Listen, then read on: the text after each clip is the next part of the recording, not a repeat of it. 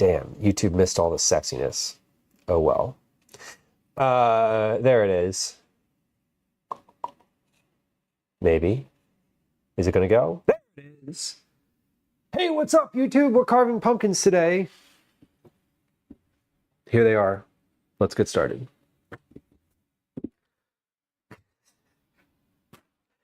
YouTube intro. Okay, I'm gonna roast chicken for dinner. You know, I could probably roast the chicken at the same time I roast the pumpkin seeds, but like, let's get started with the pumpkin stuff first. Palazzo plants, Broccoli says, are really wide-legged, flowy pants with an elastic waistband, usually some funky pattern on it. Oh, okay. I know what you would you maybe also call those like parachute pants? Are they like, they have like an elastic waistband and then they're kind of like, woo, they're big, and then they have like an elastic cuff at the bottom?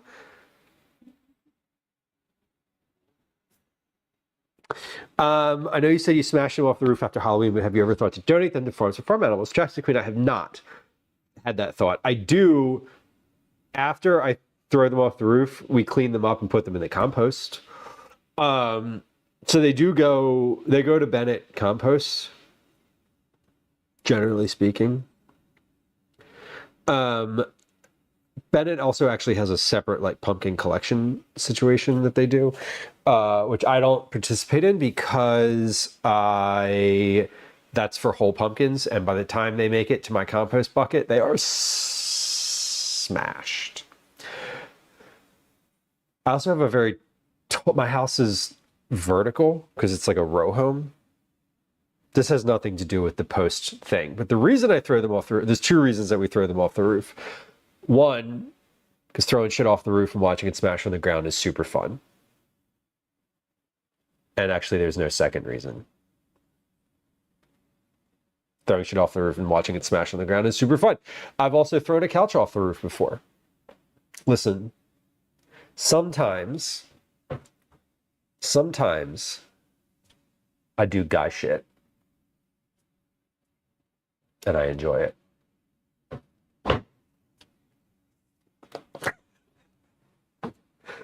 And also the first time here's what I knew that it was absolutely going to happen, because the first time I ever suggested it, Gwen was like, no, you will not be throwing pumpkins off the roof. And I was like,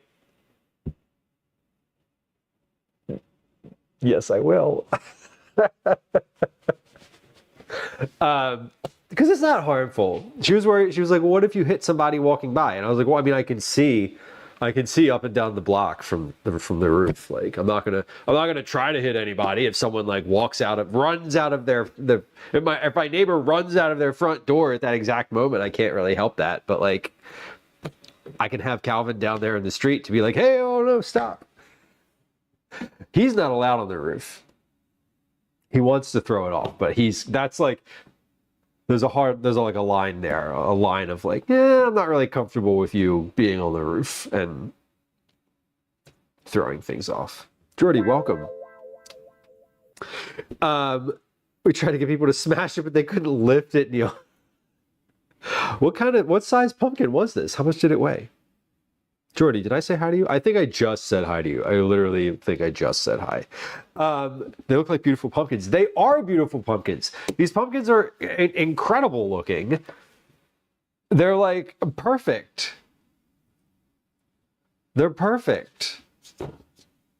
I cleaned them this morning too. They had like dirt all over them. And now they're beautiful. Sofla says, the kiddo and I tossed pumpkins off the top of a ladder fire truck. It's a fundraiser for the local youth hockey team, and the fire department donates their time and the vehicle. Super. That's cool. See, that's fun. There's a thing in Delaware, I think it is. It's somewhere like in the greater Philadelphia area, that every year they have teams that build trebuchets, like what medieval conquerors used to throw rocks at castles. Chapstick Queen, exactly. Pumpkin chunkin'. They throw pumpkins with trebuchets, and it's like, nuts. It's wild. I've seen it happen. They throw these things like hundreds of feet. Like if you got hit with this, thrown out of a trebuchet, you would die. You would end. This would end your life if it hit you. Anyway, let's like maybe get started here because I've got pumpkins to carve. I should note that generally speaking, this is not generally speaking. I should note. The reason we're carving pumpkins today is because it was a September goal. And I want to say thank you to the folks who subbed during the month of September. I want to say thank you to the folks who have migrated their subs from gifted subs or Prime subs to regular subscriptions, because that's amazing. And we love a regular subscription here. And I appreciate that. I forget what tier this was for. I forget how many subs we needed to do pumpkin carving, but we're doing it. I only know that because I used to date someone from Delaware, Chef's Queen. Yeah, and I'm in Philly, so I was like, I knew it was somewhere around in this region that was like the pumpkin chunkin thing. Okay, here's also what we're gonna do today. I'm gonna take this camera. So you didn't hear it. Maybe you did. I don't know if it came through on stream or not. But we're gonna take the stove camera. This is the stove camera. Here it is. It's the one for the stove. And we're gonna put this on a tripod. So fluff. I love that they fed the smashed pumpkins to farm animals. I do love that. If I was not composting them, I would definitely like donate them or put them or do something with them that was not just throw them out. And then we're gonna unplug. So I'm doing a little like hot swap hardware here. Let's see. Will this crash the stream? Nope. Will this crash the stream? No. Okay. Now what if I just plug this camera in like this? Okay. And then what if we do, hold on, studio mode. We're going to do some behind the scenes magic here. You won't be able to see it, hopefully. He says with the confidence of someone who knows not. Let's deactivate and activate. Hi-oh! It worked! Holy shit, it worked. Broccoli, thank you for your sub. I appreciate it. 1 month. I'm back in diapers. Well, some folks would say that when you hit 9 months, you've had like a Twitch baby. Which, can I be honest with y'all? I always find that a little bit weird when people say that. They're like, we have our Twitch baby. What should we call it? And I'm like, that's odd. I'm uncomfortable. But again, to each their own. To each their own. I don't like begrudge them their statement. I just am one who finds it strange. Strange. Does this work? Oh, it works. Holy shit. Look at that. Hey, do you guys want to see what I see? Do you want to see what I'm looking at? This is what my screen looks like. Inception. This is chat. This is y'all. Here's the view. Here's where I see what you've done. So if anybody subscribed right now, it would pop up right there. Here's the ads manager and the reward queue. You can see that Lord Velos redeemed a Cookie Club entry, and I haven't yet done it. You can see my mic and the music. And this is what the vertical stream looks like. And this is the stream admin stuff. And then you can see my computer. It's propped up.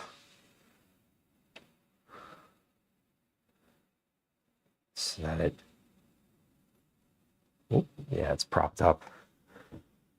Oh, wow. And this is what it would look like if I was doing the stream from an IRL. Weird. Okay, so it works. Good. Great. I just wanted to be able to get close up to the pumpkin. Close to the pumpkin.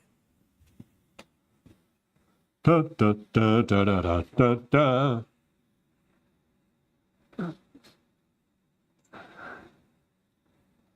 How many Twitch babies is 60 months?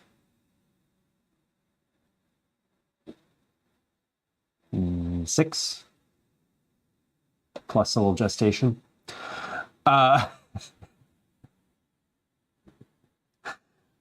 Broccoli, I appreciate the sub. I love a Prime sub. I subscribed to someone's channel using my Prime subscription yesterday before I had followed them. That was the Quilpy who popped in here earlier in the stream. I was like, oh shit, you're singing Tick Tick Boom. Have a Prime sub. Is that OBS? It is OBS. It is. Chatception, I know, right?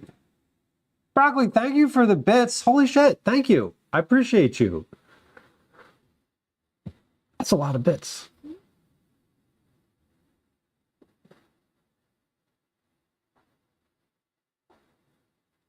Gracias, as they say. Let's start a pumpkin here. Should we do the cat first? I feel like we should do the cat first. That one seems like perhaps the most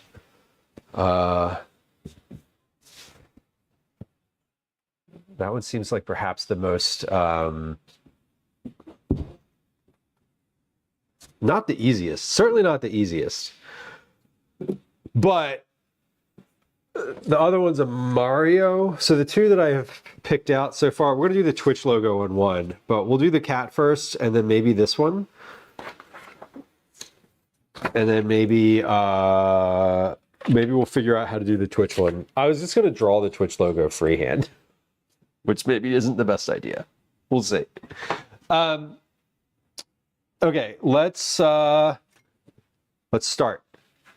Wait, this is probably not the right knife. I should probably use a serrated knife.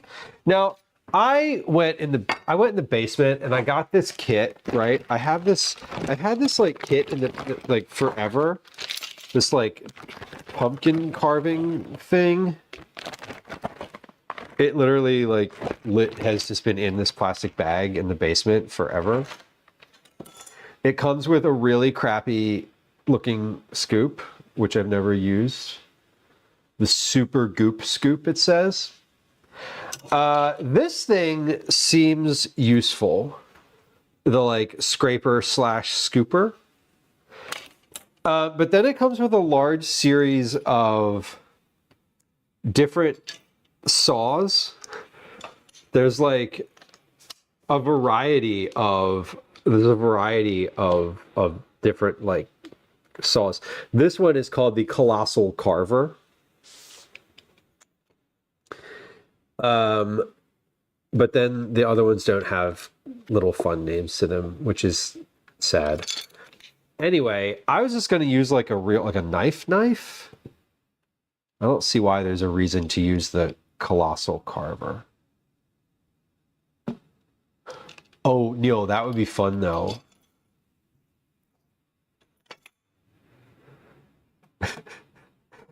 The one with this end was a cat butt. That would actually be really funny. Moon Dice, welcome in. We're just gonna go in. We're gonna go in, and I guess we'll do we'll cut the top off of this one. We'll cut the top off of this one. So I know that you generally need to like make the incision and sort of like hold it at an angle like this. Big Spud! I was sent by Mrs. H. Mrs. H. We love Mrs. H.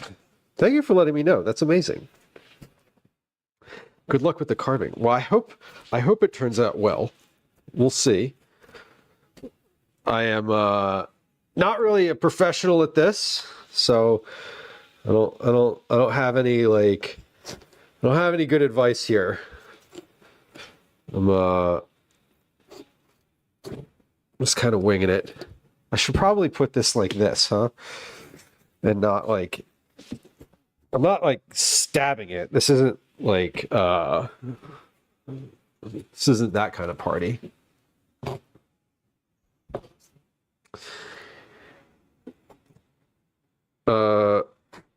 Okay. What kind of party would it be where I was stabbing it? That's a weird one. Okay. Well, hey, the top works. Look at that. Oh, we need a bowl. Hold on. A titty party. No, I'm not touching that one, Lone Blade. I am not touching that one.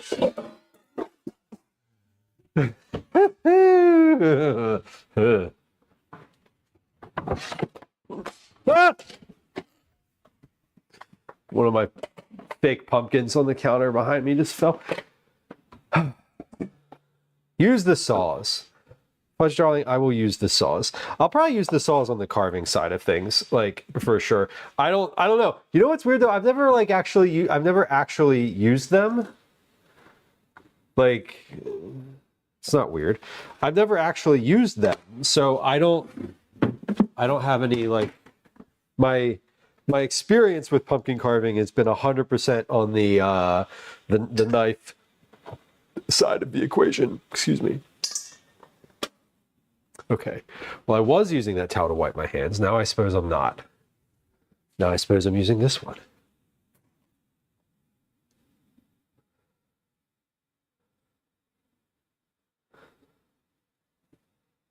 Broccoli, you carved it with an X-Acto knife. That is, oh my God. That sounds intense. The saws work great for everything except cutting the top hole. Okay. Well, that then tracks. I did grab a serrated knife, so I am using a serrated knife. But maybe we'll switch to the saws. Okay, I can just get my hand in here. So listen, don't start with me today. We're going in. Do I need a glove for this? Do I need a test for this? Ooh. That works really well. I'm using this scraper. This pumpkin carving kit has been literally in the basement for like well over a decade. It was $9.99 when we got it. It would probably be $50 now. A serving spoon. Yeah, you know, I've always used a glass serving spoon. Or not a glass. What's the word? Metal. You know, the other thing. Okay. Ooh. Coming along. Your fingernail beds will be stained orange. Oh, yeah, good point. I've still got my nails on though, so it won't be super obvious. So at least there's that. I'm just scraping on the inside here. I'm kind of rotate. See if I can just dump all of this out at once. I've never done one of the kinds where you like scrape the pattern in. I wonder if they're hard. Try the pumpkin spoon. I think the next one I do, I need to make this hole a little bigger. This is like, we're a little bit difficult in here. I can't see in at the same time as I'm scraping. This is working exceedingly well though. I could make a pumpkin pie, Darlene. I haven't thought about it. I have pie crusts in there. In there, meaning in the freezer in the basement. The pie pumpkins, I usually from the the farmer's market has a variety of pumpkin called cinnamon girl pumpkins, which are really small and they're super dense. These are really hollow. This is like, I can definitely feel they're yeah, and you can hear them too when you like when you tap on them. But that's pretty good in there. Let me get another bowl. So I want a bowl just for the seeds.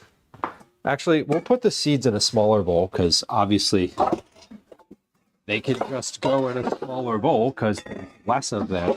And we'll use this big bowl for all of the guts. The guts.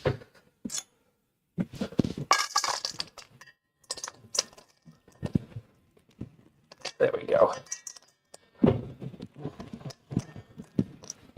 All right.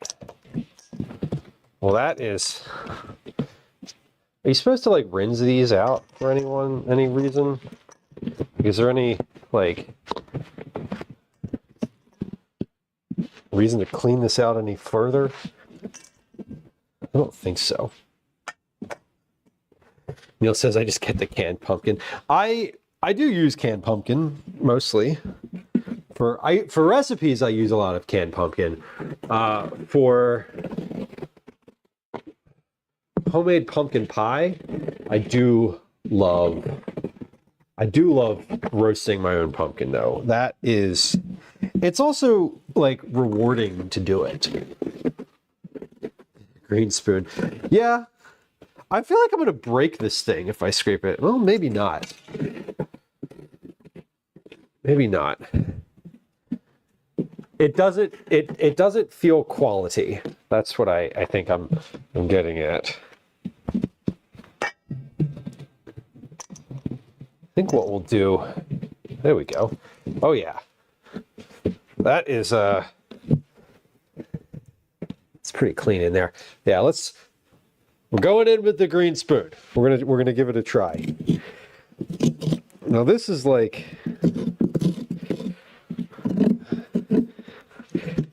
yeah, I don't know if I can get I can't like get as much leverage with this one. See, the annoying thing about this one is that when I want to scrape it right-handed, these tines are not meant for scraping. Yeah, rinse the seeds. Oh yeah, I'm definitely gonna rinse. I'll rinse the seeds. I was thinking more about the inside of the pumpkin, if I need to do that at all. Pumpkin. Pumpkin's a cute nickname.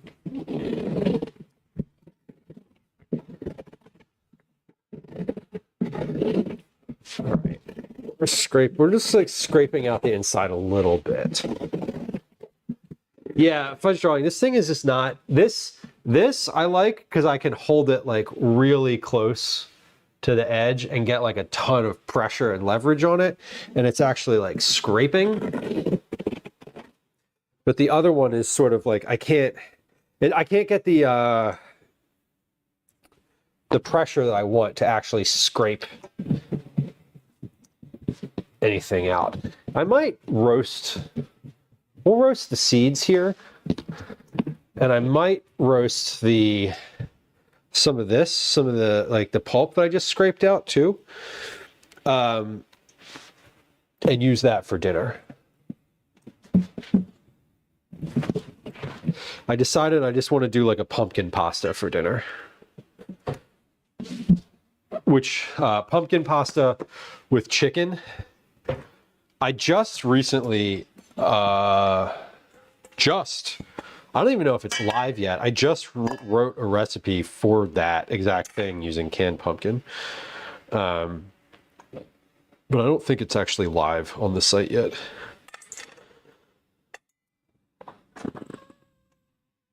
Okay, here's what we're going to do. We're going to separate out the seeds and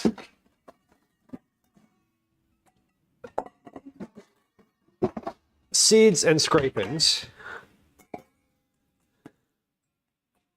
And we'll roast some of the scrapings with a little bit of olive oil and salt and pepper. And puree those in either the food processor or the blender, depends, probably the blender, honestly. And then we'll use that for dinner. We'll mix that with some roasted chicken thighs and a little bit of pasta. And that'll be quite lovely, as it usually is. It's something I've made before. Yeah, I scraped a lot of the insides out here. So it's not just the pulp. It's not just like the initial pulp that I got. I also have like some of the meat. Meat, that's the word I'm searching for.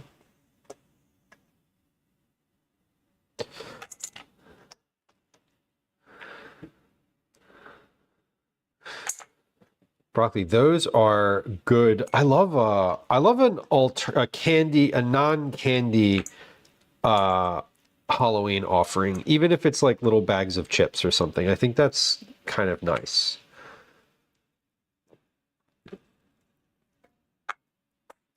I remember a neighbor when I was a kid gave out nickels, which I'm not suggesting is a better alternative. Yeah, no, that is like a stringy piece of pulp. The stringy pieces that are sort of the interior the initial load of guts is not what I'm looking for. It's the pieces that I scraped off. Shit, I just tossed those seeds in the wrong bowl. The pieces that I scraped off the edge. Neil's giving out handfuls of candy. We love I love a generous house. I was trying to explain to my son that the myth of the full-size candy bar, right? Did y'all have like the house in your neighborhood or wherever growing up, or like the area or whatever that the kids talked about that was like, they give out full-size candy bars. You gotta go trick-or-treating there. They give out full-size bars, right? How it's like, one, it's not every year.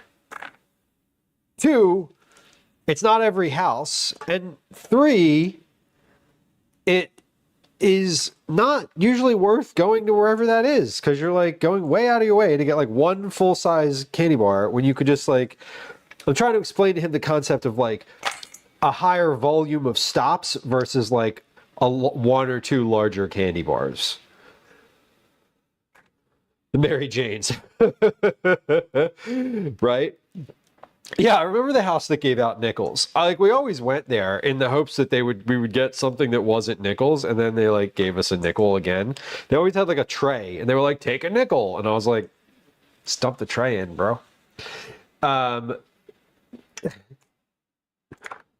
one comes around. Yeah, it's hit or miss around here.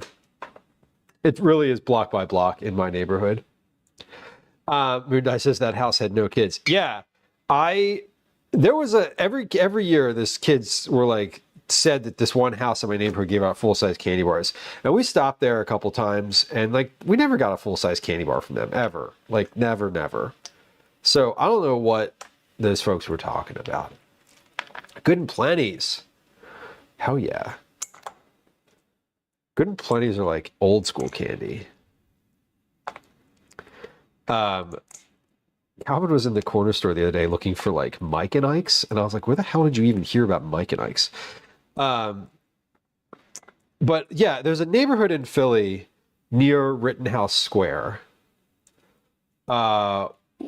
which is Rittenhouse Square. We've been there on stream before, but like as far as a neighborhood goes, like people who live in the Rittenhouse Square area, those houses are expensive. Like, they're very expensive. And Calvin, not really understanding, was like, he was like, well, you know, my friend says they give out full-size candy bars over there. And I was like, they might, but like, they probably don't. And if they do, it's only like one or two houses. And like, it's kind of a walk to get over there. And there's not much in between where we live. And like, well, one, we probably wouldn't walk there. Like, we'd have to like, get on the bus.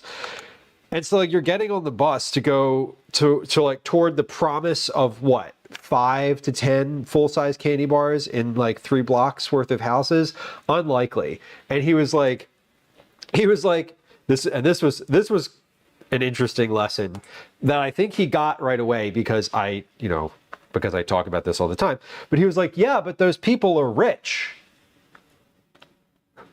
And I was like, yeah, that doesn't mean they're generous. I was like, rich people go to CVS and get their candy just the same as you. Like, just because they have money does not mean they like spending it on you, on all the kids that come to their door or anyone. Like, no, sorry. Wealth does not equate full-size candy bars, child. This is going to be a hard lesson for you. Don't go trick-or-treating in the rich neighborhood. That's not how it works. Like, what you need to do is be hitting up 20 houses in your neighborhood where you live, which is close by. Broccoli, you don't get trick-or-treaters? That's cute though. I love that you're like gonna help them or like provide them something. I think that's cute. And it's nice, and they probably like you as a neighbor. Rivella says, I find that most rich people are not very giving to begin with. Yeah, like that was the point that I was making, is like, listen, kid, the rich folks are not handing out full-size candy bars. One, just by default. And two, because everyone goes and trick-or-treats in their neighborhood. Because they think they're going to get better treats because wealth. I'm like, this is going to be an entry. And he's sort of soured on the idea, but I think he's still going to want to walk over there. And I think it's going to be a lesson learned. It's going to be a lesson learned this year.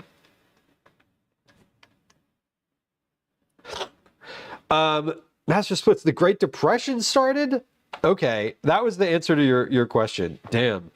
Well, maybe let's not celebrate, but what should we make? What Depression era food should we make on stream? Cream chip beef, a garbage plate, Hoover stew, poor man's meal, or cabbage and noodles? I mean, cabbage and noodles sounds great. I would probably make that right now anyway.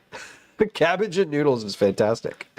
That cookbook that I have, that I got recently, is from 1929. And it's kind of wild to me because it was published in the spring of 1929. And it's like right before all of that era, like genuinely, and enthusiastically is not the right word, but right before the Depression era, like Depression era really started. So it's fascinating to read these recipes from like as things were starting to progress.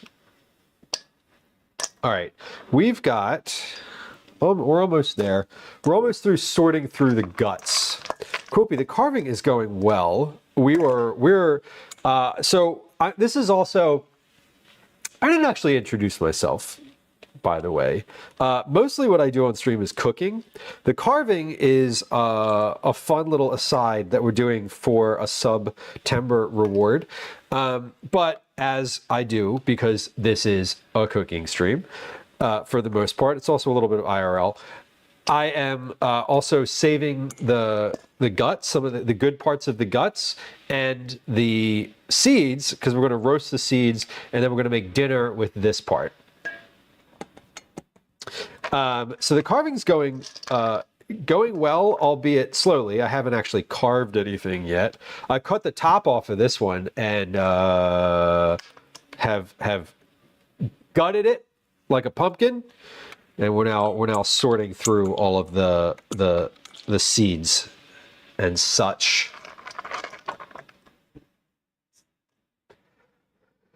Yeah, Velas, with the candy bar thing, I did tell him, look, like, if we go over to that neighborhood, will you likely get maybe one or two, up to, I was like, maybe up to like 8 full-size candy bars? Probably. Will you have wasted a ton of your trick-or-treating time getting there? Also, yes. So I'm trying to like, will he get some full-size candy bars? Sure. And he's like, well, my friend says they go there every year and they always get all, like every house has full-size candy bars. And I was like, your friend is lying to you. Your friend is also 10 years old and has no idea what he's talking about. So let's just like, let's chill. You finally have your own place. You're trying to cook more. I love that. Do you have like a hand carved wooden sign that's like welcome to Bunker Q? You should. You should. I think that'd be super cute.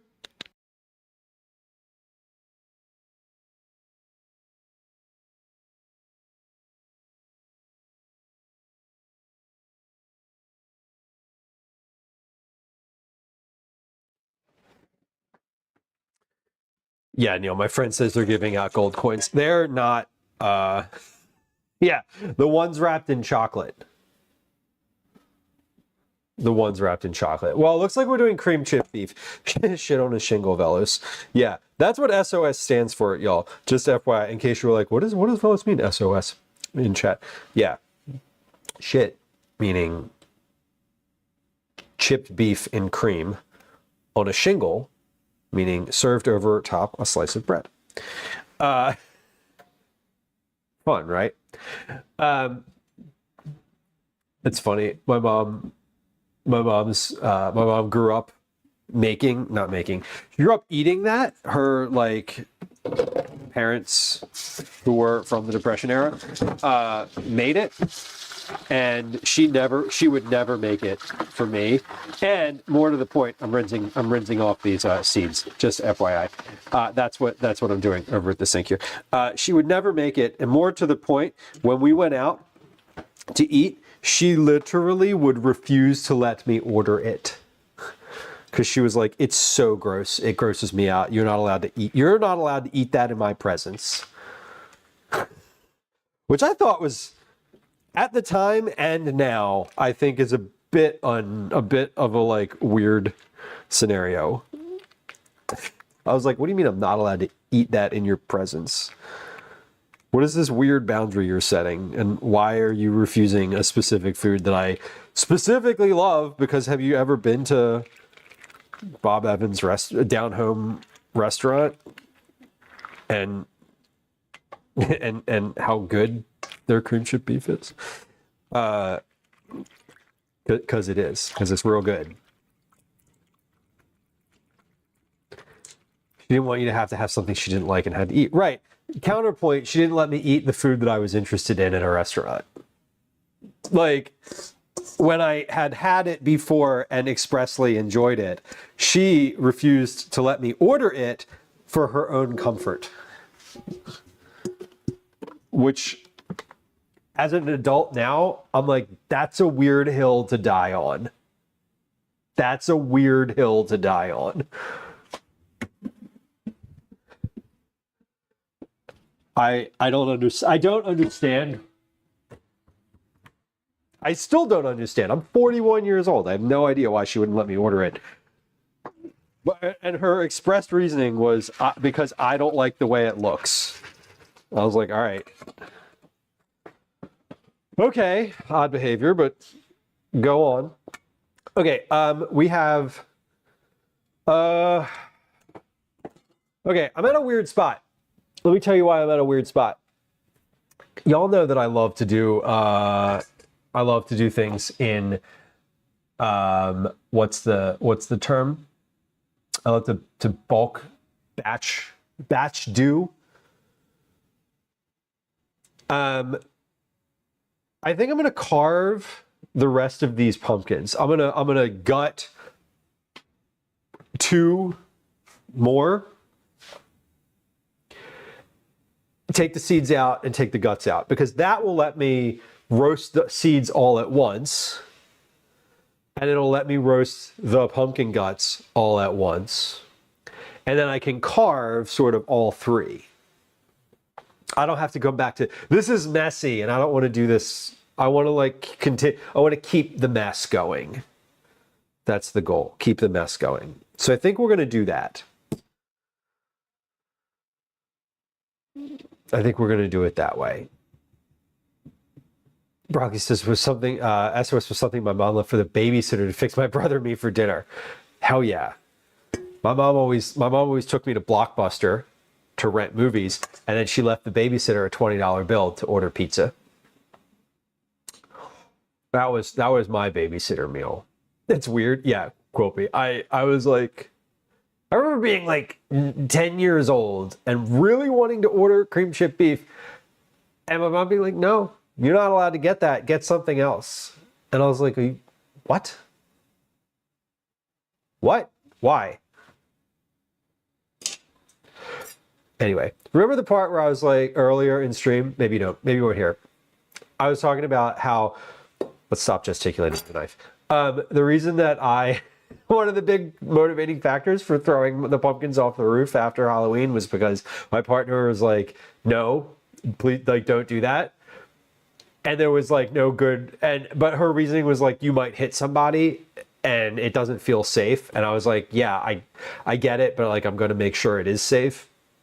That was my same reaction when my mom was like, you can't eat that. I'm like, why? Like, what's your reason isn't good.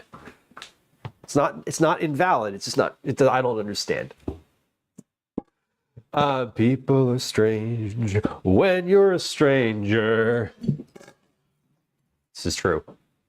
People are strange. Listen, y'all, my mom is trying her best. She was doing her best. Not all parents are perfect, and I recognize that. As a parent myself, I understand that my kid is going to be like, yo, dad was so fucking weird. That was so weird. And his therapist is going to be like, tell me more.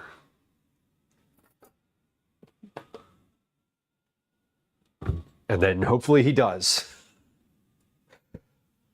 Anyway, let's cut this one too.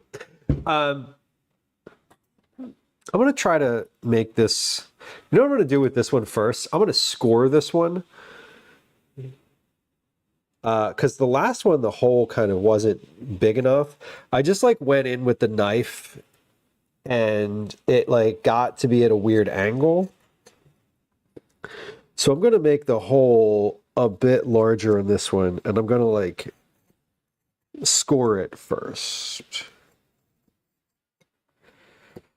so that I have a line to sort of cut along. Yeah, correcting deficiencies. Exactly, Neil. Exactly. Or perceived deficiencies, you know? I think perspective is super important. You know, when I was a kid, I didn't understand why certain things were happening the way they were happening. But like, you're a kid. That's how it goes. You don't get to understand all the things all the time. Okay, let's take the colossal carver. Can we see that? Can we see where it says colossal carver? No. Nope, it's okay. Let's see if we can get through this with the colossal carver. I also want to recognize that we did say that like these things were really best for carving and not for cutting the top. But like, hey, that seems like a lot easier. Yeah, that's quite a bit easier, isn't it, man? Sort of. Yeah, actually, this is a lot easier. This is a lot easier. Angry Rook, hello. Hello. Welcome in. Welcome in. I hope you're doing well. Yeah. Yeah. The Colossal Carver is pretty sweet.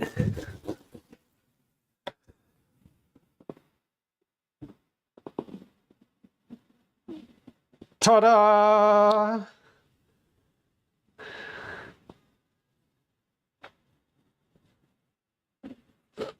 Wow. This one is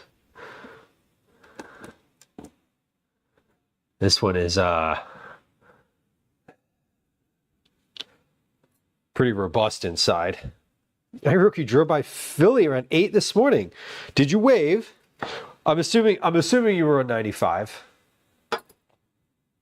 8 this morning. What was I doing at 8 this morning? I was awake. Obviously, I was awake.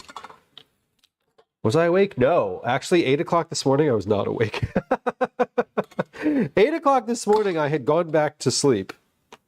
I took Calvin to school. I took my son to school, and then and then I was like, you know what? I need another hour of sleep here, so I did.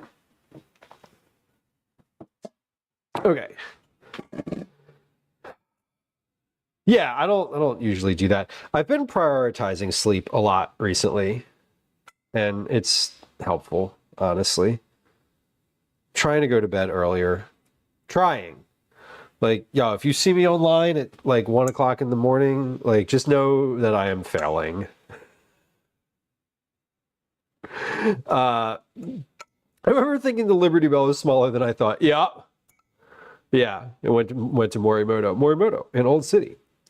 Yeah, the Liberty Bell, two things about the Liberty Bell. One, it is actually smaller than you think.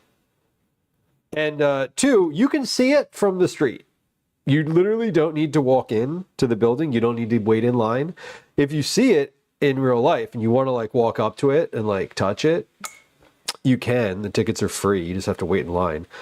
But you can quite literally walk by and see it from the outside of the building, and that is honestly probably fine. Good week going to bed before midnight, Mike. I know, right? Isn't it hard?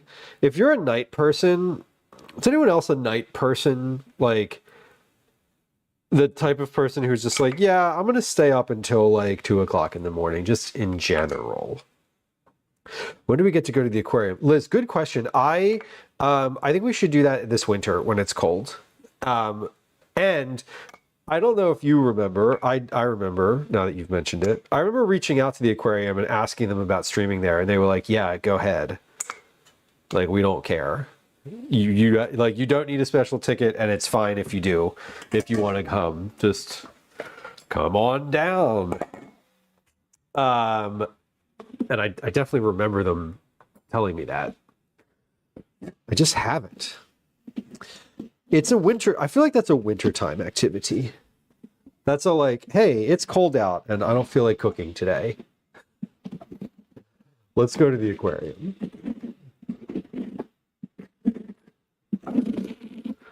Afternoons and midnights. Oh my God. Yeah, Velos, I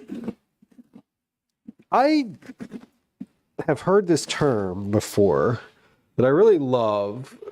Whoa, we almost just fell off the counter. Called revenge bedtime procrastination. When you feel like your days aren't necessarily yours to do with what you want. And so at bedtime, you do other things, or you like don't go to bed so that you feel like you have some level of control over what's happening, your life essentially.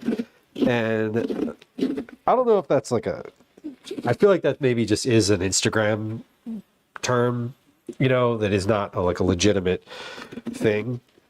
But the sentiment I feel is very relatable, where like, especially if you're like working full time and you have a lot to do during the day, and then you like come home and you have to like make yourself dinner, or you have to like deal with a family, deal with. You have to like exist around a family and exist around other people.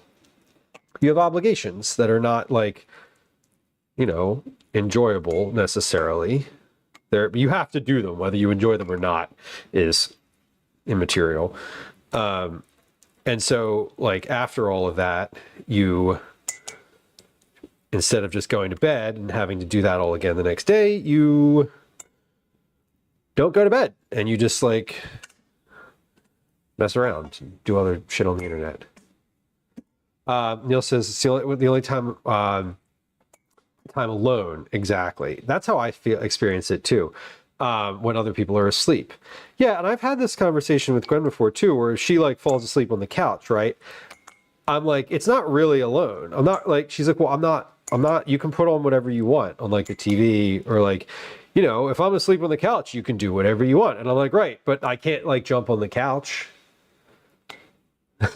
which isn't what I want to do. But like, the point is that it's not, you know, there's someone else there. There's another human in my presence, period. Like full stop, whether they're conscious or not. How'd you get my therapist notes? Well, maybe your therapist is also cribbing information from Instagram. Yes, Broccoli, Reading Terminal Market. Hell yeah. I see you going to Reading Terminal. I love Reading Terminal. Anyone, if you are within the sound of my voice and you ever plan on visiting Philly, you must go to Reading Terminal Market. It's fun. Get lunch there. You'll like it. Bella says, nowadays I have all the time in the world. I was a night owl for so long, but I find that I do feel better if I try to get to bed around midnight instead of 3. Totally. I'd be perfectly content going to bed at 3 in the morning if I also got up at like 10 or 11 a.m. But I don't. I get up at 6. So if I go to bed at midnight, I'm not getting a full night's sleep. I generally try to go upstairs now. I try to like start my bedtime routine around 10 or 9:30 or 10, which is still not quite enough to get 8 hours of sleep, but it's like just enough where I'm relatively functional. Yeah, Neil, it's not the same. Yeah, we watch Nurse who ends at 3 or 4 in the morning. Exactly. I always say I love Nurse Huckleberry's stream. Absolute, like honestly, one of my favorite streams on Twitch. Cannot recommend her stream enough. I also know that if I get sucked into a Nurse Huckleberry stream, I'm going to have a disastrous next day. And that is not because of anything that she or Duder have control over.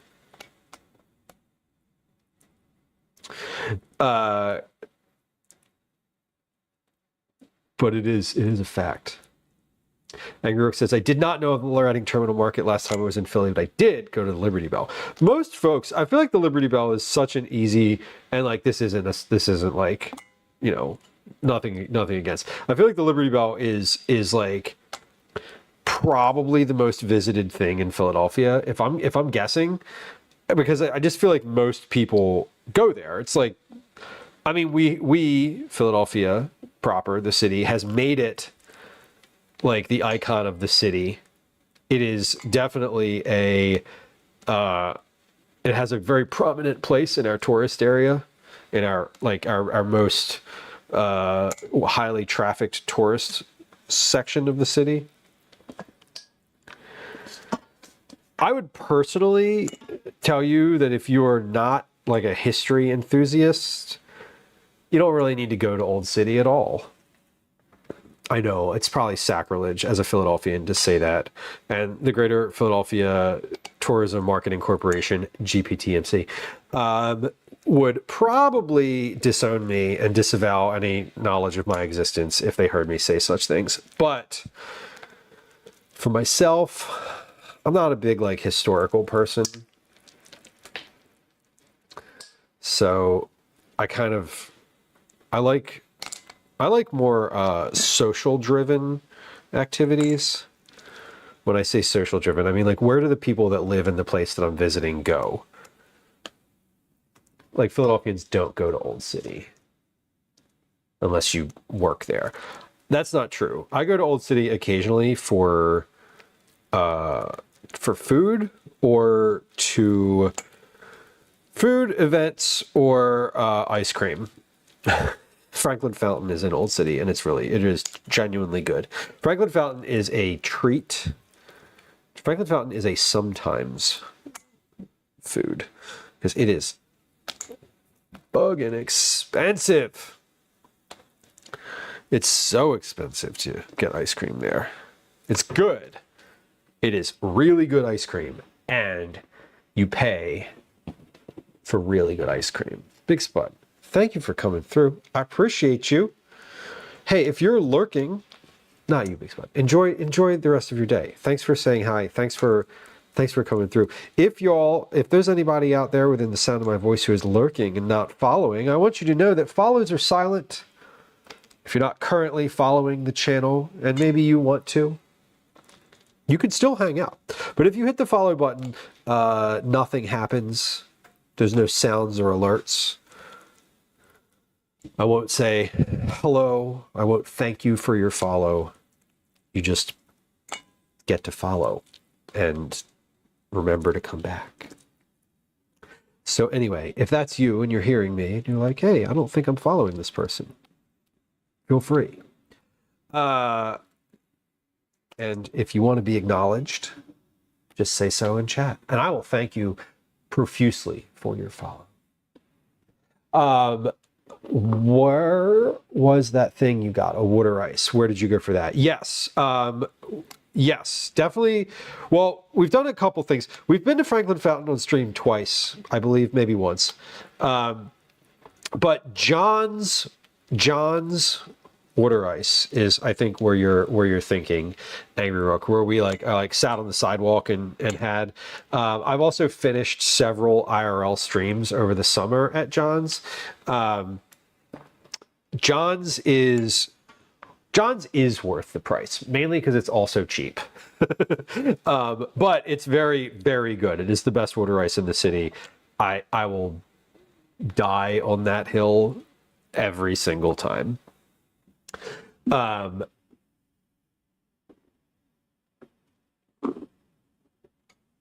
we go. Got it. You went to the Wanamaker store with the pipe organ. You know, I love that place. It was a Macy's most recently. Now it is nothing. Macy's went out of business there, but it is a historical building. They can't do a bunch of changes to it, so the pipe organ is still going to be there. And they do the light show there every year. Did we watch the light show? We did. We watched the light show on an IRL stream last year. We did an IRL in the Christmas Village and all of that. So we did go down there and actually watch the light show. I remember. I was there. Did anyone else remember? Was anyone else in chat that day seeing that? That was fun. That was a good day.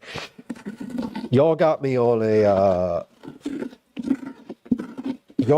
Ferris wheel, which is scary. Mini Crap, welcome in. Hello. John's. It is John's. Yeah. John's. That's that's how you would say it if you were from around here. Yeah, you gonna go to John's Water Ice? John's Water Ice?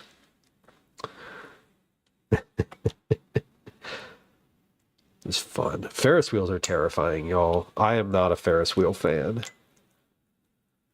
The idea of going up in one of those is just I don't know. No thanks. I don't know why I'm not a fan either. It's not like they're not safe. Okay, we're getting there. We're this one has a bit of a larger opening to it, so I can actually see inside.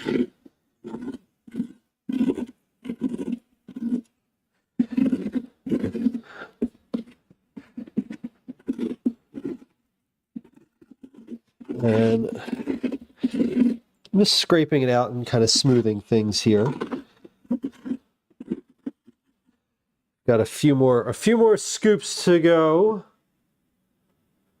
We're proud of you for doing the Ferris wheel. Well, thank you.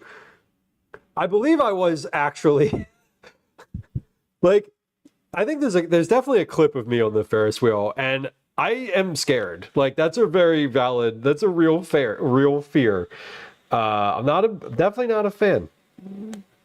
Definitely not a big fan. Mini Crowd says, where are you from? I live in Philadelphia. Philadelphia. It is, I would say, where I'm from. Where I was born? No. Where I have lived all of my life? Yes. So far out in the burbs, the only water ice we can get is from Rita's. Listen, Broccoli, I want to also say, as I said, that John's was the best water ice in the city. I want to stand Rita's as well and say that Rita's is probably number 2. And I bet you that there's a lot of people who would really be upset at me for saying that. And of course, there are other places that have water ice in the city. There's other places that make their own, homemade, and it is amazing. But reliability is super important. And you can go to a Rita's and get the same amazing water ice out in the burbs as you can in the city, because they make them in the same place. So Darlene says, I get scared in the Ferris wheels too.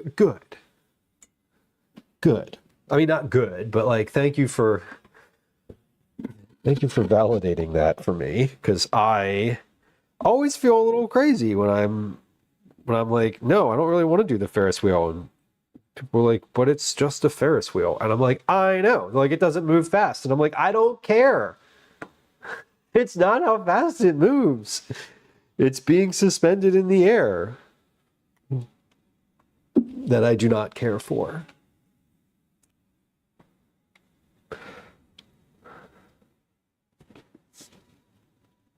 Is it all ice water? Yes. Well, no. I mean, ice is the solid form of H2O. But yes. Are you familiar with water ice, Neil? I'm getting that you maybe have not had it before. Oh, you mean a snow cone? No, definitely not a snow cone. Snow cone is very different. Total strangers will grip me for dear life. It's me. I'm the stranger, Broccoli. I am gripping your shoulder for dear life. Very, very much. That is definitely me. Yeah, I don't mind roller coasters. Roller coasters I enjoy. I find them, they just have a different, roller coasters and Ferris wheels have a very different energy to me. The danger in them is coded differently. I always feel like the roller coaster is like, you know, if the seatbelt doesn't work, that's bad. If there's like certain things that are like, okay, if it doesn't work, obviously you're you know, it's going to be all over. But other things like the roller coaster will, you know, to me it's sort of like it's more secured on the track, whereas the Ferris wheel is like, I don't know, you're just like in this car and it's just swinging back and forth, beholden to the breeze. Like the roller coaster is not, doesn't have the same sort of like energy for me. I don't know. Again, it's just me and I'm a little weird about it. Didn't encounter it until about 15 years ago. It hadn't filtered down to Richmond yet. No, that's true. It's a very regional thing. You know, at TwitchCon, it was weird. There was a cart in the little food hall. There was a Rita's cart in the food hall. And I was like, oh shit, what are you doing here? I didn't ask them that. And I also didn't get any while I was there because I was like, I have this at home. I don't need this. Yeah, Rita's calls it Italian ice because the terminology water ice is just confusing. As like obviously it's a little confusing. It's like sorbet. I would say it is Italian ice under a different name. Yeah, that is an extremely accurate description. It's not quite sorbet. Sorbet is definitely distinctly creamier, whereas water ice, if you are eating it, like you can tell that it's ice, as opposed to like a cream-based thing.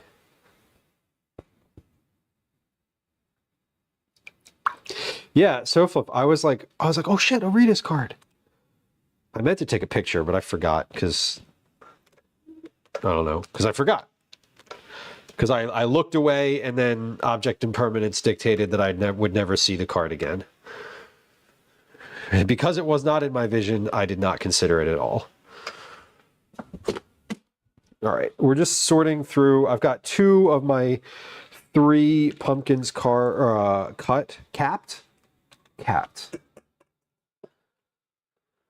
I often forget the effort you have to put into carving pumpkins. Well, I mean, to be fair, yes. And I am also being a bit persnickety about the seeds and the guts. So I am also putting a little extra. I'm doing this is extra. All of this is extra. If you didn't want to roast the seeds or care about the interior at all, you could just not do any of what I'm doing and just toss the guts in the compost. Mer, welcome in. Hello, were you cooking today? Chris, raid message. Boing. Welcome in. Easy Beezy, welcome in. Hello, nice to have y'all. What was happening on stream for y'all today? What do y'all like about Murr's stream such that you were hanging out long enough to make it to the raid? What did you enjoy about your streamer today? Co-working. How do you find that? Not find. I know. I mean, I don't mean like discovery. I mean, do you enjoy it? How do you find it as a thing to do on stream? I've considered it, but I also have considered that I may not be able to focus, that I may not get anything done. I feel like I would do my only co-working stream I feel like I might be able to accomplish is one where I was doing stuff to update Twitch. Like I would not be able to work. Not that I have a full-time job to work on, but I feel like I wouldn't be able to like focus on like an Excel spreadsheet. So you are doing stream stuff, stream admin. Okay, fascinating. So you're doing what the only possible way I think that I would actually be able to do a co-working stream is that. That is okay. Okay. I love it. Do you feel productive? Were you I'm assuming you were productive. Are you rating because you feel finished and accomplished or because you gave up? I'm just kidding. I mean, I'm not kidding. That's a legitimate question. But like, I'm imagining you're rating because you're just done. Welcome in, y'all. I'm gonna rinse off these pumpkin seeds and then I'm gonna come over and say hello. A formal, proper hello.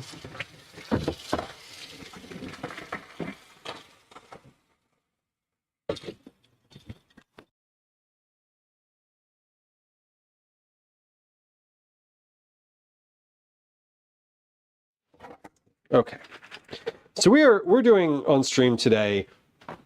We're doing something a little different than what we usually do. I gave up.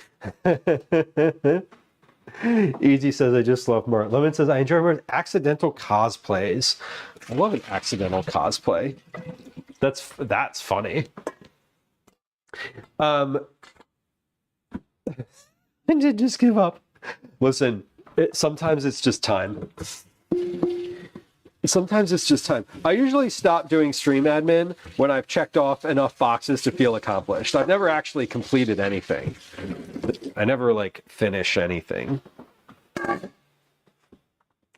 I mean, like my list. I finished tasks, but not the whole list. Okay, we're carving pumpkins today, but that's not the usual energy here. I mean, maybe it's the usual energy, but it's not the usual activity. Feel me? Anyway, sorry. Welcome. For those of you who are joining us, or for those of y'all who were here, should I say here in this stream, who did not join us with the raid, it would be lovely if you went to follow Merbakes, a fellow food and drink streamer, who also does accidental cosplays, co-working streams, productivity streams, who has her own version of Cookie Club, which we love. So obviously she bakes as well. So please go follow Mer, and thank you for the raid. And if you just joined us, it's nice to have you. My name's Lou. I am a home cook. I'm a recipe developer. I'm also a parent, father, live in Philadelphia. My pronouns are he, they, and I am really glad that y'all are here. It's nice to have you. This stream is generally all about cooking and conversations, mostly vegetable forward family meals, and recipe development when I'm working on something specific, but also baking. We do meal prep here.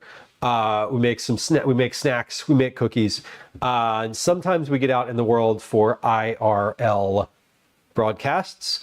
I had one planned for Thursday this week. We're not going to do that because it's going to pour rain, and biking in the rain is no fun.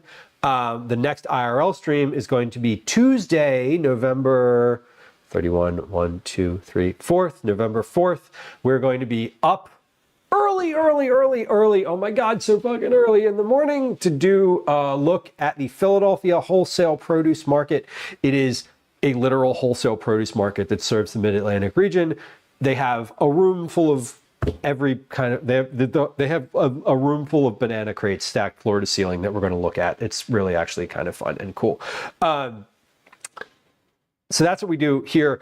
Our community is generally enthusiastic about cooking and like culinary stuff. All the folks here, most of the folks here are very kind. We're all kind of weird. Occasionally it gets a little spicy in here. There's a lot of innuendo, so like a little warning there. And it is a safe space for folks who like to lurk. So if you're a lurker and you are interested in hanging out a little more, but you don't want to be recognized, that's great. Happy to not do that for you. And if you follow the channel, follows are silent, nothing happens. There's no alerts, there's no sounds, there's no chat messages, and I will not say hi to you until you identify yourself in chat and engage in conversation. But I appreciate y'all being here. Thanks for bringing your community through. We're carving pumpkins today. Pumpkins are not typical. We don't do this every day. This is not an everyday situation. I know, right? Can you imagine a stream where every day was just like a different pumpkin carving pattern? Actually, I can't imagine that, and it sounds amazing. Today, we're carving pumpkins because we hit a few community reward goals during the month of September. Subtember, you may have heard of it. And we're doing one of those today, which is carving pumpkins. We're also going to make some caramel corn today. That was a September prize for individuals who gifted a certain number of subs. And I am also going to make dinner. We're going to be making pumpkin pasta. So It's a big old pumpkin day here on the old Eat It Dad stream. I have topped 2 of my pumpkins. And now we're going to bottom the 3rd. Because we said we were going to cut the bottom out of one of them and see what the difference was. Remember when I said there was innuendo? There's one for you.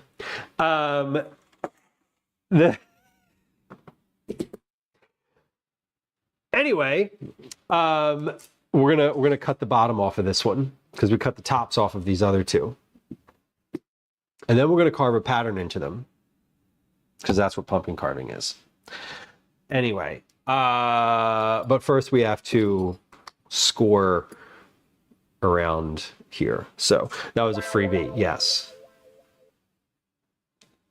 That was a freebie one. The cat bought one. Yeah. I remember when I was a kid, I worked somewhere and I worked with a guy. Do y'all ever remember like the hardest you've ever laughed in your whole life?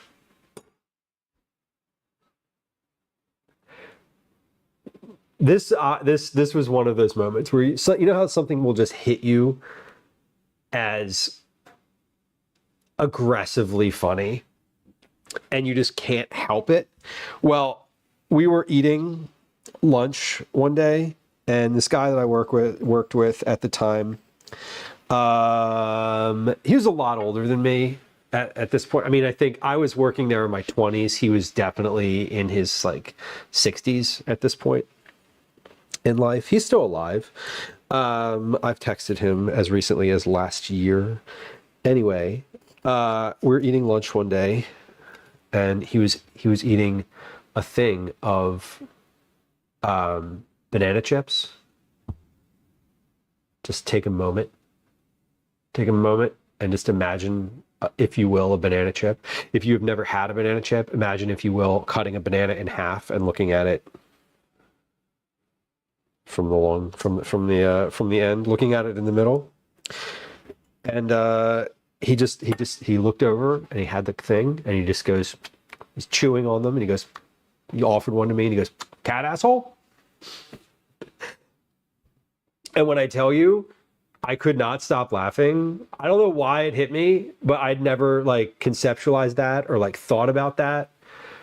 I probably laughed for 10 solid minutes. Like just 10 solid minutes.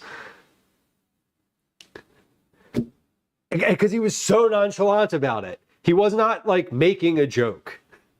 He was making a joke, but it was a joke that this man had made hundreds, if not thousands of times in his life. And it was just so second nature to like make this joke. But I had never heard that before. And the fact that he was chewing and the visual of it and the exact precise, being a cat person, I knew exactly. It was like I instantly got it and just died laughing. Anyway, that was a lot. That was a long lead up to that joke, which wasn't really all that funny unless you were like in the moment. But like, I hope you enjoyed my little story. We're gonna cut the bottom off of this one.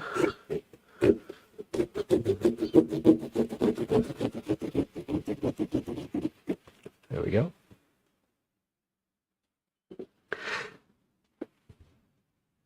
TARDIS says, my mom carves her pumpkins to look like they're vomiting and the pumpkin guts are the vomit. Oh God. That's some kind of commitment in terms of like saving the guts and like making that work. I kind of love it, honestly. Easy says, do you have cats? I do have cats. Holy shit, we have cats. Yeah, currently in my house at this very moment, there are 9 cats. 3 of them are permanent residents. 6 of them are fosters. 4 of them are bottle feeding kittens.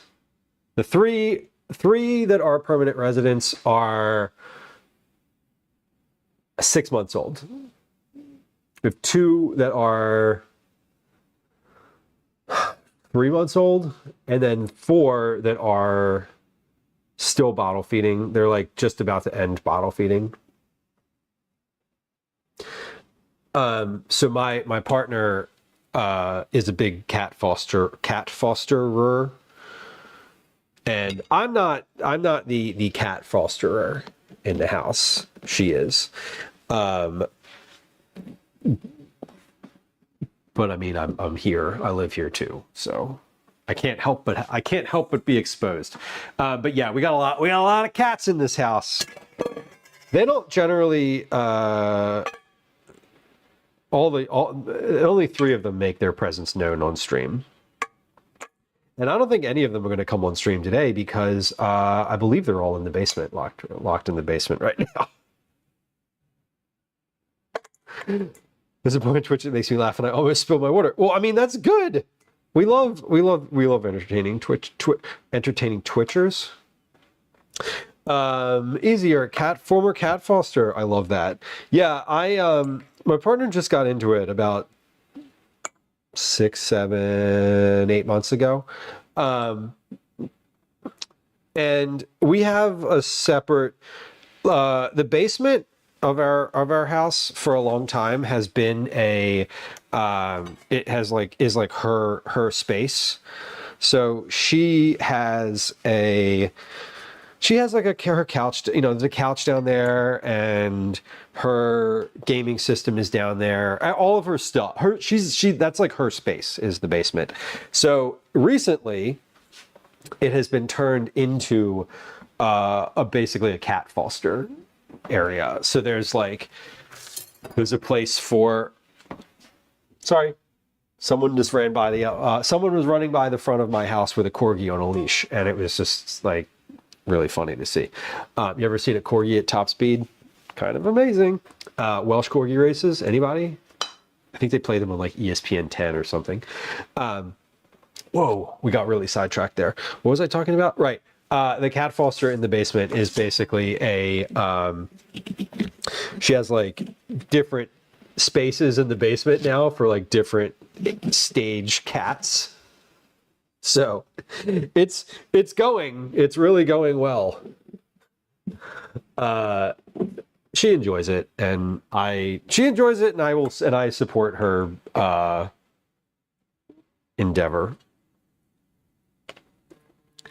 I am not personally super involved in the cat fostering. I'm involved insofar as I support the rest of the household while she gets 4 hours of sleep basically every night for several months while fostering bottle feeding kittens. So I don't otherwise like do the bottle feeding or that type of thing. She is definitely lead on that one. Brocky says our 3 cats are all 17 years old. Oh my, those are some stately old animals. The diabetic one pees and poos all over the house. Yeah, I feel like that's just an old animal thing. Is just like, well, I'm gonna start peeing anywhere. Who cares? Like, I dare you to do something about it. You saw 2 men in some kind of ring pillow fighting. Interesting. That sounds like an event.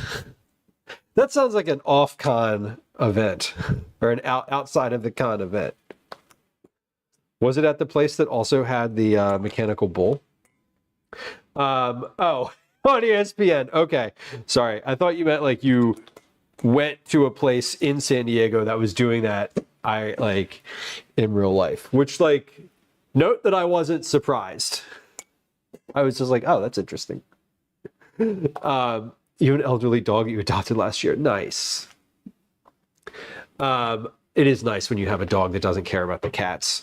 We had cats for a few years before our dog came into the house, and that was kind of a mistake. They never really acclimated. That was round 1 of the cat. I always say round 1, but like years later. And when we got our current crop of cats, the dog is old and big. and got to acclimate to those cats as kittens. So she now doesn't care about them at all. She's not like interested in playing with them, and she doesn't care that they are around her, because she's used to them, because she's seen them since they were, you know, bottle feeding kittens. Our cats, the ones that are like our full-time resident cats, are my partner also bottle fed them from like the second day they were alive. So like we've literally had them since they were like before they've lived here since before they could open their eyes. When they came into the house, they had umbilical cords. So they were, you know, the dog did not see them as a threat. When the dog came into the house, there were 2 adult cats that really did not like her. So she had a bad initial experience with cats that lasted about 10 years or so. Lemon, what's next on your agenda today? Yeah, fresh kitties indeed. They were very fresh. We got them because they were like an emergency foster. It was basically like, oh, they're not gonna, you know, if you don't take these cats today, they're getting put down, which is like true. And now they just live here forever. 2 of the 3 of them use the litter box regularly. One of them has decided that he doesn't like that idea and just doesn't. So we're working on it. I'm gonna smell like a pumpkin. Yeah. It's a pumpkin spice season after all. Broccoli, that's so cute that you named your dog Josie now.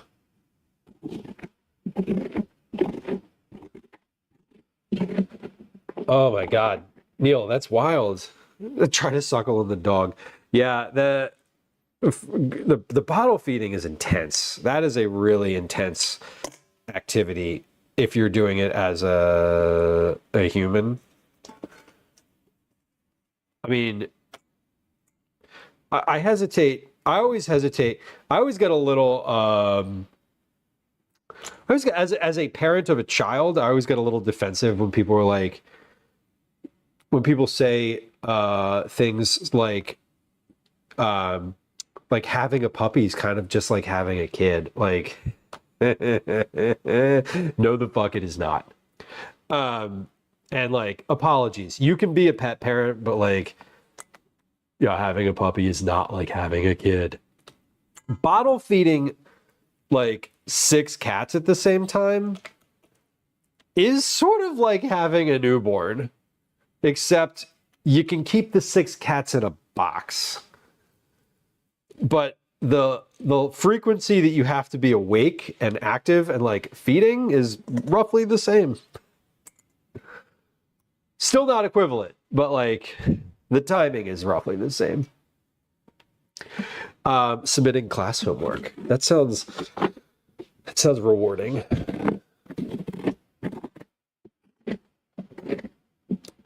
Lemon, that is a very valid statement. Right. Legally, you're not supposed to leave the child at home either when you like go out. So yeah, I mean, a crib is kind of like a box. I definitely, there's certain things about having a newborn. The moment that they start like moving around independently is really when is like, oh shit, they just climbed out of the crib. Great. The cage doesn't work anymore, but they make lids, so you know. Hobo was the meanest cat. Yeah.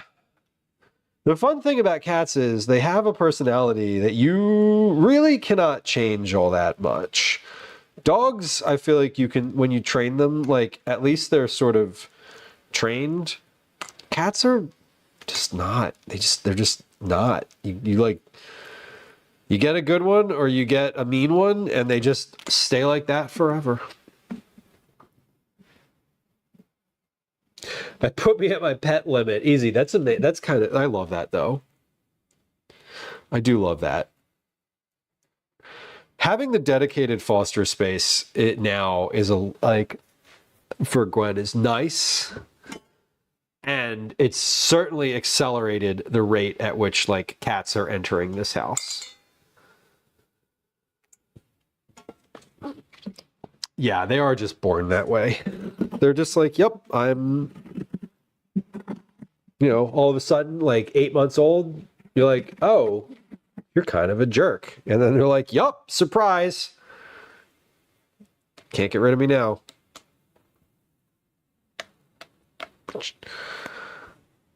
All right, we're almost finished with this one. So again, my goal is I'm prepping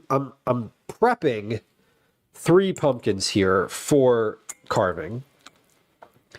Once I'm finished these, I'm going to put both the seeds and the pulp, this bowl of like nice pulp that I have here, into the oven to roast. I'm going to set a timer. I'm saying this out loud so that I don't forget. I may still forget, but I'm going to try to remember to set a timer as well. And when the pulp is roasted, I'm going to blend it in the blender. And we'll use that for our pasta this evening. And while we're making, while these are roasting, we will carve the pumpkins. Once we're finished carving the pumpkins, we're going to make caramel corn. And while the caramel corn is cooling, we're going to make the pasta for dinner. So by the end of stream today, I will have made caramel corn. I will have made, I will have carved 3 pumpkins. I will have made a big double batch of caramel corn, and I will have made pasta for dinner. When the seeds, actually the seeds, I'm going to put, you know what? I'm going to put all this stuff in the oven at the same time. The seeds, the chicken, and the pumpkin, because it's all just going to roast at 350. When the pumpkin is finished roasting and the chicken is finished roasting, I'll probably turn the oven down further and roast the seeds at a little lower temperature for another like hour or so after that. Username, welcome in. Welcome in. Made it to 24, Broccoli. 24 is ancient for a cat. If my mom saw this much pumpkin wastage, she would ban Halloween. Well, if your mom was watching, here's what I would say. Hi, Mom. How's it going? I'd like you to know that we're roasting the seeds to eat. We're roasting the good parts of the pulp to use in a pasta tonight. We're carving the pumpkins, and when the pumpkins are finished, we're going to compost them and use them for soil for a garden. So fear not, we're not wasting all that much. We are composting all of the pieces we're not roasting today. So this pumpkin is either getting eaten or composted. None of it is going in the trash. Thank you for watching. Okay.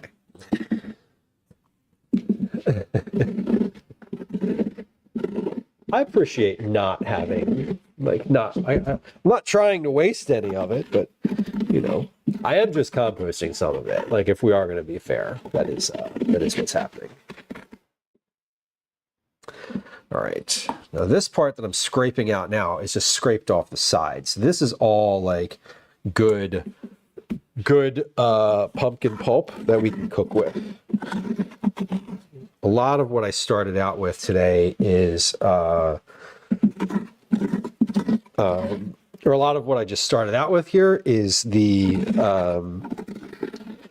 stringy bits. But now I'm just scraping the inside of the pumpkin. Okay, so I want to figure out one of these pumpkins that is going to be for the Twitch logo, because I'm going to the other ones I'm carving holes in. The one that is going to have the logo, I'm going to put I'm going to scrape. So I think that's going to be this one.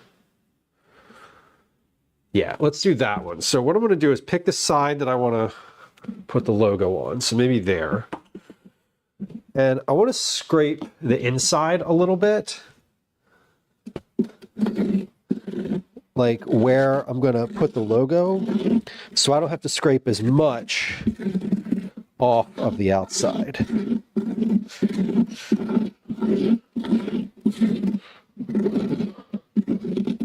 And then all of this we're going to roast. Yeah, Neil, these are definitely like, these are not your cooking pumpkins. We're going to heavily season these. Lots of salt, lots of pepper, lots of olive oil, and we're going to put them with pasta. So they're they'll be fine. Yeah, I'm just kind of smoothing out the inside in this one spot. So when I scrape the front, it's sort of a uniform depth on the inside. I don't get like spots that are not, what's the word? Spots that are different degrees of thickness. There we go. Okay, I think that should be good. Now, that is going to be, yeah, right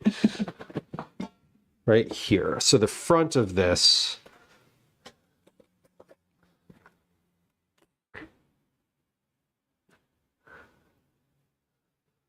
okay, good. Let's put a little mark here so I remember which side of which pumpkin I scraped. Okay. We're going to have to remember that the bottom is coming out of that one, not the top. All right. Oh, you could hear the scraping sound. I love it. Yeah, we're sending the stringy interior pulp. So I'm not just dumping it onto the floor. I'm putting it in my compost bucket. By the way, you know, I always wonder if people think like what people think I'm doing with the vegetable scraps when I just like throw them over here.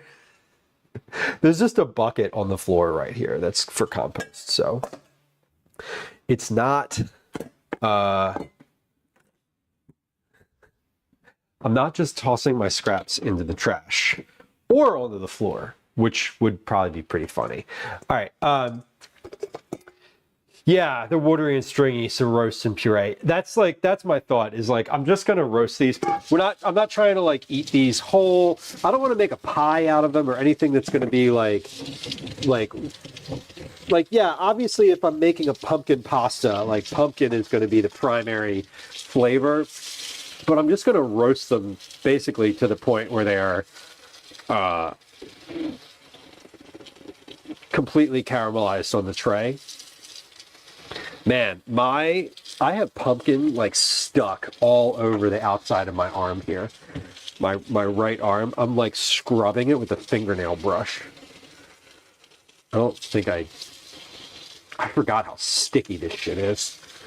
There we go. Okay, we got it. Better. Okay, so but now we're finished carving, or we're finished the cleaning. We've got 3 fully empty, cleaned out pumpkins that are ready for decorating. Broccoli says they're Connecticut field pumpkins. I've never heard that terminology before.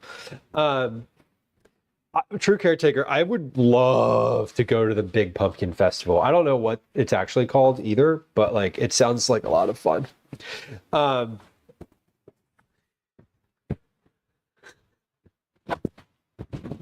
septic field, fair enough.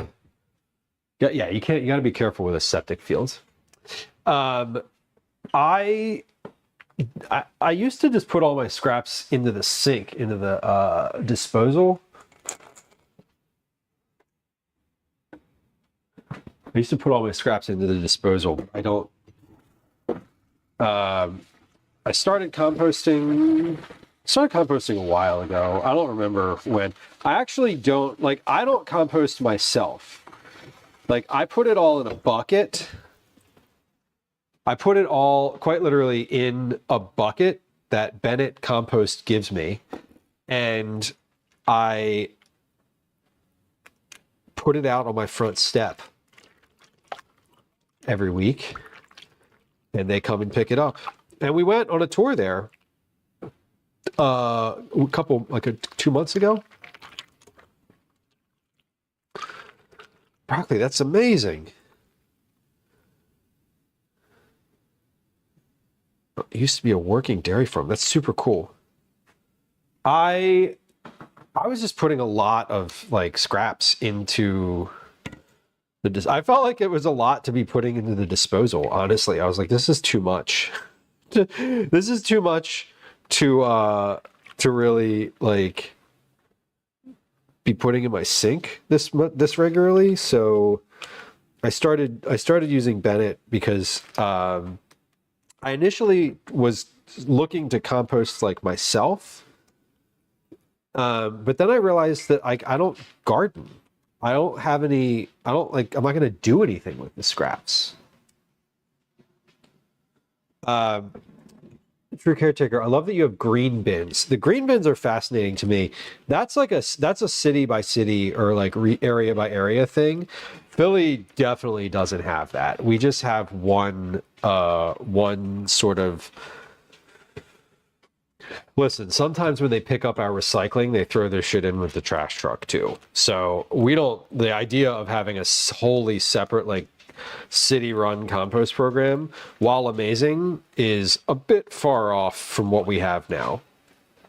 But I know that some cities have that, and I love that that's the case because I think that it is so much nicer. I'm amazed they have recycling. Neil says, yeah, that's reasonable. DJ Harley, welcome in. Welcome in. Happy Tuesday. Good to see you. We're about to carve some pumpkins. No, Lemon, we do not have city compost. I pay for Bennett. Like the compost that we use is also not a free service. So I used to want to compost myself, and it would be easy to do so. I just don't have any use. I feel like I would make too much compost for what I would need, and I would just end up, my problem would be, and I would end up having to give away compost to people, which I guess is not a bad problem to have, but also like not a problem that I wanted to create for myself when I can just put it in a bucket every week and have someone else come get it, and then I don't need to worry about it. And if I want compost from them, ultimately I can ask them. I can get compost from Bennett. Like I can, through my membership with them, I am granted a specific amount of like compost that I can just get every year. We used to backyard compost before city compost started in Toronto, but they also do compost in Sacramento. So I enjoy that. Yeah, it seems there's anywhere that has city compost available. It sounds kind of amazing. I wish we did. We definitely do not. And it's frustrating that we don't. It is like, I don't know. It seems like the city could contract with somebody and just make that happen. I don't know. Neil says we get 2 cans, one for trash, one for recycling. We roll in the street, 2 different trucks at 10 each can. Same. That's the same process that we have here. On some days, however, the city just decides to toss all of it into one truck. And I'll tell you, it's never all going in the recycling truck. Some days the recycling is just tossed in with the trash, and that's how it goes. Now, also, I don't even know what we do with the recycling on the other side of it. So I just recycle because it's a thing that you're supposed to do. Green is trash and blue is recycle. For ours, they don't give you either bin. You just they look at it and see, is this trash or is this recycling? I love that. I wish we had a city compost program. It would be so amazing if we did. All right, I'm going to salt these and pepper these and put them in the oven first. They're just going to go in. And then we will put the pumpkin in, and then we'll get to the carving. Now, I also, Liz, one of our lovely moderators, had asked earlier in chat if my son, Calvin, was going to help carve today. And I said I wasn't sure. But it's getting to the point in the day where he may be coming home soon. Or not maybe, he should be coming home soon. So I will ask him if he's interested in helping to carve when he gets home. So he may have an interest in that. He may not. But we will give him the opportunity just the same. Okay, let's get some salt and pepper. Might be too many seeds on that pan. No, it's definitely too many seeds on this pan. Agreed. They're going to steam. I'll probably just take half of these and put them on a different pan, or put them on a smaller pan. I'm saving my largest sheet pans though for my camel cord, because that I know I need to have on a much larger pan, and that needs to be in a single layer, and I'm making a bunch of it. I'm putting all these on one tray right now so that I can salt and pepper them all at the same time. And then we're just going to dump them onto a separate tray. I'm also roasting them right on the tray. I'm not going to use any type of like silicone mat or any of that. We're just going to put them directly on the tray. Because when you put them directly on the tray also gets hot and will help the liquid evaporate. Green or blue for paper, yellow for plastic and aluminum, and black for trash. And there's a glass-specific recycling container divided by color and fixed locations. Donation bins for old clothes, shoes, and spermule for old furniture. Amazing. TARDIS, that sounds fantastic, actually. See, like, I would love something like that. That would be better. That would be a lot better. We don't have that. I think it would be great if we did. All right, so let's take a bunch of these. We're just going to put these on a separate second pan so we can get mostly a single layer going on.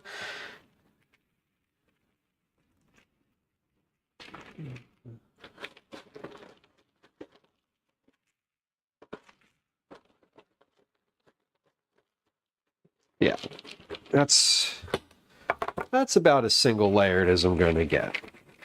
Okay, we're going to put these in the oven. My oven is on at 350. It's probably a little bit hot.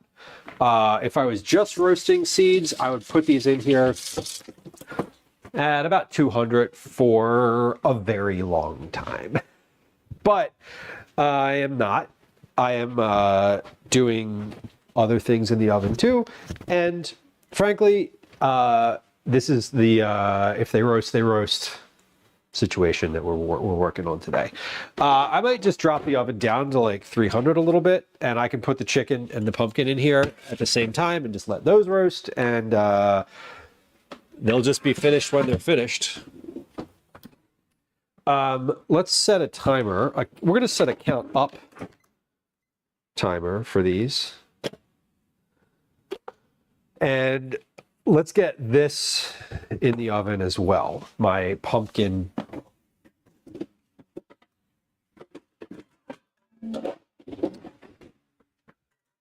guts. Now those, I don't really care if they're close together. That doesn't matter quite literally at all. So We're going to put those on a piece of parchment paper. I'm going to salt and salt those, pepper those, and all of this is just going to go into a blender at the end. We're just going to do this like focaccia bread. There we go.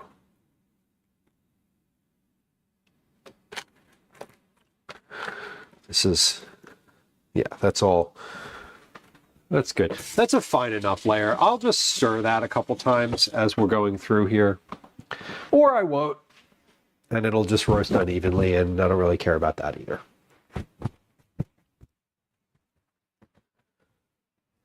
$0.25 per bottle, TARDIS. That sounds like a... I'm sure there's a cottage industry of people who just go around and collect bottles from everywhere they can find. And probably make a decent amount of money off of it. Or at least some money. All right, so again, this is not really like pumpkin made for eating. It's probably a little bit bland. So we're going to put salt, a little bit of salt, a bunch of olive oil. I'm putting some of this maple pepper. Sorry, this is maple sugar. Maple sugar? No. Yeah. This is maple pepper. Sorry. Maple pepper.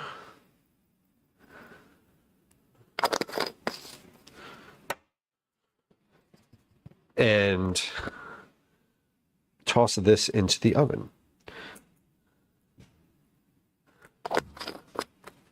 Yeah, a lot of homeless people do it. I remember, I mean, like that seems pretty common. Hello, Calvin's home. Callie, I'm upstairs here. I'll throw some oregano in here too. Tropical Moisture, welcome in. What you making? I am making, well, we're doing a couple things. Right now, I just tossed some pumpkin seeds in the oven, and I am now, I'm about... What's that? Oh, thank you. I'm now about to toss in a bunch of the guts from our pumpkin carving. And we're going to make dinner tonight is going to be pumpkin pasta. So I'm also going to take some chicken from the fridge, toss that in the oven in just a moment, and then we're going to carve some pumpkins. Calvin, my son's name is Calvin. I'm speaking to him because he just came in the house. He's in the bathroom now, so we'll let him do his thing for a second. Tropical Moisture is a friend of the stream. We met at the Creator Club meetup on Thursday afternoon, just before the conference, and she was walking around with this board. So Tropical Moisture is an art streamer and has, I believe, I don't know if it's like a mission statement specifically. What are you saying about me? But I don't know if it's a mission statement, but it is to make art accessible and fun and easy for people. And she was walking around at Twitch at this thing with like a board, like a big, like chunky piece of poster board, and had a bunch of different markers and was asking people to draw something on the board. And like, you know, whether you felt like you were good at drawing or not good at drawing, it really didn't matter, which I thought was pretty cool. And I made the promise. I said, I'm going to take that marker home and we're going to put it in our starting soon corner. And I did. And here it is. And look at this super cool marker that I got from Tropical Moisture at TwitchCon with like every little color in its own little thing. Ooh. Right? Look at this thing. Isn't this cool? And it has a cap on it too. I do that with and I did put Crayola markers, just like stack them on top of each other. Yeah, this is like the way to go. It's Can like, you take this off, please? It's like that, but just like doesn't fall apart. Yeah. It is super cool. And she was literally giving these away to people. So I love an art stream. It's good to see you. Welcome in. This is my son, Calvin. Calvin is home from school. He is here now. Calvin, would you have any interest in helping to carve any of these pumpkins?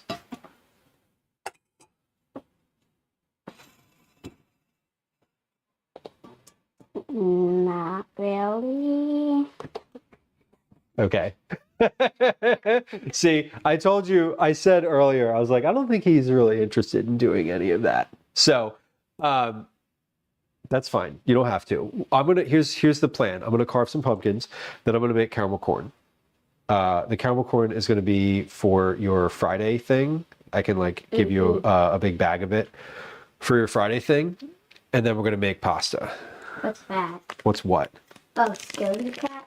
Yeah, this is what I'm carving. I'm carving this and then that. Do you know do you recognize that? That's a Mario block. Yeah, it is a Mario block. You're right. How would you do that? How would you do this one? You'd carve like this out, and then this, and then this, and this is the pumpkin. So like this part is still just solid pumpkin. Mm.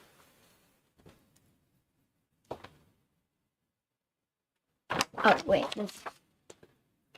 This part here. Oh, it's like you're carving out the thing, like the. Yeah, this. Oh, you're carving it on the pumpkin. I thought you were like taking stuff out and like putting it on. No, like this part is cut out, so you'll see light through there and like there, and like obviously all the other ones. Yeah. I like this one. A little cat, too. Yeah. And we're going to do this. We're going to do the Mario block, the Scaredy Cat. Yeah. Okay. I'm look. tracing it with my finger. You want to help? You want to help? You can help. I don't want you to trace it. If you want to do it, I want you to help carve it. We're going to do that one, and then a cat, a Scaredy Cat, and then we're going to try to do the Twitch logo on one of them. Which logo? Yeah, he only wants to manage. Exactly. Look here. That's a Twitch logo. He wants to manage and critique. Shocking. Yeah, what are you doing now? I don't know. I was just here to say hi. You're just here to say hi and put shit in my workspace? Got it. Yeah, pretty much. Okay. Typical. Hi, and put it in your workspace. Yeah. All right. Yep. Hello. Hello. Hey, it's good to see you. Welcome home. I'm glad you're home. Are you doing anything for the birthday on Thursday? I'm gonna make caramel corn. I'm not also making food for a birthday party on Thursday. Okay. Okay. You can choose. The caramel corn will be ready today. If you want to bring it in specifically for that, great. If you want to bring it on Friday, great. I'm gonna make one thing. I'm not making two different treats for two separate days. Mm. Okay? No, I was thinking they don't have to be separate. Just make like more caramel corn. I am gonna make a double batch of caramel corn. And that will have to cover all of the needs that you have. Okay. Okay? Okay. Okay. We're also making chicken. We're filling the oven right now. And then we're going to carve some pumpkins. When the stuff is done in the oven, when the stuff is finished in the oven, we should be at the right time to put caramel corn in. That's my goal. What? These legs just went like this. Okay. With the thing. Okay. He's gonna be the first one to fall through the cat's crack. Not only the cat. Okay. Here. I hear you. Okay, bye. Okay, bye. Okay, bye. Did you do any reading this week yet? I'm my book game today. Okay. Hey, why don't you walk to the library and return that other book now before you get into anything else.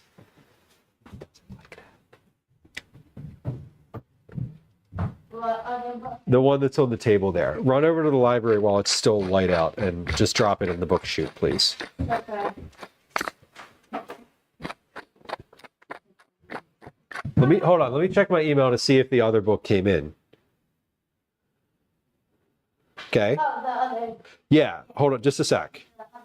Yeah, because if it didn't come in, then I don't need to. Whatever. If it did not come in, then you don't need to go in. But if it did come in, you can go in and get that other book. Okay, Yeah.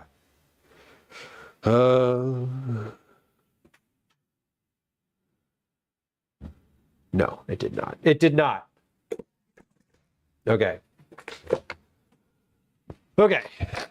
All right. Okay, got it.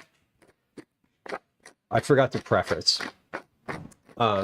When my family arrives home. So at various points in stream, one or both of my family members sort of arrive, and it will surprise you to learn that they want attention and that they like, we have to interact a little bit. So like when Calvin is here, I have like 70% of my attention here, and like here and here on what I'm doing, and here on chat, and like here on the computer, and then like 30% on him.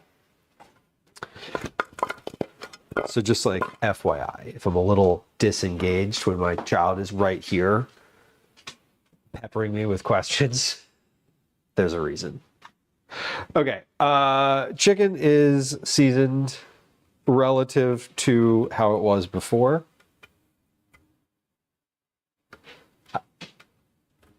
As opposed to what? I don't know what the second half of that statement was. Like, why do they even say it like that? That was odd, and that was a weird way to say that. Not gonna lie.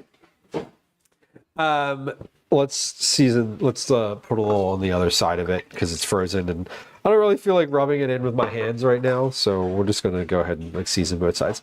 And then we're gonna pop this in the oven. Now this is completely frozen, so this chicken will take at least an hour to bake. The pumpkin that's in there may not take as long, but like honestly, if it does, I don't care because the chicken has to bake that time anyway, and it's going to be a little bit. The pumpkin is going to be a little bit. What's the word I'm searching for? If it's a little overcooked and like a little bit charred, that's kind of okay because we're going to put it in the blender, as I said, and we're going to puree it into nothing. So while I'm thinking about ahead to dinner, I'm also putting a pot of water on the stove, because if I don't do that, what happens when I make pasta is that I end up forgetting to put the pot of water on the stove, and then I really am sunk when it comes time to like put the pasta in, because I don't have any hot water and it takes a while to heat up, and then I get annoyed at myself. And there's definitely clips of me doing that somewhere in the clip archive, which you can always look at by putting command clips in chat or just going there. That's also an option too. Anyway, Troy, welcome in. Happy Thursday. What? No. I mean, great. Big if true. I'm checking. No, it's... Why you gotta do that to me, Troy? I had hope for like just a moment there. It's Tuesday. It's Tuesday. Try again. Regardless, welcome in. It's that day. It's that day of the week. It's the one I don't like. I was watching, we had a raid on the last stream. No, we had a raid on Wednesday? Maybe Tuesday? One of the days last week. I think it was Tuesday. No, it was Tuesday. We had a raid from Finite Singularity, a friend of the stream, developer, OBS developer, plugin developer, university professor, coder, parent, finite singularity, came in and said that Tuesday is like the white bread of the week. And I was like, yes, these are facts. And I was watching his stream this morning for a little while, and he said it again. And that's how I know he truly feels it in his bones. Okay. Whoa, I turned the wrong burner on. Okay. Okay.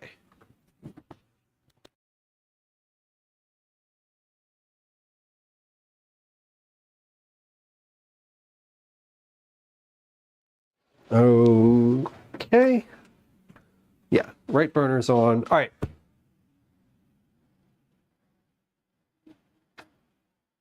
Do I need to do anything else before carving these pumpkins? I have to respond to Calvin. Yes.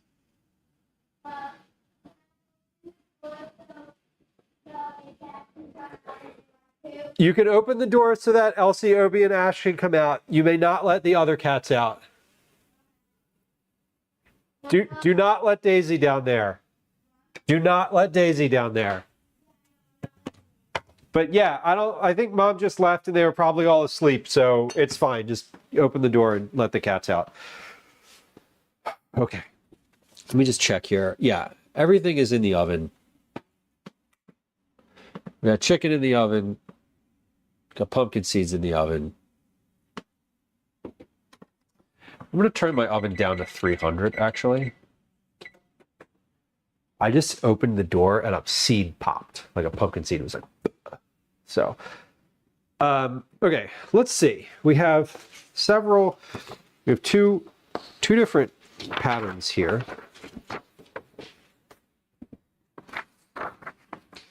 This one seems most appropriate for this pumpkin, size-wise. And then this one is more vertical, so it seems more appropriate for this pumpkin. So here's what we're going to do. We're going to pop these on, and I'm going to like tape them down a little bit. But I'm cutting them so that I can tape them sort of flat, and they're not like super wonky.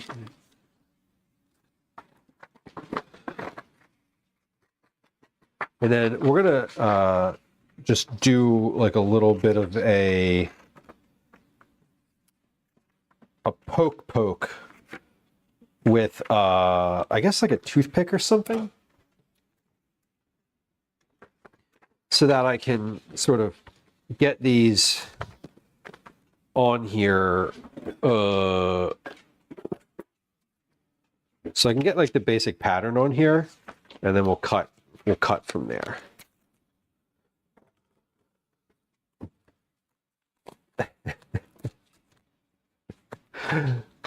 Oh my God. Troy, time for a nap, my friend. It is definitely time for a nap. 22 hours awake is too long. Broccoli, you know what's funny? I've like heard of cribbage, but I've heard of cribbage in the same way that I've heard of like canasta. It's like, oh, this is something that, like, I don't know. I always hear a thing. It's like, oh, my grandmother played that. I feel like it's just one of those.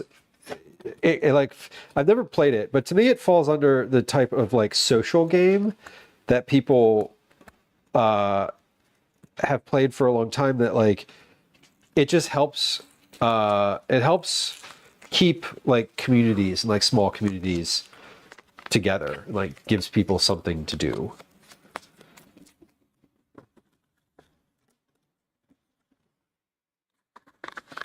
Which like is great. That's like the point, I'm imagining.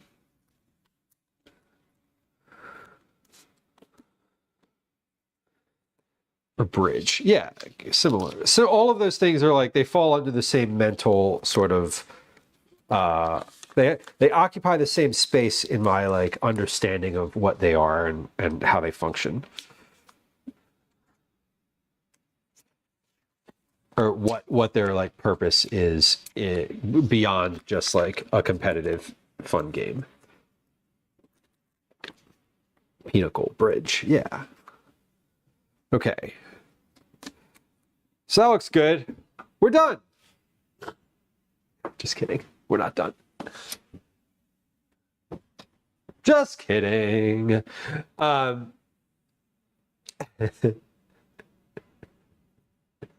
Does not have Russian helicopter parents hovering over the kids. You mean like chess? Excuse me. I am congested. BT dubs. Let me also, I know someone asked if I was congested earlier in stream, and I just want to go back to the fact that I will remain congested. I will remain congested now for basically the rest of the winter. Like, this is not, I'm not sick, I'm just allergic to the world in this in its current iteration. It happens every year, but I guess specifically this year. Okay, let's see. We're gonna cut this cat out now. And I can cut around this one pretty well so that it makes a nice, like, stickable pattern.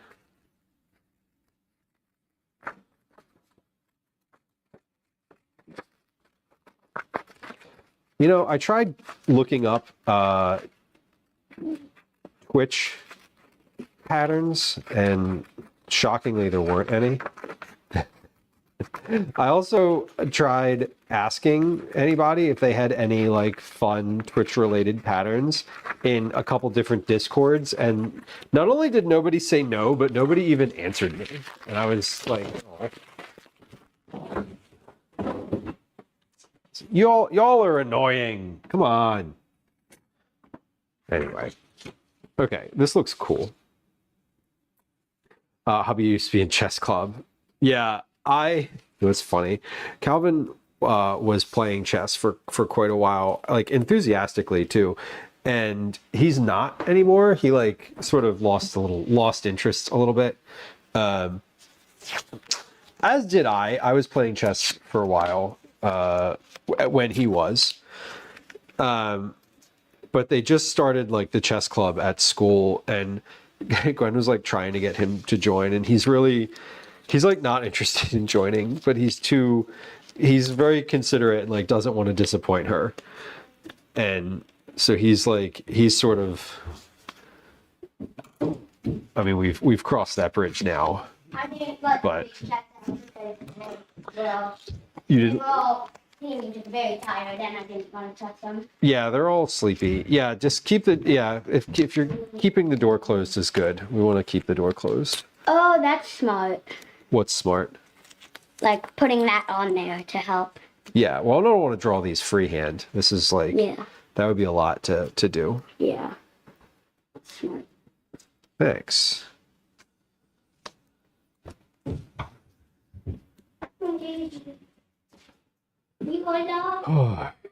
Yeah. Neil, I wanna tell you that I have tried lots of things. This has been my entire life. So we're going on year 41 of being congested in the winter. I will tell you that I take medication. I use a neti pot literally every day. I do sinus rinse. I blow my nose 100,000 times a day. I'm congested always throughout the winter. There's really, truly, genuinely not much I can do about it that I haven't already done. It is it settles in right around October, and then that's it. There's nothing. And I know it's coming.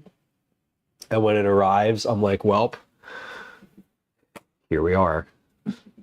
Let's do this cat first, because this one looks kind of fun. So here's what we're gonna do. I'm gonna poke this. Basically, I'm gonna take the pattern and like poke around it.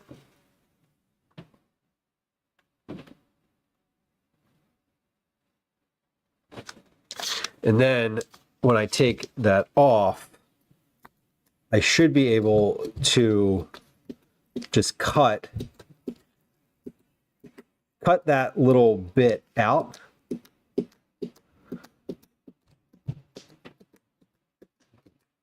just cut where the holes are, and that should be relatively easy.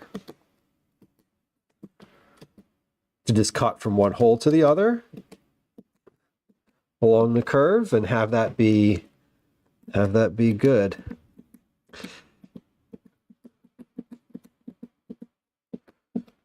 I've carved a pumpkin or two before in my life, so this is kind of the fun part, honestly. This is like tracing. Yeah, it's something where I have like seasonal allergies. If I took a Zyrtec or some sort of like allergy medication as like an aggressive allergy medication, sometimes that helps.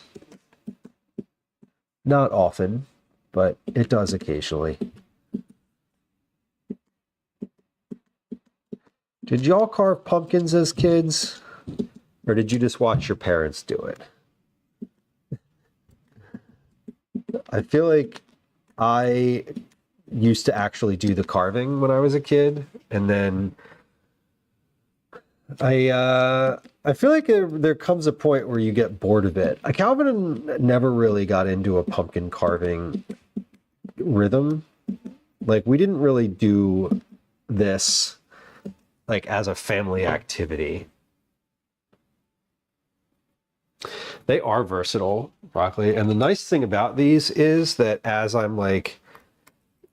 this is getting, as it's getting soft on the tip, I'm just going to like cut the tip off like I'm sharpening a pencil and just keep going. It was very, that one got, they get very, what's the word? Soft, mushy. So this pumpkin, I should have started with the other one from an ease perspective. This one has all the smallest lines and curves to it. But I guess my thought is once I'm finished this one, I'll be able to, once I'm finished this one, the next one will not be, maybe won't be as difficult. So we're putting the patterns in right now. So I'm going to do both of these first, and then we'll take the pattern off and carve both of them. And then we'll give another one, we'll give the one with a twitch pattern a shot. I don't have a pattern for that one, so I'm going to try to freehand it and see how it goes.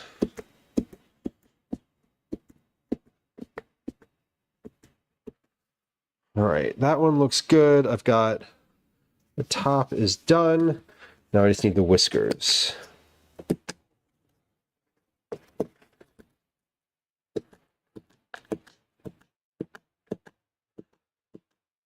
See, now this is where we were talking about using a power tool earlier. I could have done this by just using a little drill and just drilled all the way through and then had like a little polka dot pumpkin carving instead of cutting the pieces out. That could have been fun.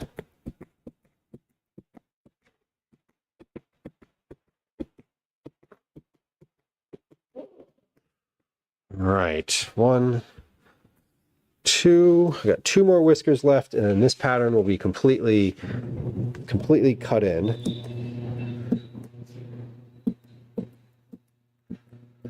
Ooh, smells like stuff is in my oven roasting.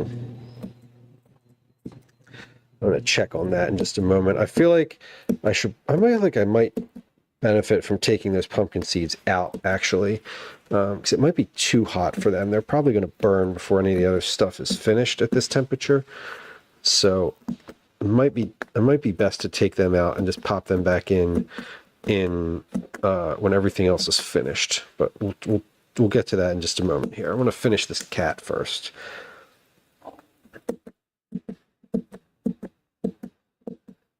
Okay, this has been cut completely. So let's see, if I take this pattern off now,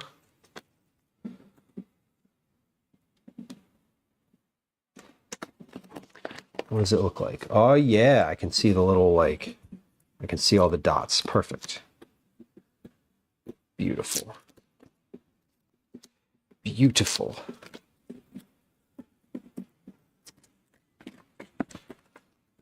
Oh, that looks super cool. Okay, you can't even really see it on this. Let's see if this camera will pick it up any better.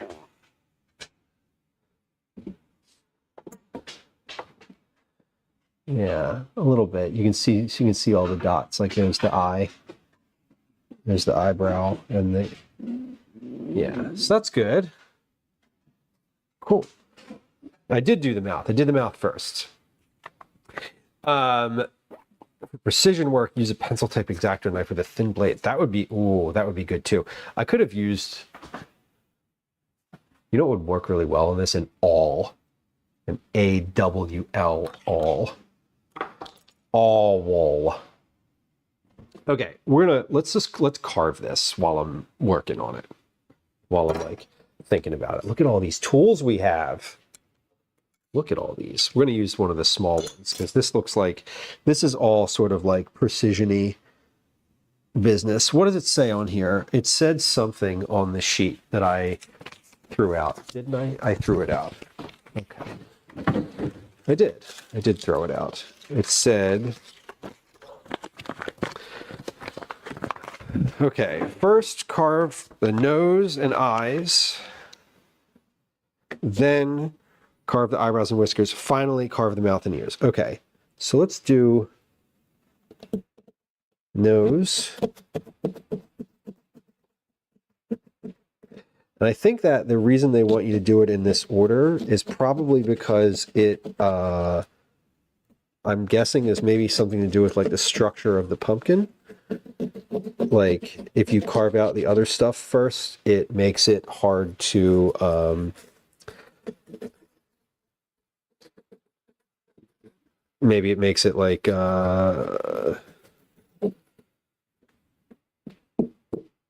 difficult to actually carve. Nose and eyes. Okay. So the nose, we got the nose. Carve the eyes here. Let's take this out a little bit. And maybe we want to do this view. Yeah, I'm using the smallest tool. And I'm just carving along the lines.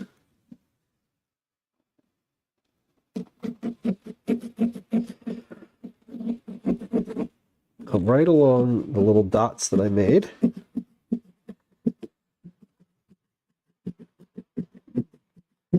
Not really looking at the big picture. Just following the lines. Sort of like a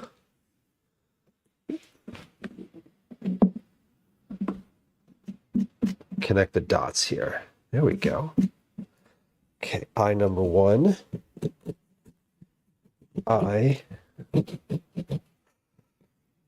number 2.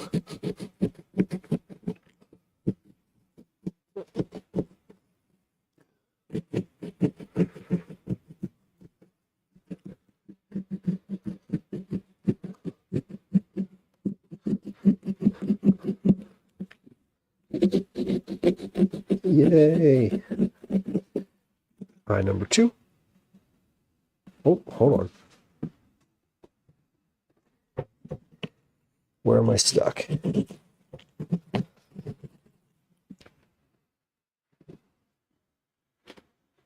Right there. Okay. Trying to figure out where I'm stuck here.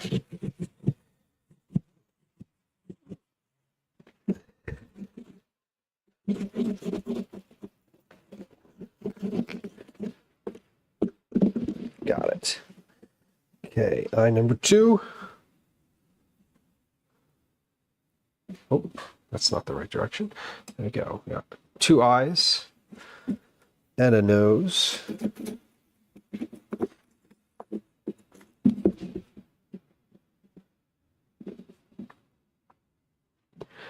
Then the eyebrows and whiskers. Okay. eyebrows. So we have two different sets of eyebrows. Eyebrow number 1 is the lower eyebrow. Oh, that's not an eyebrow. That's an ear. Okay, sorry. I'm like, right. This is a cat. Right.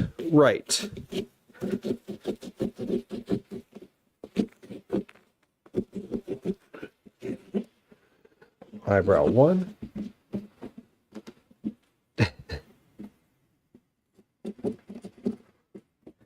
Eyebrow 2.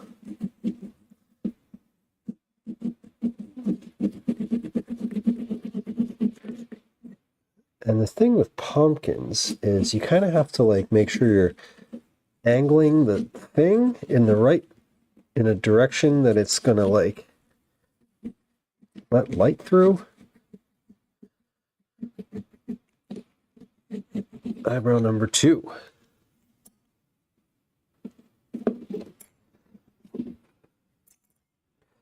Okay, let me actually get this like, there we go. Okay, we got 2 eyebrows, 2 eyes, and a nose. And then we do the whiskers. Let's try a little larger of a tool for this one, because this is a longer, less precise line.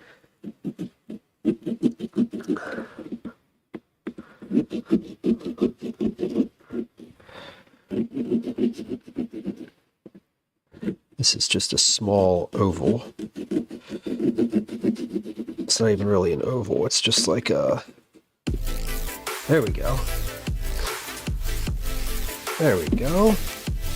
1 whisker, 2 whiskers. Imano, welcome in. Welcome in. Welcome in. How was your stream today? If you just joined us and you want to share what it is you like about your streamer and why you decided to stay along for the raid. Why were you there at the end of stream? What kept you in stream today? Good to see you. Welcome in. Friends who joined us, we are carving some pumpkins today, along with making dinner. This is, generally speaking, a food stream. We're dealing with food today, but we are not cooking actively at the moment. Let me say hi. We're gonna just a second here.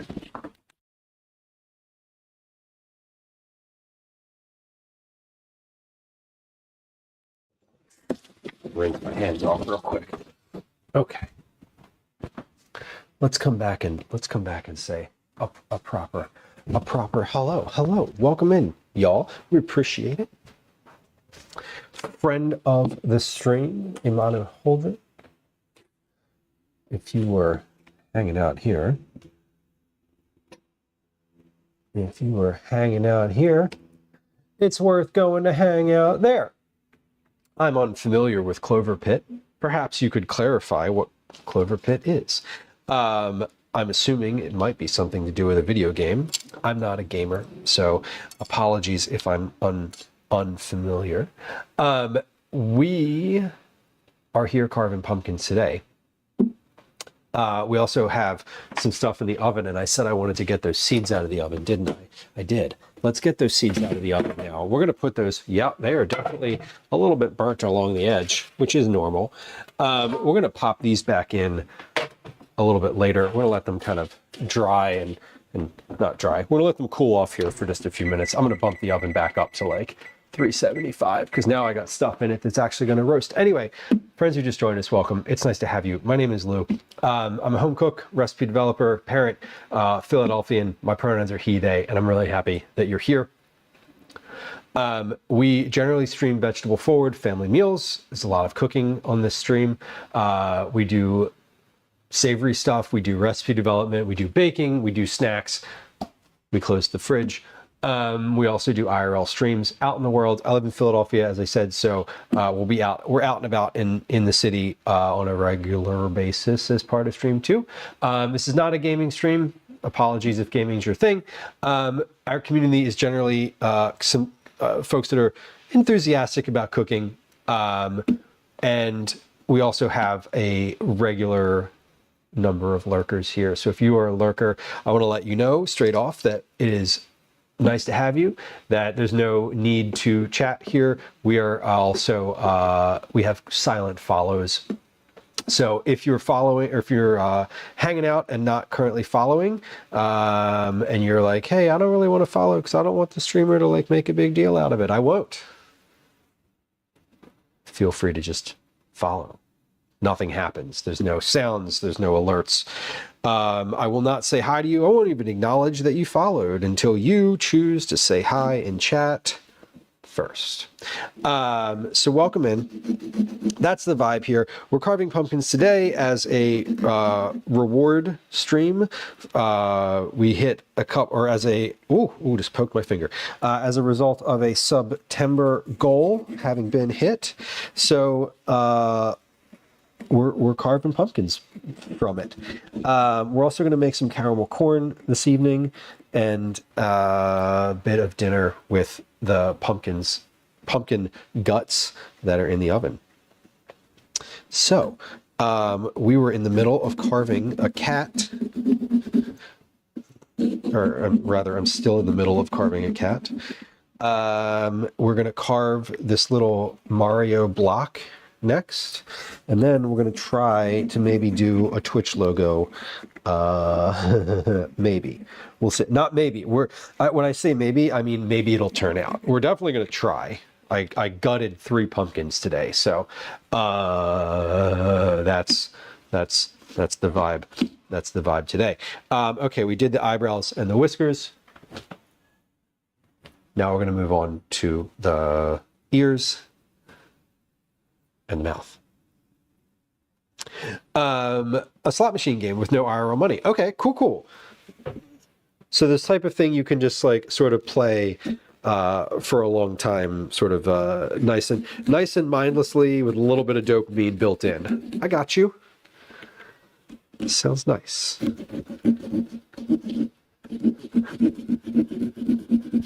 Well, thanks for bringing friends through. I'm happy to have you. We are moving along here at a nice little clip. This is looking, so far we're looking pretty good. And I'm going back through after I've gotten the main design out, and I'm sort of cutting a little bit of extra out from the inside so that light gets through. More light gets through. All right. So we're looking pretty cute here. We're looking pretty cute. Until I don't have money to pay. If only it were like that in real life. They're like, well, you've hit your budget, time to go, and they just ejected you back out of your seat into the car.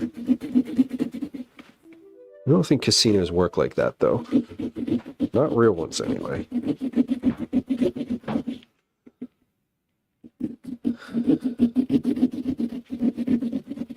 There we go. Almost there.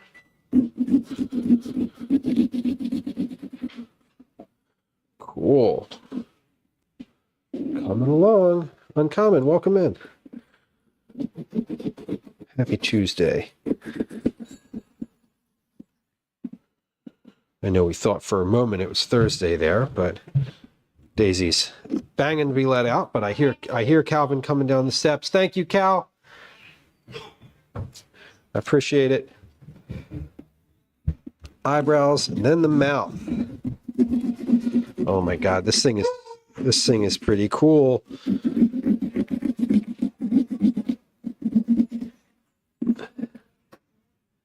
Oh.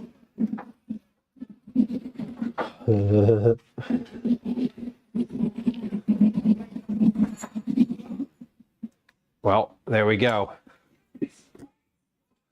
What do y'all think? It looks like a cat, right?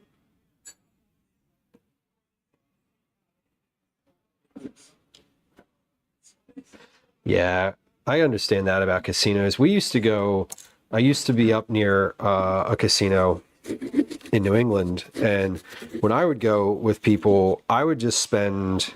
I'm not a gambler to begin with, so I didn't really enjoy the gambling aspect of it. But my goal was like, not goal, but my approach was like, I'm just going to spend like $20 and that's it. And then I'm going to go to the buffet. Like I'm going to gamble before I eat. And then once I've finished like spending my money at the whatever machine I'm sitting at, I'm going to like go eat. And as long as I spent more at the buffet than I spent on gambling, I think it was a success. Well, that one looks cool. What do we think? What do we think, y'all? Cat. Got the whiskers, got the ears. Mudcake brownie. Ooh, I love a brownie. I love a brownie. Sofa, thank you for the shout out. Look at this. Look at this, John. Y'all, I'm proud of my little pumpkin. This one's cute. I like this one. And it's not so much material having been removed that it's going to like collapse right away. I think that's part of what I was thinking about. There we go. Let's put this one right like that. All right. Pumpkin 2. Pumpkin 2.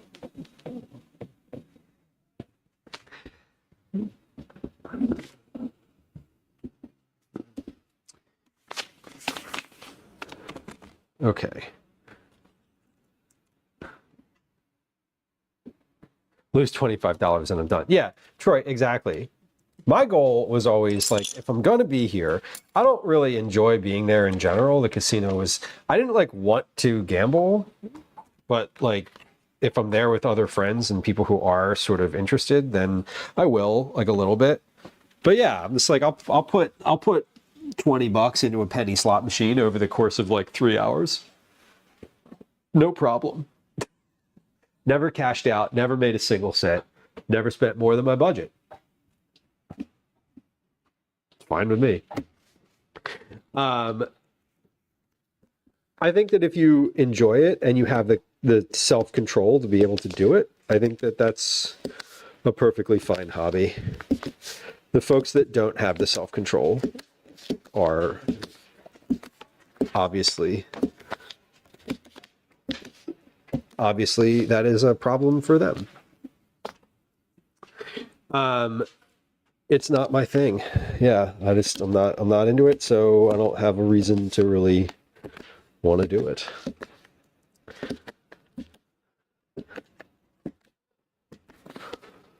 Now, claw machines. I'll mess with a claw machine. I feel like I need... This thing is like, it's just not sharp enough.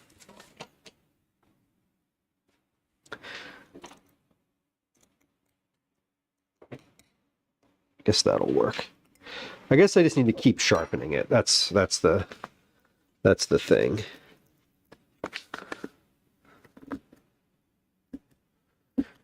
There we go.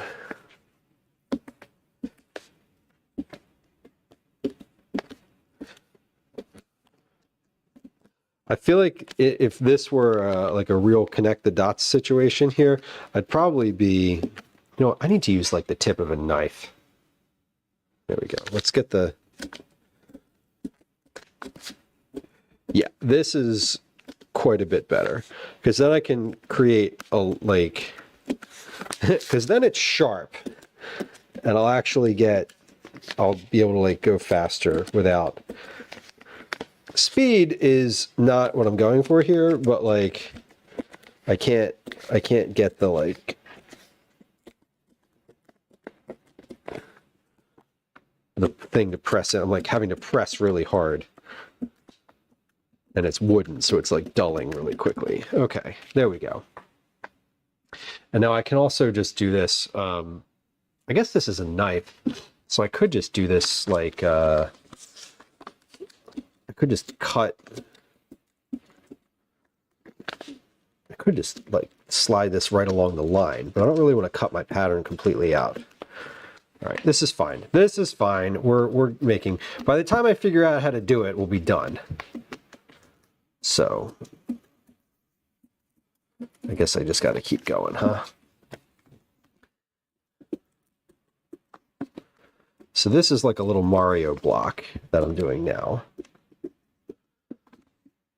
And again, I asked Calvin to help me, but he was not interested in helping. So we don't, if he had been interested in helping, this would have taken a lot longer, TBH. So I guess it's probably a good thing. Okay, we're getting there.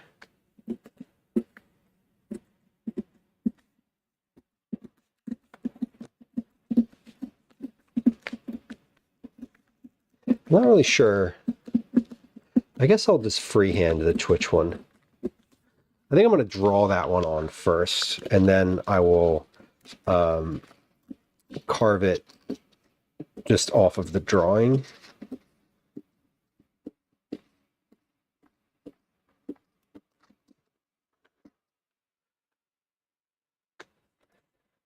It would be cool, uncommon professional pumpkin carver. I was looking at pumpkin patterns online last night, and there's so many neat things out there. There are ones that are like, you know, here's how to make like this famous person's face, and it's like telling you like there's like depth charts and such, like literally like how deep do you make this cut, and it's like, oh my god. There's like a whole industry of this. It's like people who build sand castles, you know, like you go down to the beach in the summer and there's like some person down there just like building a sandcastle for 6 hours, and it's like the most incredible thing you've ever seen. Or the people who like cut the like chainsaw carvings, those are also, they all fall sort of in the same like weird skills that I don't have. Air bucket. I should phrase that as weird skills I have not yet acquired. All right, 100 gifted subs, and the next stream is going to be a chainsaw stream.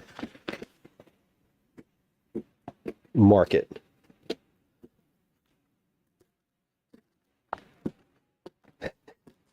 I'm waiting. All right, 1, 2, we got this. Okay, so this half is finished. Oh, carving is going well so far. We had one cat. We finished the cat, and we're working on the Mario piece now. So the actual carving process is really straightforward because it's been gutted. All the pumpkins have been gutted, and we have the pattern. So I'm just like, I'm poking in the pattern right now with the edge of a knife, and like once that's done, it all seems pretty, like this one seems pretty straightforward. I think we'll start from the inside out on this one, because it seems to be like doing like the little small pieces first is probably the most ideal.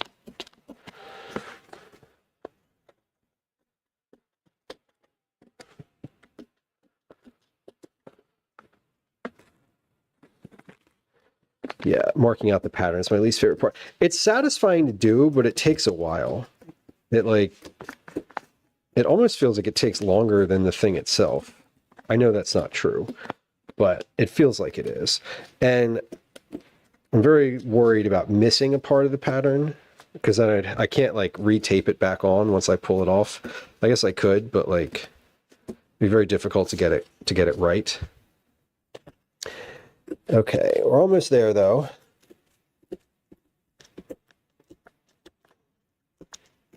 It doesn't help that I'm using the tip of a knife and I have to hold my hand a certain way.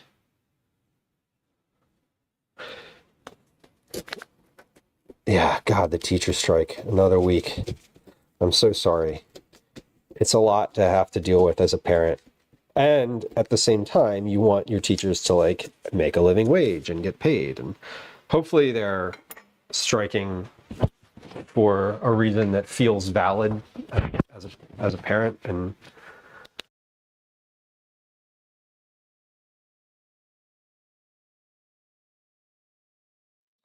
okay, so I think the pattern is good on this one. Looks like I've got everywhere done. So let's take the pattern off of here, and hopefully I can see it. Oh yeah. Oh yeah. Okay. Beautiful. All right, let's get to carving. Class size caps and more needs for special needs children. I mean, more resources. Well, I mean, not for nothing. Those feel like good ideas to me. And it is still frustrating to not have your kids in school. And the kids are losing out on that time too, which is like the worst part.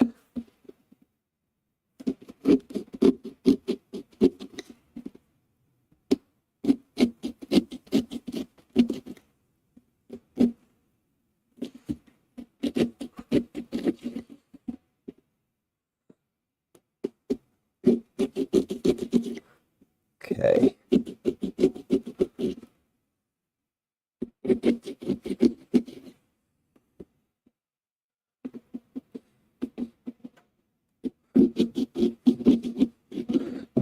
I'm focusing here. I'm very like,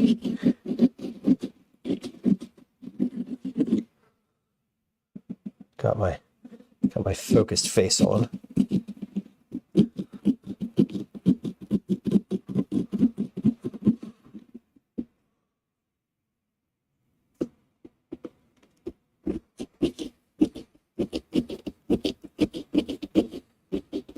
We're doing the main body of the question mark here first. That's the step one.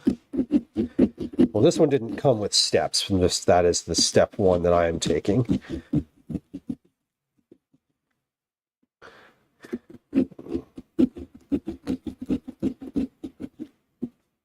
Cool.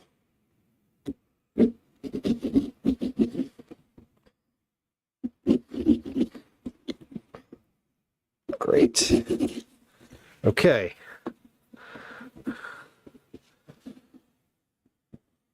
Son misses his friends. Yeah, and that's what I'm talking about the missing time, about the not having, that part sucks.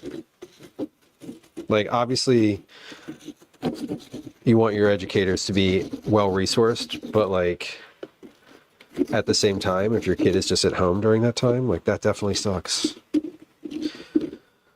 I hope for y'all that they are at least negotiating.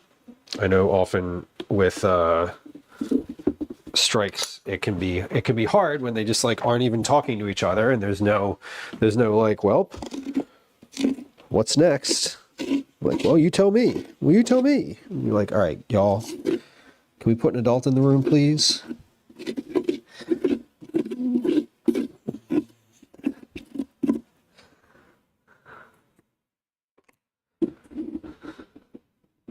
Okay, so top of the question mark.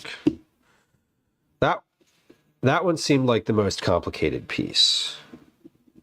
The rest of these are like square. There's no... yeah, everything else in here is a square. So that one is the one with the odd corners.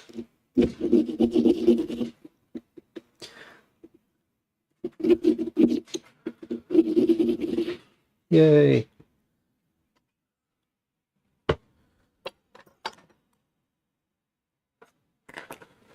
Well, that looks fun. Just cutting around the inside. Kind of clearing out a little bit more in there.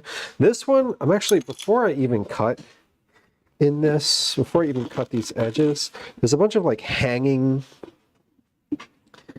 bits on the inside. I'm just going to scrape the inside of this a little more, because I'm seeing on the inside of here, inside of the question mark that I just covered, that there's like a bunch of hanging pieces that I didn't really scrape thoroughly. And so for the sake of the rest of this process, let's just do that first here.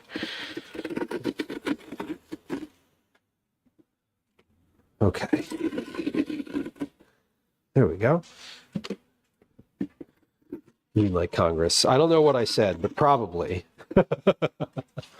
Can we get an adult in the room? Yeah, that then. Well, that one's looking good. How's my roasting coming along? Everything's looking all right in there. Everything's looking good. Let's get these little squares cut out, and then we'll get the big rectangles cut out.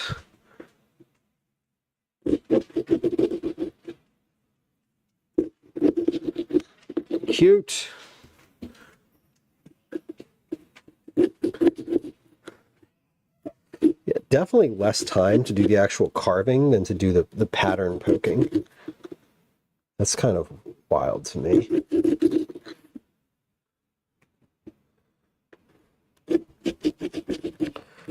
Not that wild. I don't have to think about this all that much. It just happens. Yeah, the last strike that we had here was over the summer, and it was our garbage strike. Many parents having to just leave their kids at home. Yeah. Yeah, and you don't like...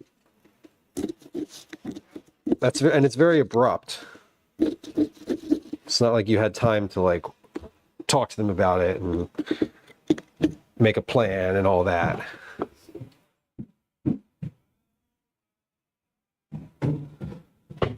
Coming along.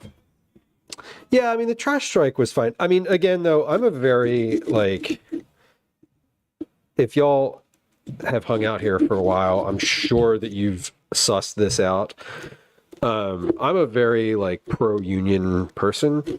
And so while the trash strike was crappy, I also want our trash collectors to get paid, because they do a job that lots of people don't want and aren't going to do. And when they're getting an incredibly low wage and don't get the resources and support that they need, it's like, yeah, you know what, y'all, I can deal with my trash sort of not getting collected for a little while if it means that it's that our city employees get benefits. Like, I kind of see it from my perspective is one of like, I'm generally going to be supporting the union until I read about the thing and make my own decision, and even then I'm probably going to support the union even farther.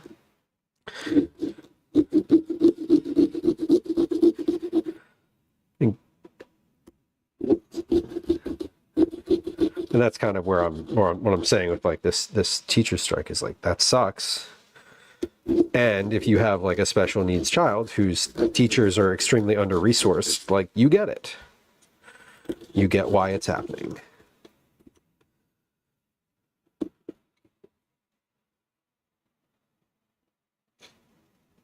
The trash strike was a bunch of rubbish. It was piling up everywhere. The trash strike, and much like a teacher strike, is very, very visible to a population. Although I think a trash strike is probably the most visible thing. A teacher strike doesn't have the same visible effect on people who do not have children. So, like, if you don't have kids, you're not really affected by it. But, like, everyone gets their garbage collected. And when no one's garbage is getting collected and it's all just on the street, it's a very visible representation of what's happening. And even people who are, like, not tuned into city politics at all are like, why is there garbage on the street?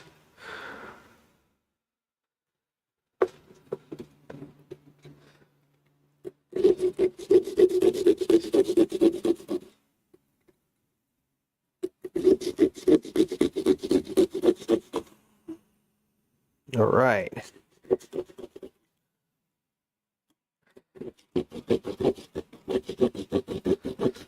We're getting there. Last one. Here we go. Last little piece on this pumpkin, and then we'll clean it up. Yeah. Yeah. That one's looking cool. Yeah, exactly, Uncommon. It's like, you know, oh, interesting. Why did they not collect my trash again this week? It's a very, very visible and tangible result. Whereas, yeah, like I know for myself, like for example, I didn't know where my neighborhood playground was until after I had a kid, you know, and like if you don't have kids, a teacher strike doesn't affect you at all, generally speaking. And even then, for like parents of high schoolers, it has less of an effect because you can just like leave them at home and it's a little bit easier. You know, you have a kid in second grade who can't stay home by themselves and you're a parent and you have to work. It's like, well, what the hell am I supposed to do now?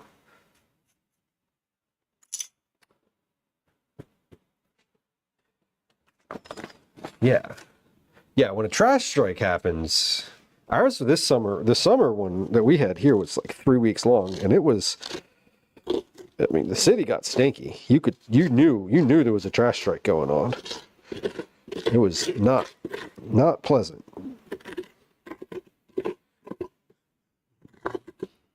All right.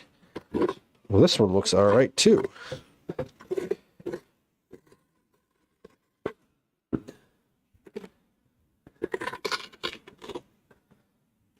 Beautiful. Look at this. Oh, let me clean this. Let me clear off this counter just a little bit here. That one looks cool. That was my little Mario one. Use a flameless candle. I haven't put any candles in these yet. I would like to use a flameless candle. I think that would probably be ideal. That way there's no heat in the thing. Right? Like that's kind of what you want, no heat. I feel like I kind of historically have used regular candles in here, but I think maybe this year we'll try to not do that. I think I have some LED candles somewhere in this house. We'll probably put a regular candle in them to light them up today on stream so that we can like see what they look like, but I will try to find a regular candle or an LED candle. I'm pretty sure I have them somewhere. I just don't know where. I have a lot of tea lights. Cinnamon on the pumpkin lid and a real candle. Oh, that does sound divine. I love that idea. I would probably not have thought. I definitely would not have thought of that. That's a great idea. Cinnamon on the lid. You sprinkle a little bit and then let it roast. I like it. I like it. Sounds fun.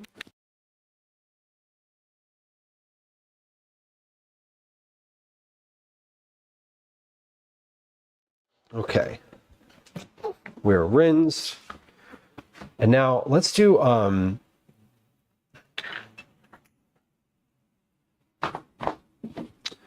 this one. So we're gonna draw a Twitch logo on here, and then what I'm gonna do is just like score it and then scrape it with what? I don't know. With a spoon. We're gonna scrape it with a spoon, and we'll just see if it works, and if it doesn't, it doesn't. And I'm not like worried about it.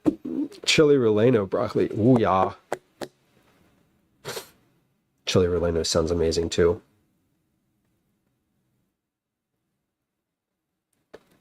It did not involve batter and deep frying. Well, that's always good.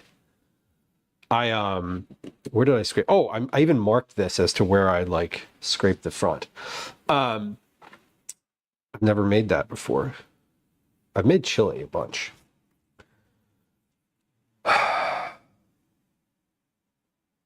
Okay. I need a Twitch logo. Wherever could I find a Twitch logo? That's so stupid. I know. Grilled cheese and tomato soup. Fudge darling, now you are speaking the language that I love.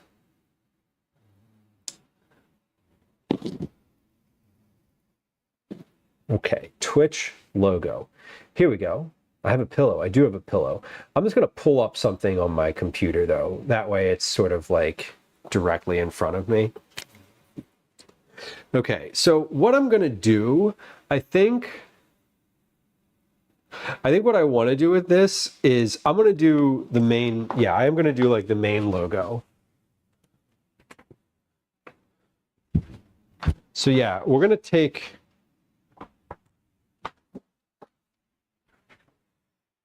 oh, that fell. Okay. We're going to take this.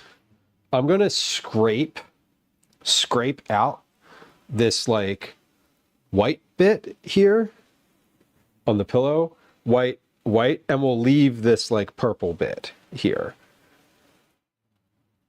So that the scraped out portion is on the outside, and then there's like a logo, like that. Basically everything that's purple is orange, will stay orange. That's the goal. So I just pulled up a picture. I pulled up a PNG logo on the screen here.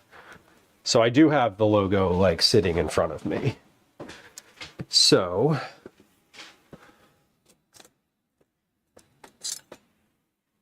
let's see. I don't want to make this too big. So let's make I'm going to do corner. So this is basically a square, right? So let's do a 3.5. No, it's slightly wider than it is tall. So let's do 3.5 by 3.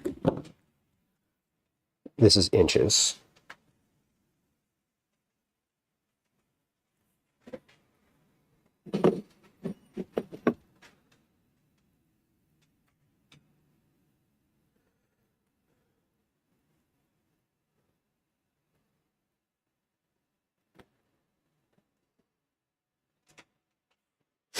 Okay.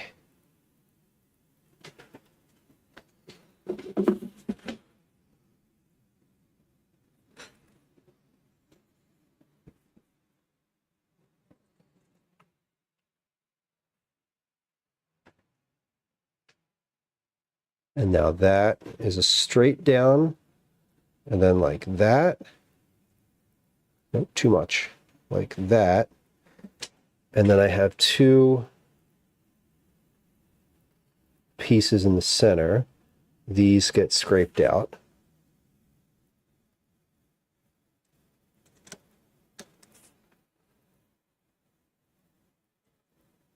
Okay. So then that is basically a big extension. So 1,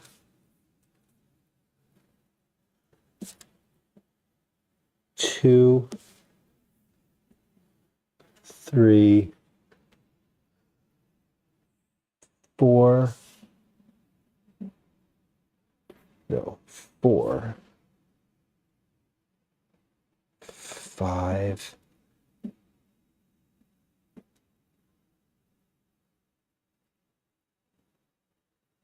6, 7, 8, 9, 10, 11. Connect, connect, connect, connect, connect, Connect. Okay.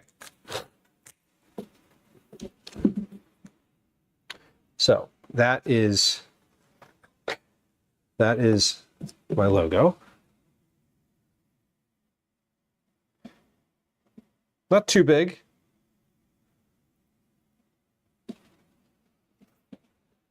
Not too big. That's like, I'm not trying to make this a huge thing either. I want to like get this, I want to get this like I want this to be manageable. Okay, so I'm going to score this now. I'm going to score along the lines.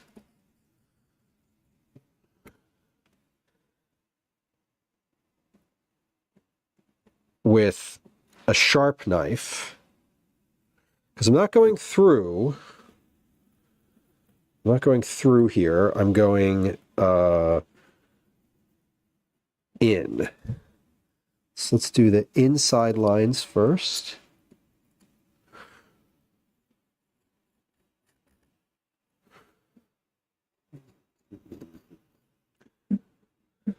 And then, oh, I did that one. Okay. And these little squares in the center.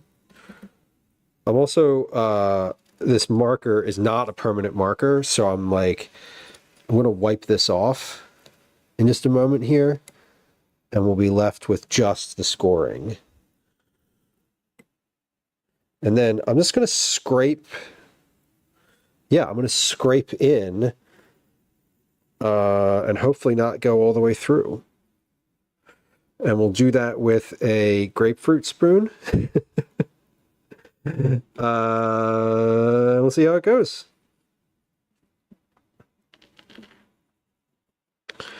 Okay.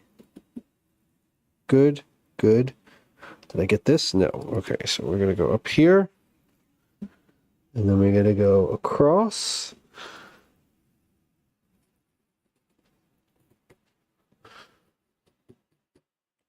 And then did I get that line? I did not. Okay, so let's get that one. Okay. I did it. I scored. Everything's scored.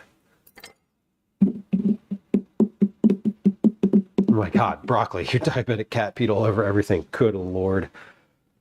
That is always an adventure.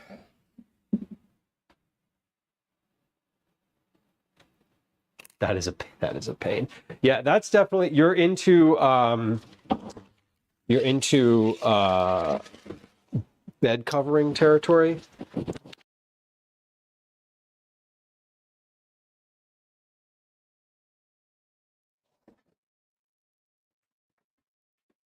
Grapefruit spoons are rare. Not bed covering. Sorry, that's not what I'm talking about. You are into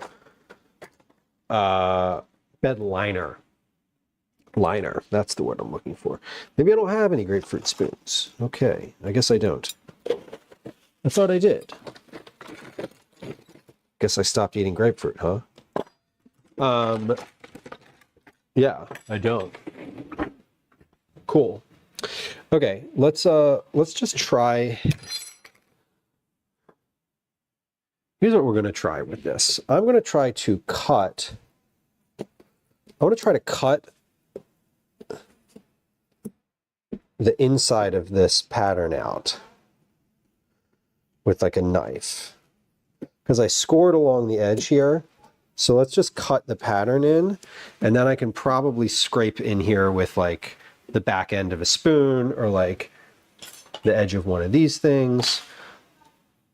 But if I cut out, basically if I cut the skin off, I should be able to get in to the pulp. I should be able to get dig the pulp out easily with really any kind of like flat surface. That's my thought.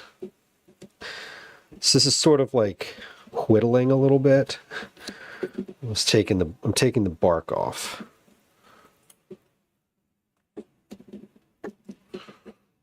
I'm gonna cut in from the lines towards the center so I don't accidentally like scrape out on the center.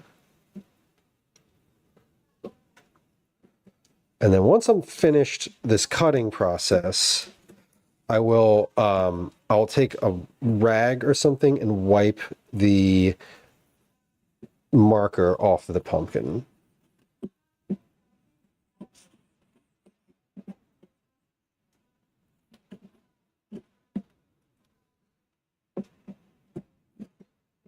Okay, I'm just figuring out how to do this. I'm sure that somewhere on YouTube there's a tutorial on like how the best methodology to like scrape a pumpkin and like make it look whatever. But I did not look for that. So we're giving it a shot. I'm giving it my best here. And what will happen is if this looks awful when I try to do it this way, I'm just going to cut the whole thing out. I'm just going to cut the whole thing out, and it'll just be like the outline of the logo, and that'll be fine too. And I'll make it a little larger, so that way you can't see any of the mistakes that were made.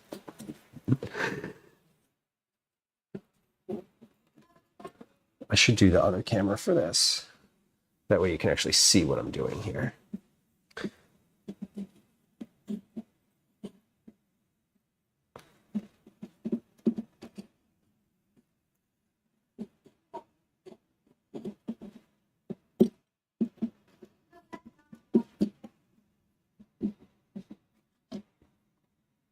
Well, Mac, welcome in. Oh man, yeah, cats peeing. Who knows why cats pee? There's all sorts of different reasons. Infections, if something's not clean enough for them, if something smells wrong, or territory has been breached or established differently, or like, who even knows? Cats are just so strange. They are very particular too. Like our cat right now, one of our cats just pees outside of the box and poops outside of the box. Sometimes he uses the box, but there's no like reason, there's no apparent reason for why he does it sometimes and not others, or why he uses some boxes and not others. And there's no like pattern to it, at least that has been observed. So cats are just weird.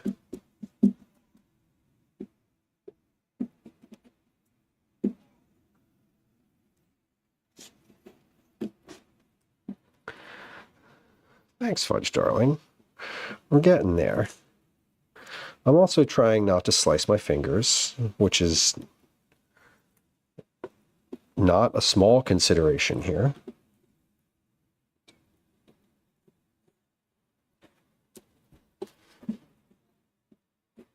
We're working on it.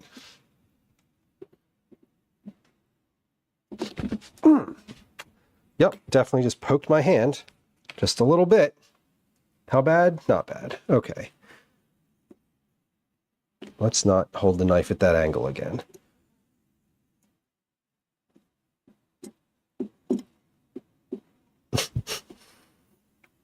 I knew I was going to do that.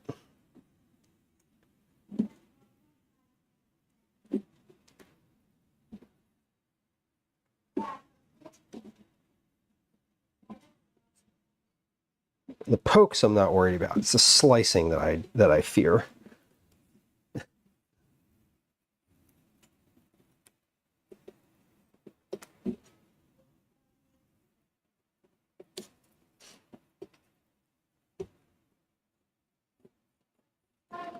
All right, almost there. One more little piece.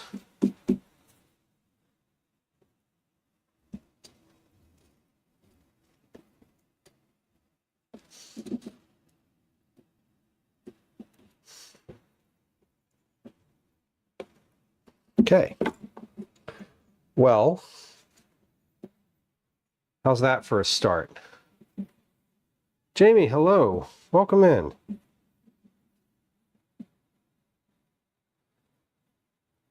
That's pretty good for a start. I'm going to while we're in this moment of pause here, I'm going to check the chicken in the oven and check the pumpkin, because they both have been in there for an hour at this point, so they're probably done. They're probably finished, if I'm guessing. I am guessing, but I'm making an informed guess based on the time. Okay, chicken is definitely finished. I don't even really need to temp this. I can just look at it. But we're gonna... Yep, chicken's done. 185 is a pretty good temp for chicken. That means it's finished. Let's put this just on the counter back here. And then this pumpkin is most definitely also finished. Y'all, look at this. This looks really good.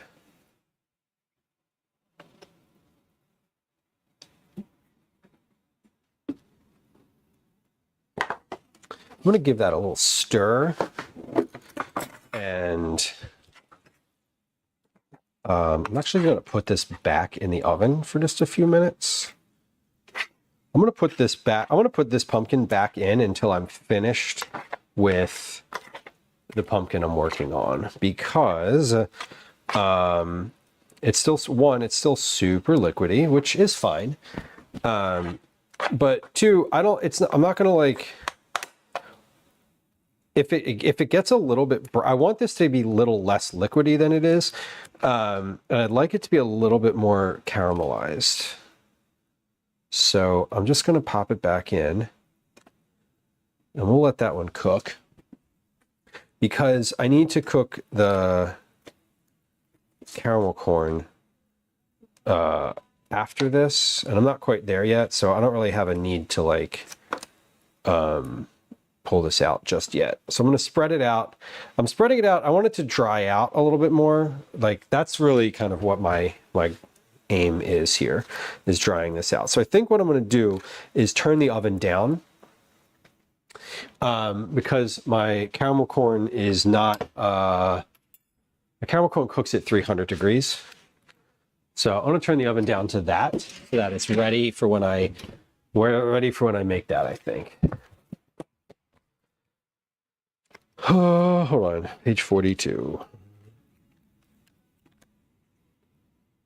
300, yeah. Okay, so I'm going to turn my oven way down. Oh, that's off.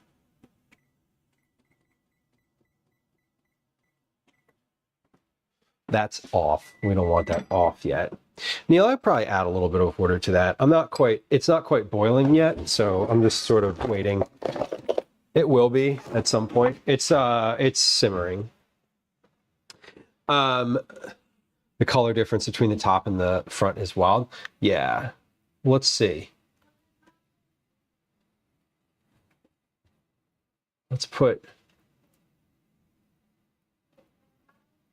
There we go. Should be a little better now. I'm just going to use a screwdriver for this, actually, because that feels like the easiest...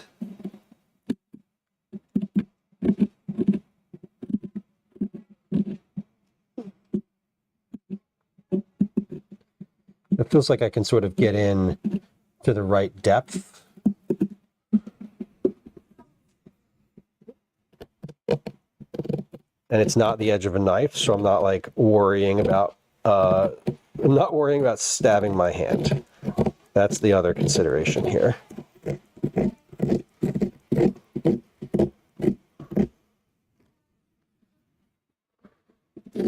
Let's see.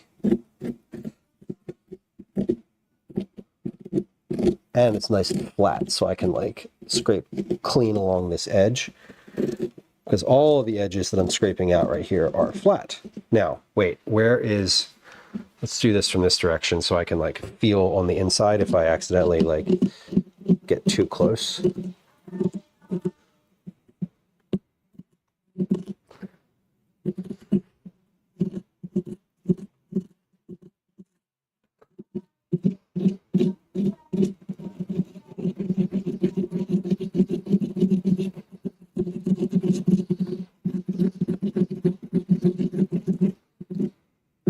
right. That's looking good.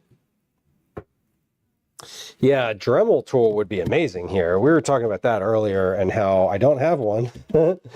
And sort of a bit of precision, but also speed would be like really fantastic.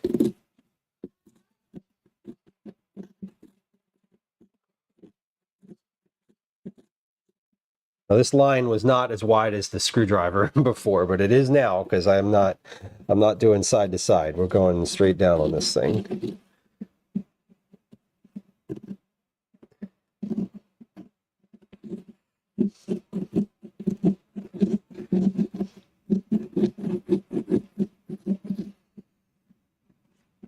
All right, look at that. It's coming along.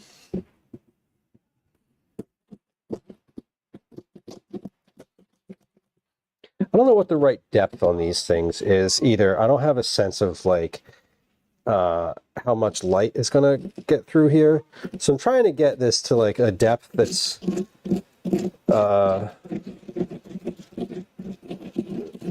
what I think is going to be right. But I don't know. I mean, I'm assuming that this is going to be pretty translucent in general.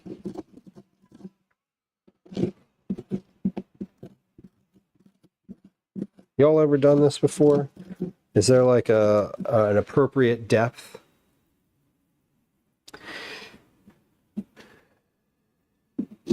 Yeah, Neil, I'm good on what I'm doing here. I'm not using the knife again for this. I am going to continue the process that I have started here. I don't want to use the knife because this is I'm using a lot of force here, and if I slip, I am not interested in cutting myself. Yeah. I want to say, Neil, I'm pretty good on advice right now. I don't really want any more advice if that's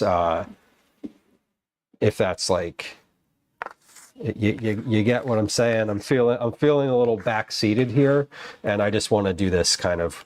I want to do this without having to respond to specific advice. So no, it's fine. I appreciate it. Listen, my friend, I appreciate it. I usually appreciate it, and when I'm full up, I will let you know. And it is not a harm done situation. I'm just I think I'm not really going to make any changes to what I'm doing right here. I think if this messes up, it's just lesson learned, and I have a plan for what happens if I mess up. So I'm sort of like, I don't really know what I'm doing, but I don't really want to change midstream. What I'm doing is feeling slow, but it's also feeling successful. So just I'm being very open. You feel me? I am getting here. We're getting there. I can't really tell how deep I am here, but I think I'm good. I'm almost there. Oh, there we go. Yep.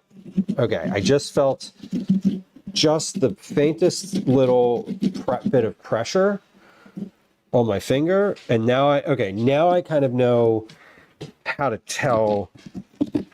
I've been feeling where I'm scraping all along. And now I know what it feels like right before I get to basically scraped down. Okay. So this is all right, I know what it feels like when I'm just about to break through, because I just broke through in one little spot, and I know what it felt like right before that. So all right, we're going to move forward with a little more confidence now. And I need to find something. I need to be able to clean this out a little easier. There we go.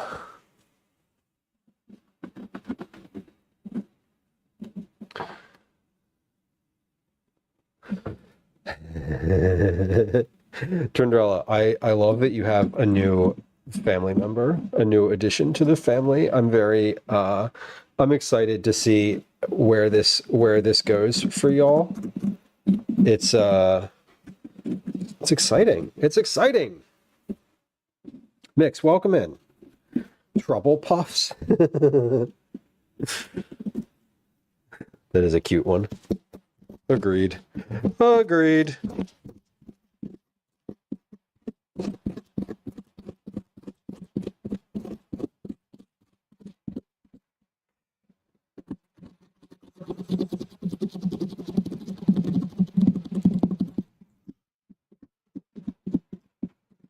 I think this one I may want to rinse out somehow.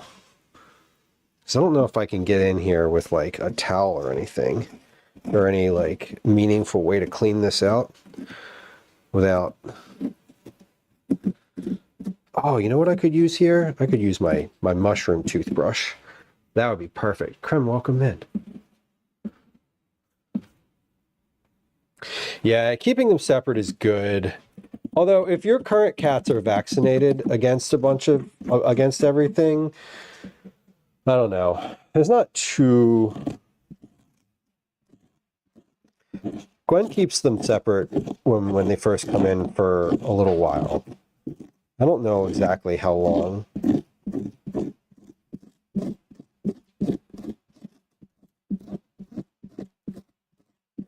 But yeah, you want to get them their vaccines first before anything.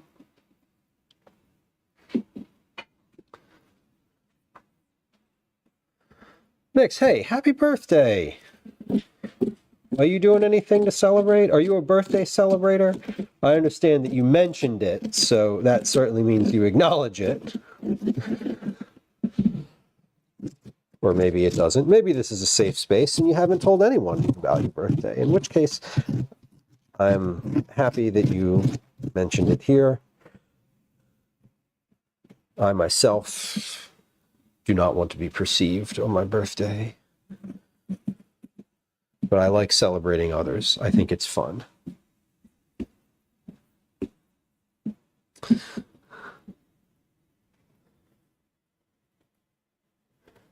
After school Lego club, is that separate from the school itself so far? I mean, is it like run by like a volunteer parent or something? Or is this just a teacher who is super,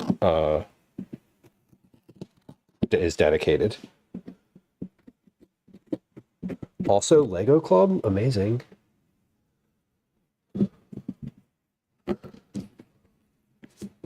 Nix, what's your favorite emote? What's your favorite channel emote? Do you have one?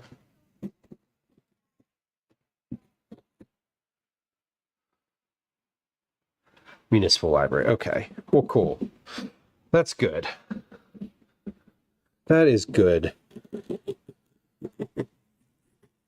Yeah, chisel would be the ideal tool here, because that's precisely how I'm using this screwdriver.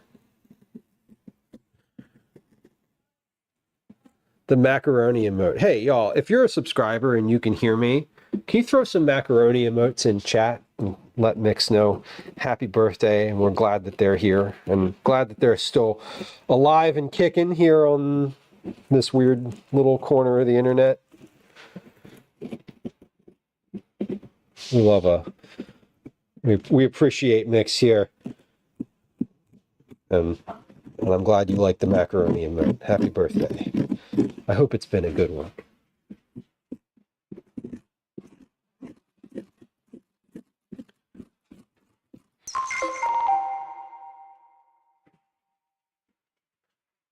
Liz, thank you for the gifted sub to Mix too. That is a lovely little birthday present. A lovely little birthday present.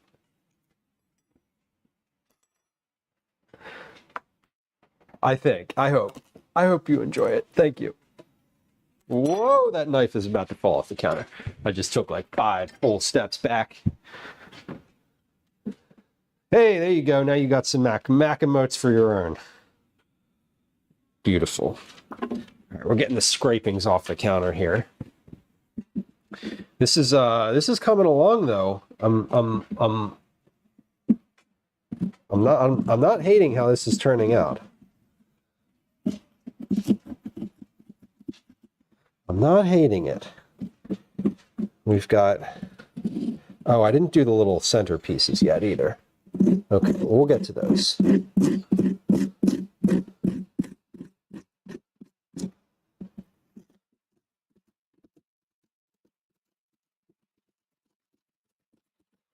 It was Lemon earlier who said the scraping sound was pleasant.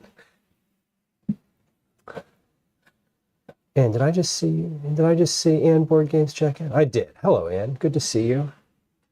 I was like, wait, I feel like I saw somebody else say hi, and then I didn't say anything. There we are. Okay, let's get this as cleaned out as I can, because I'm not sure where I've missed and where isn't quite deep enough. This corner is not looking so good, but I started there, so I think that I can forgive myself a little bit for that.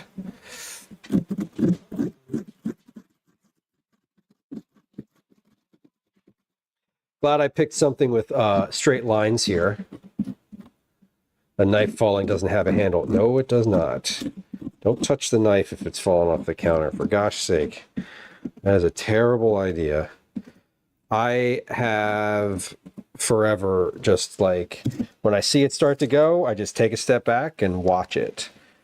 The only reason I was kind of hesitant there was because Daisy's around, and I was like, is she walking over here right now to like be present? She was not. Yeah, this is dangerous because if I do get too thin, everything's going to just kind of fall into the inside. I should have done these little eyelets first, but I didn't. Because now they're sort of in the middle and I need to be very cautious about it. So let's actually do this. Let's do this way here. We're going to, I'm just gonna use my tools here and cut a little into this. Not all the way, but I'm gonna like get a good start here of like getting this out.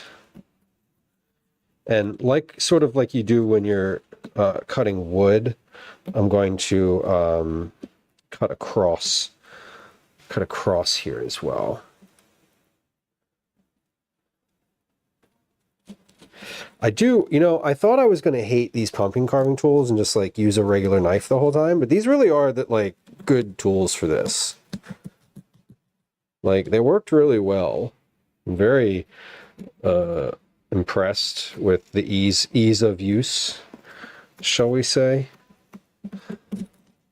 of these. Oh, look at that. They even work for scraping too. What do you know? Okay. Let's get the bigger one.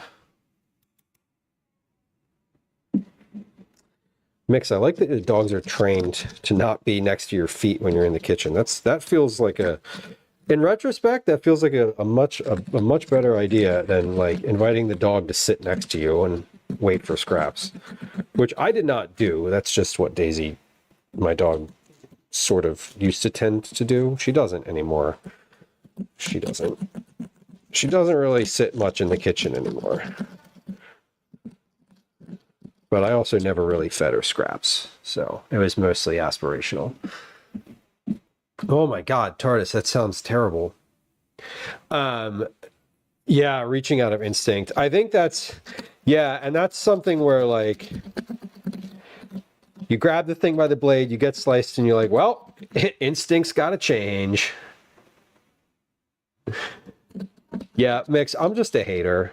That's all. I'm just a hater sometimes. It's okay. I recognize that about myself.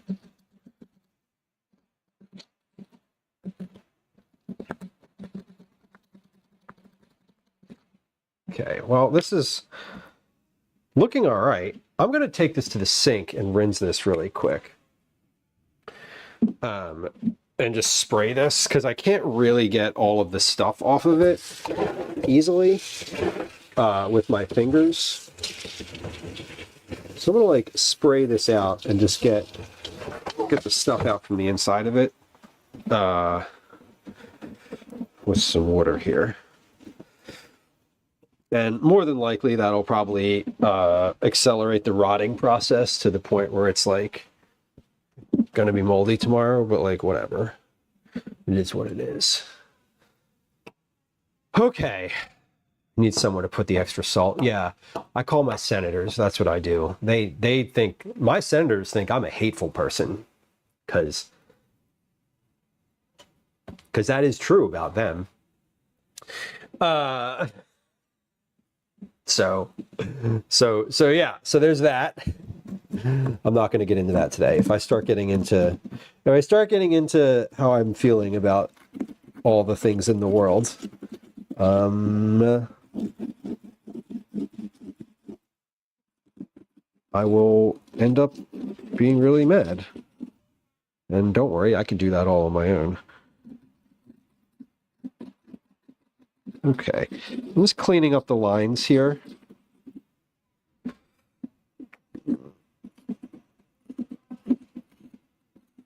Yeah, there we go. Some very small spots broke through, but overall, this is looking all right. This is looking all right.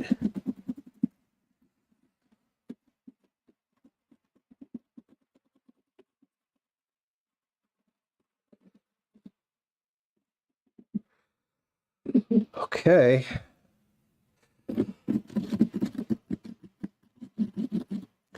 I am going to, here's what we're going to do. So we have a couple things left today. This is not just pumpkin carving. I do still want to make caramel corn today. The pasta is going to be super easy tonight, by the way. Like there's no the pasta is like blend the pumpkin and chicken and salt together with some pasta water and like call it a day. Like that's basically it.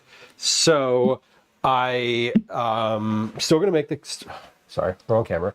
I'm still gonna make the caramel corn.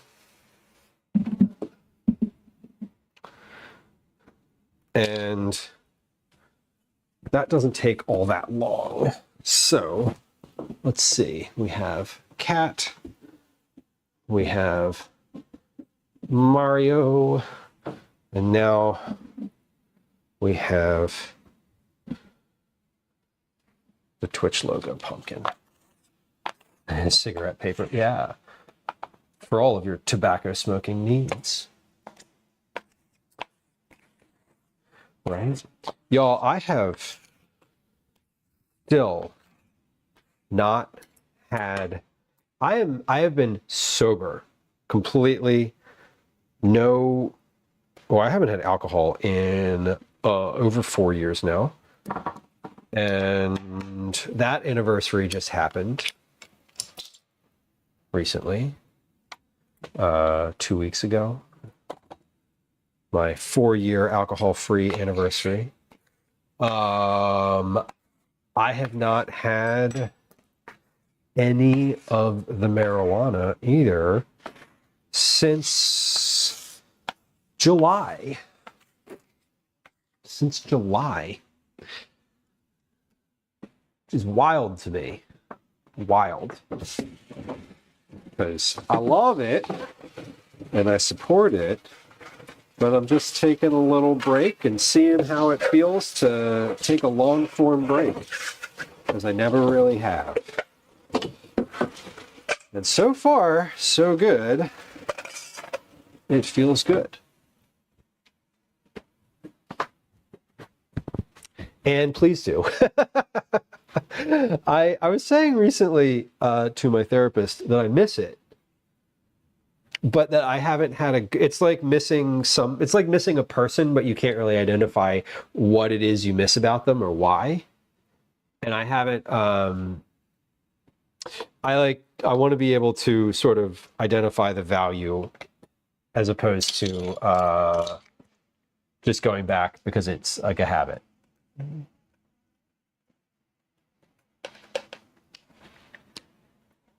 I don't have a good reason to go back yet, so I have it, and that's sort of like where my head's at. Y'all, we got to pop some popcorn now. It is 5:44. We're probably, my aim, by the way, is to wrap up stream today around 7, maybe like 7 p.m. So, just like a heads up on timing. Okay, here's what we're gonna do. I'm gonna reset this camera. So this is my stove camera. I've been using it in a different capacity. So we're gonna reset this. Let's unplug the right one. Is this the right one? Yes, it is. Okay. It always feels like the most dangerous game when you unplug a camera from your computer, like during stream. Like, is this a good idea? Probably not. Will it ever come back? Hopefully. But I want to use it for the stove now. So that's the thing. King of breakfast, queen of dinner. I like that. consuming extra for the abstainers. Totally. Tatsu, welcome in. Hello. Hello. I think with most things, what happened was I had a reason to stop. But I haven't had a reason to start again. And that's where, that's quite literally where I'm at, is I haven't had a good reason, so I don't feel the necessity. All right, what we're gonna do here is we're gonna move this, I'm gonna do a little stove shuffle here. And at the, I guess I could probably just make this pasta.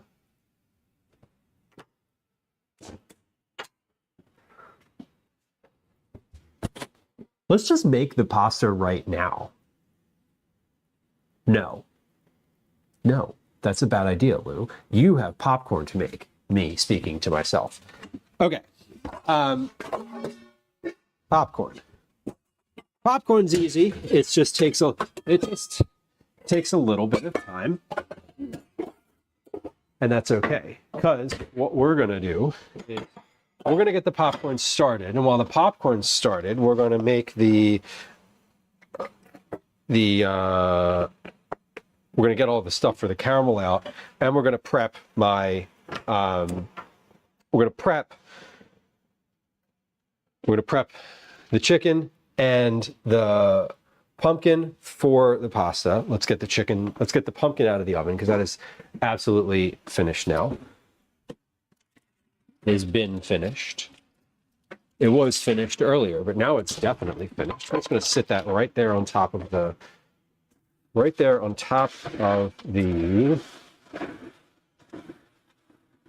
chicken. So my pumpkin seeds earlier, I had these in the oven for a bit at a high temp. And they were coming along. They're a little burned. Some of the outside ones are a little burned, which I don't love. And I realized that as I'm talking right now, I'm still going to put the caramel corn in the oven, so I can't put these back in yet.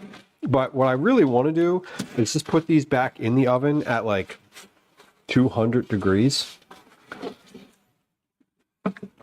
I'm taking the burnt ones and putting them in here.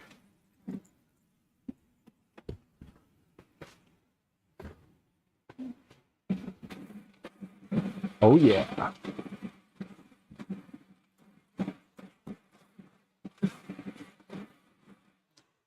I love the idea of a projector TV as opposed to having a TV on the wall. Lou, you are picking burnt pumpkin seeds off of a tray, and goddamn, is that not the thing that you need to be doing right now? Okay, but let's do it on this tray first, because I didn't mix this tray up yet. They're all in the same spot. Okay, that's a reasonable It's a reasonable request. You're allowed. I'll allow it. Thanks, Brain. Okay, so we're just putting all the seeds on one tray. And now, when my oven is free, after we have the popcorn finished, I'll put those back in at like 200 degrees. And I'll just let those run for another hour or so. I'm going to put this sheet pan in the sink. I'm going to put some soap on it. And, okay, my popcorn now is what I want to do. Because the popcorn takes some time. And where did I put the popcorn? There it is. Here it is. Okay. Whew. Yeah, low and slow is the key. And that's the thing. I baked them. They were at like 350 for like 10 minutes, and that was just too much. It was like way too hot. So I just turned them off and I took them out. I took them out because it was just too much. And we'll get back to them later.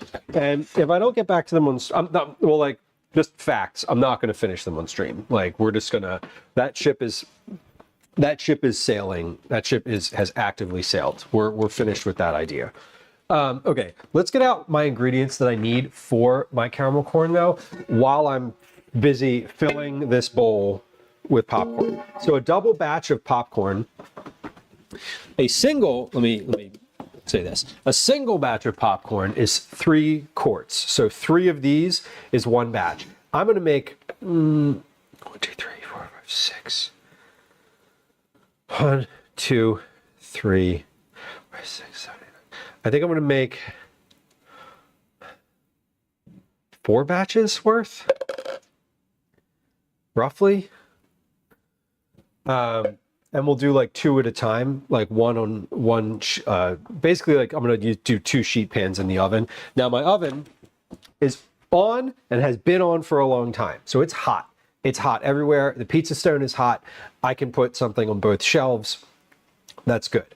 Let's open up to the recipe for this. Page 42. There it is. Okay, but I think, what did I say? What did I just say? 4 batches? I think I want to make a quadruple batch of this.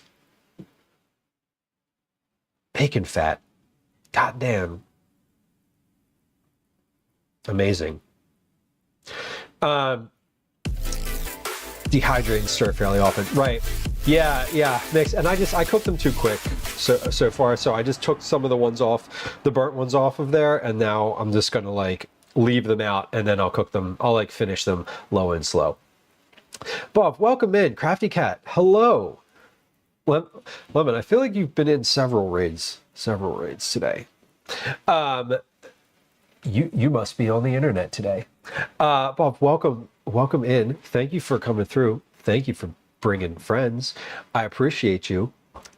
We have done several things on stream today. And let me tell you what we've done and where we're going. Because what we've done is carve pumpkins. We have a cat pumpkin here, which is a surprised cat. We have the little Mario block, and we have a Twitch logo. We have the Twitch logo. Now the Twitch logo is meant to be, the Twitch logo is meant to like shine from the inside, you know, when it glows. We are going to put some tea lights in these at the end of stream today. So like, as we're raiding out, we're going to light these up and you can see them. So if you stick around, we'll get to see whether the Twitch logo works or not. Right now, it just looks nice. Anyway, Bob is a fellow food and drink streamer. So, Fluff, thank you for the shout out. For friends who are hanging out here, I would certainly encourage you to please go follow. It is a lovely place to hang out on the internet. Also a little bit spicy sometimes. Fun. Bob's very conversational. Also loves cooking and enjoys it.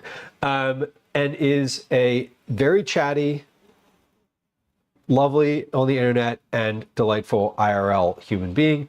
And I would definitely encourage you to please go say hi. I would like to introduce myself to y'all. To y'all. If I may be so kind. Bob, enjoy your evening. Good luck with your cleanup. Thank you for bringing friends. And it was lovely to see you. Friends who are hanging out here, statement number 1, follows are silent. No alerts, no chats. I won't say hi to you. If you got to bounce as well, hit the follow button before you do. I would appreciate it. They're free. For those of y'all who are inclined to stick around, because you're like, who is this person and what are they doing on my screen right now? It's nice to meet you. I'm Lou. This is a cooking stream. I'm a home cook. I'm also a recipe developer. I'm a parent. I live in Philadelphia. My pronouns are he, they, and I'm very excited to chat with you all. This stream is mostly cooking. Like I mentioned, we do some recipe development, a lot of vegetable stuff. We do some sweets, we do some baking, we do bulk meal prep, we do prep for camping trips. We also do some IRL stuff as well in and around Philadelphia. Our community is pretty enthusiastic about food. Sort of. Sometimes. Some people aren't. Some people just like to hang out and chat, and that's cool too. But it's a good place to lurk if you like to lurk. I will fill the sound. I will fill the silence and gaps in chat with the sound of my own voice, describing what I'm doing, narrating my activities, and generally making observations. So welcome in. Thank you for bringing friends through. I appreciate you. Savior Sailor, welcome in. Ultimate Foodie Blog, hello, welcome in. Good to see you. Good to see you.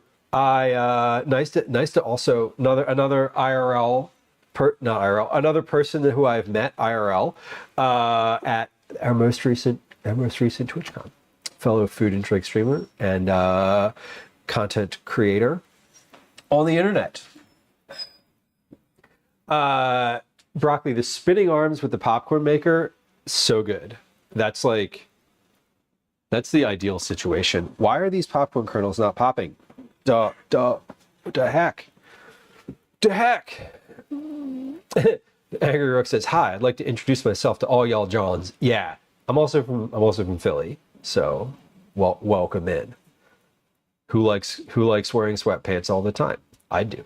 We were talking about sweatpants at the top of stream, and I was saying how like a solid 40% of the population of Philadelphia is just like has entered sweatpants season. And it's kind of great. Okay, we got 2 popcorn kernels popped. Good enough for me. Let's hopefully the third pops while I'm reaching for these chopsticks here. So what we're doing right now is we're making caramel corn. We're gonna pop a bunch. We're gonna pop a bunch of caramel corn, or a bunch of popcorn rather, not a bunch of caramel corn. We're gonna pop a bunch of popcorn. If you hung out on stream before, we do this regularly for Cookie Club. This is popcorn for eating. It is, I don't want to say it's like good quality popcorn, because that has the connotation that like the popcorn I usually use is not good quality. But this is in fact the same popcorn that I used for Cookie Club. It's just your generic store brand popcorn.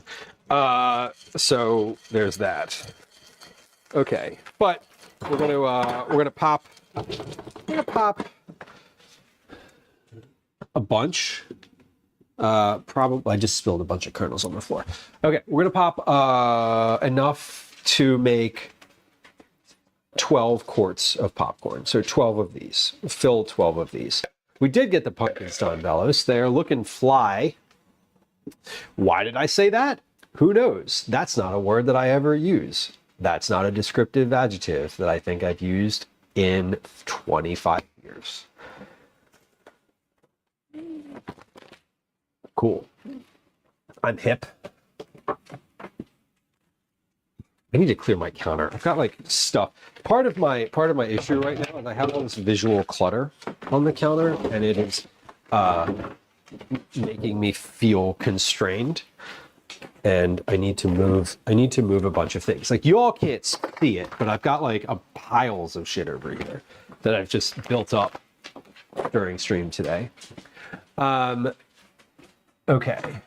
but let's do this. So we basically have the popcorns first. So we got to make a bunch of popcorn before we do really anything else here. So while that is happening, I am going to work on the pasta just a touch, so that it is like ready to go. We have pumpkin that I got from the pumpkin carving that has roasted for quite some time, is ready now for its blending. We're gonna blend that up. Oh, hold on. I was just wondering what kind of pasta I had in here. Oh, you know what? No, never mind. We're gonna do rigatoni, I think. Or could I do these gemellis? These things? I'm gonna do these. I got these at Costco. They came in like an 8-pack. They look pretty good. We'll do those and we'll save the rigatoni for some other time. And then, yeah, we'll do that, and then we'll do those, and then the rest of that box of elbows, because there's always like a little bit of extra. Okay, how's this popcorn going? Why is this not? It's like, this popcorn looks like it's burning and not popping. There it goes. Okay, maybe it's just because the other stuff is, I don't know. I don't know why the popcorn's not really popping at this moment. Doesn't really matter all that much. But let's put the pasta over there. Yeah, Liz, that 8-pack is like I didn't realize how much it was. Not price-wise, because damn, was it cheap. But I was like, that is an abundance of pasta. I'm not sure if I'm ever going to get to the end of that. Okay, it's sort of going.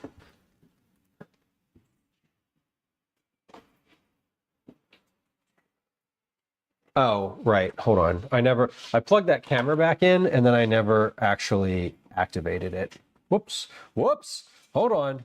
We're into the void. Let's not do that. There we go. Studio mode, that's what we want. And then we want scenes all the way down to our raw layers and my overhead face cam, deactivate, activate. Oh wait, wrong camera. Wrong camera, stove. We want the stove. That's the one. Deactivate, activate. All right, now we got popcorn and a dog. Bonus. Okay, this is going. It just took a little bit. I think it's probably because I have the water on in the back here, and it's like, it's, I don't know, maybe my gas is just like, I don't know. It's probably also just the popcorn. It's probably also literally just the way that the popcorn is. Yeah, I will use it up, Liz. I definitely will use it up. I'm not worried about it. I keep using it little by little. I'm going to add, I know earlier Neil was like, you should add some water to this. It's not boiling, but it is simmering. So I'm going to add just a touch to this. And then once this hits boil again, we'll probably go with making the pasta in this pot. I also want to salt my pasta water before we get to, here's what I'm going to do. I'm going to turn that pasta water on. I'm going to turn it on low. I'm going to salt it. Then we're going to, where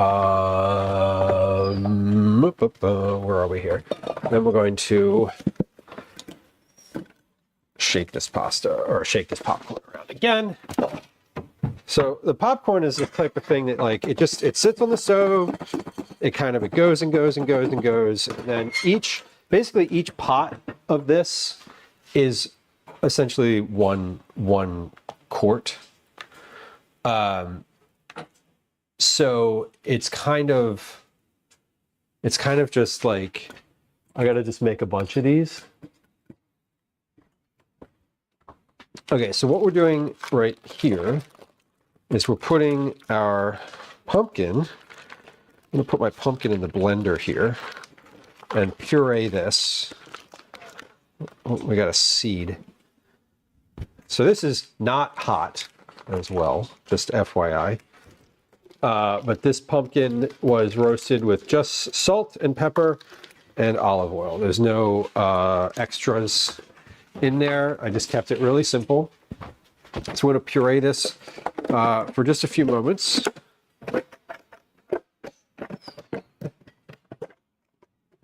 That's not how that goes. Hold on.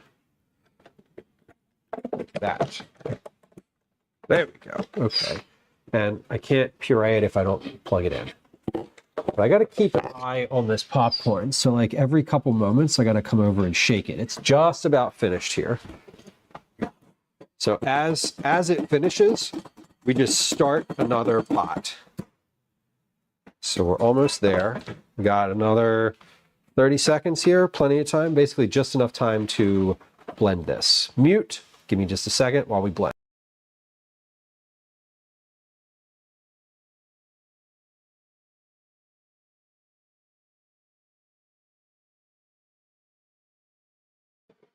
Okay, I'm gonna add a little bit of, just a little bit of liquid to this because it's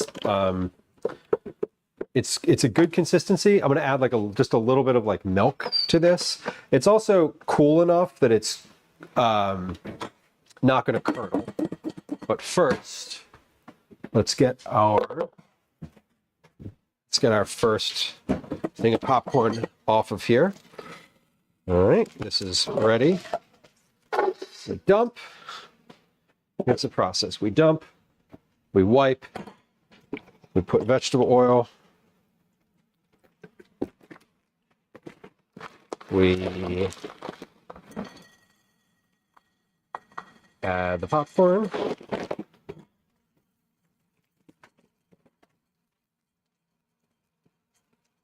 we give it a little shimmy.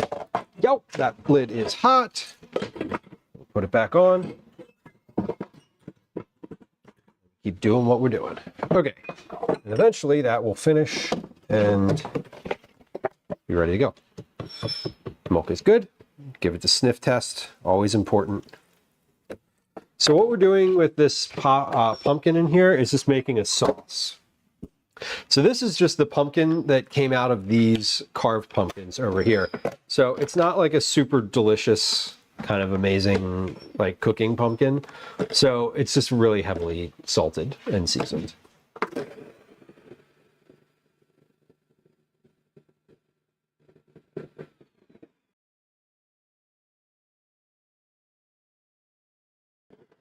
Okay, that is enough of that.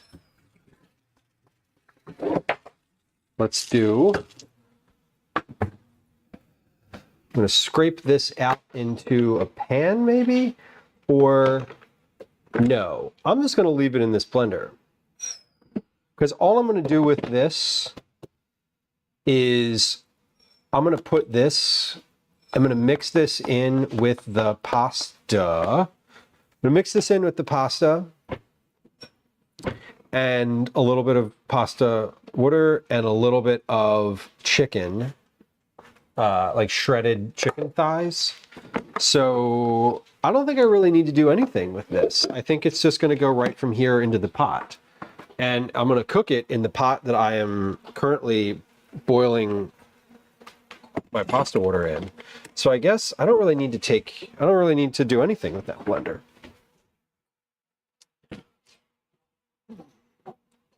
Okay. So let's just, thing number one, I got a lot of kernels in here.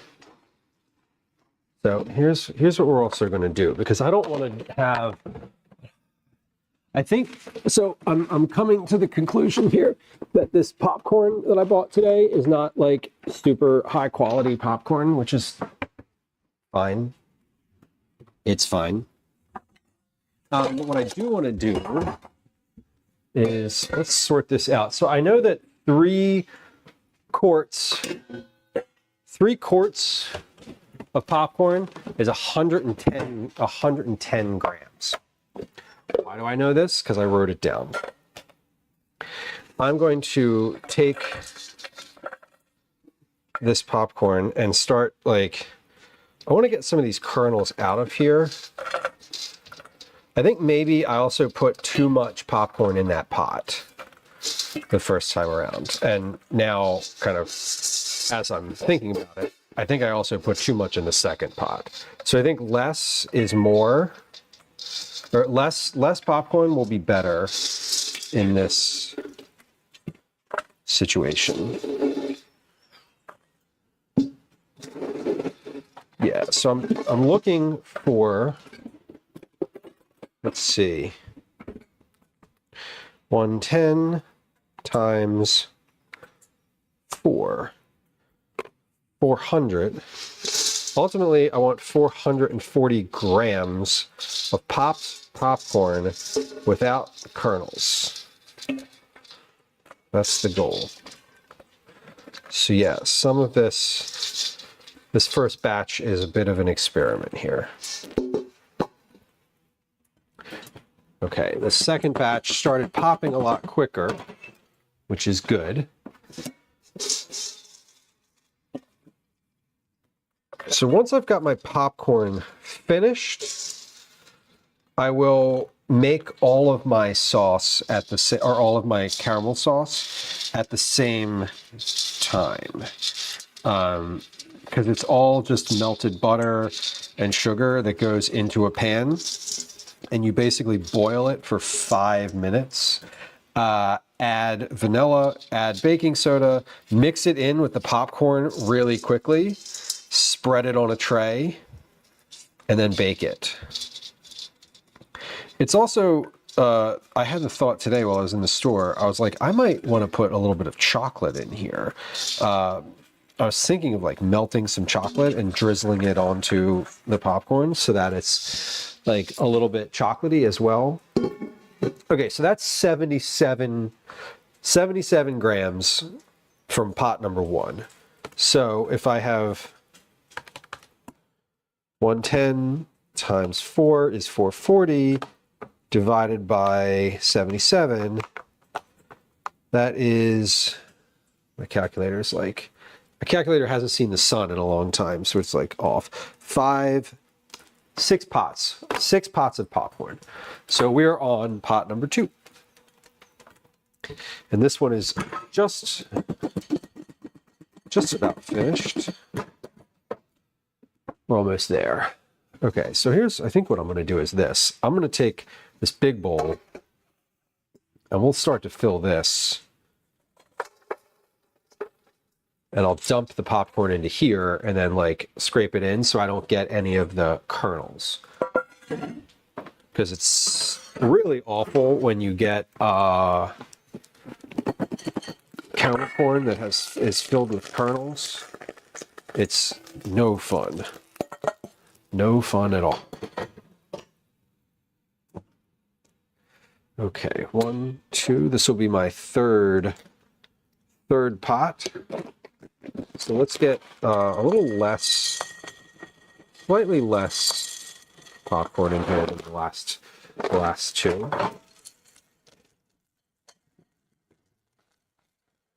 We'll spread those out and put them there. Okay. Now, while we are waiting for that to start popping, we're just going to kind of pick some. I'm just shuffling this because the popcorn itself is lighter. And as I give it a little shake, the kernels kind of drop to the bottom and I can scoop out what's the top. Oh, Chapstick Queen, good question. I saw that you asked that and I totally did not answer it. I'm sorry. What did I like? I don't think it mattered to me yet it's still too soon. I don't have a verdict yet because I don't have a clear, they haven't been lit yet. They have not been lit yet. Zach, welcome in. Good to see you. Hello, friends. Welcome. We're making lots of things today. We're making lots of things. We have some today's a project day.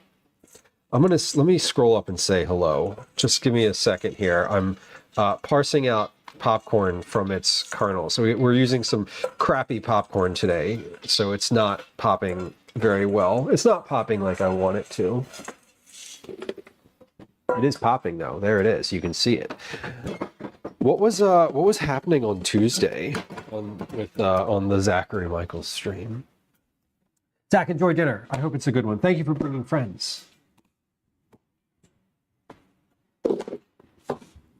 Enjoy dinner.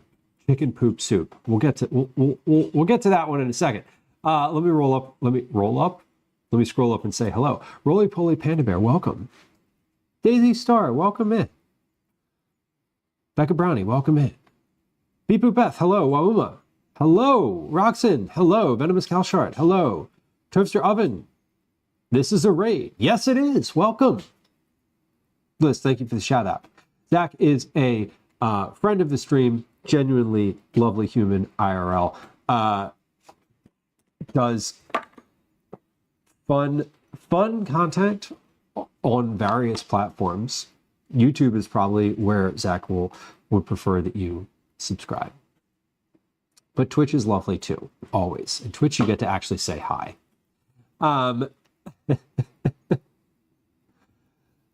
Vela says, tell us if you like the top or the bottom. Depends on the mood. Depends on where the candle's being used.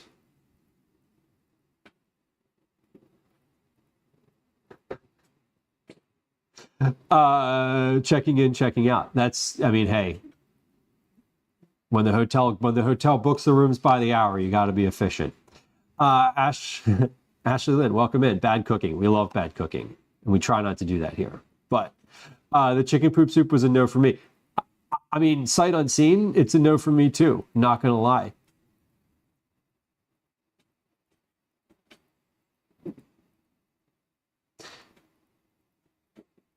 DMC Tech, welcome in. I am probably not saying your name correctly. Josh and Mama Cook, thank you for sharing. I like your pumpkins. Thank you. Would you like to see them without popcorn on top of them? I bet. Here they are. Friends who joined us, welcome in. Let me introduce myself here. It's nice to have you. My name's Lou. This is a cooking stream. We do cook here. That's what we're doing now. We often are doing a bunch of different things. Today is no exception. The stream basically is a lot of cooking. I am a home cook. I'm a recipe developer. I live in Philadelphia. My pronouns are he, they, and it's lovely to see you. We're generally cooking here. A lot of vegetables, some snacks, some desserts. We do cookies at least once a month, often only once a month, but at least once a month, I would say. And we do some IRL stuff out in the world, out in Philadelphia where I live. It is generally a pretty chatty stream, but it is also good if you're a lurker. You don't need to feel compelled to chat. Feel free to just lurk and enjoy yourself doing that. I should tell you that follows are silent, so anytime you hit the follow button, well, I guess really, I only want you to hit the follow button once, because if you hit it twice, that's, an unfollow, and don't do that. But follows are silent, so if you, like me, are a lurker and you get anxious about you're a new streamer being like, hey, welcome in, tell me all your information, tell me how you find the stream, what's your favorite food, do onions make you cry? I don't know, do they? You can answer that if you're already in chat, but follows are silent, so feel free to hit the follow button and continue to lurk. Let me tell you what we're doing today, though. We are sort of in the middle. I would say we're definitely towards the end of stream, but we have a bit of time left together today because we have a bit of projects that we're finishing. We have already done some pumpkin carving today. We carved in order a cat. Alien Fox Mulder, welcome. Incredible Zulk, welcome in. Daisy Star, when I get rated, I choke up. Listen, some people are into that. When I get rated, I generally give a relatively similar intro for everyone who raids, and then I just get back to the same old bullshit that I was talking about before. So once I let you know what we've done on stream and where we're going, we'll be back to our same nonsense. Lord Velos, I did clip it. It's a highlight, in fact, on the channel. So if you go to videos and then it's in there, it'll be under highlights, recent highlights. So Fluff, thank you for posting me eating a chocolate onion on Thursday of last week. It was disgusting. I don't want to do that again, but I would. I've had some distance from it now, and it feels less harmful to my body. So we made a cat pumpkin. We did a little Mario pumpkin, which, like, cute, right? Look at this thing. And then we have a Twitch logo because I'm kind of a homer. Gotta do a Twitch logo. We're live streaming on Twitch, you know. We're also on YouTube. Command YT in chat if you want to follow there too. It'd be great if you did. Megan, welcome.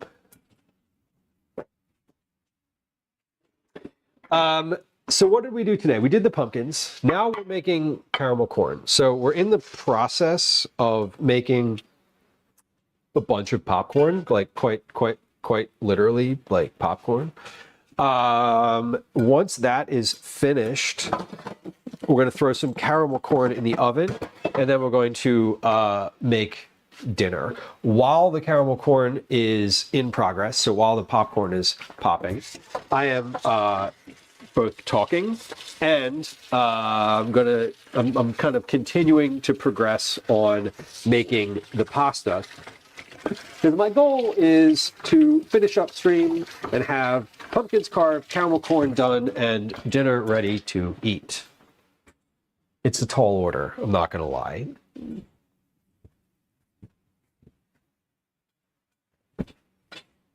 Chocolate Brussels sprouts, Liz, I would eat. Okay, I'm not gonna say what I was about to say, but chocolate Brussels sprouts are something I would definitely be willing to try in certain circumstances. What are those circumstances? I'm not really sure, honestly. Okay, I just washed my hands. I'm gonna shred this. We need a space on that command. Wait, which one? The YouTube command? The YT command?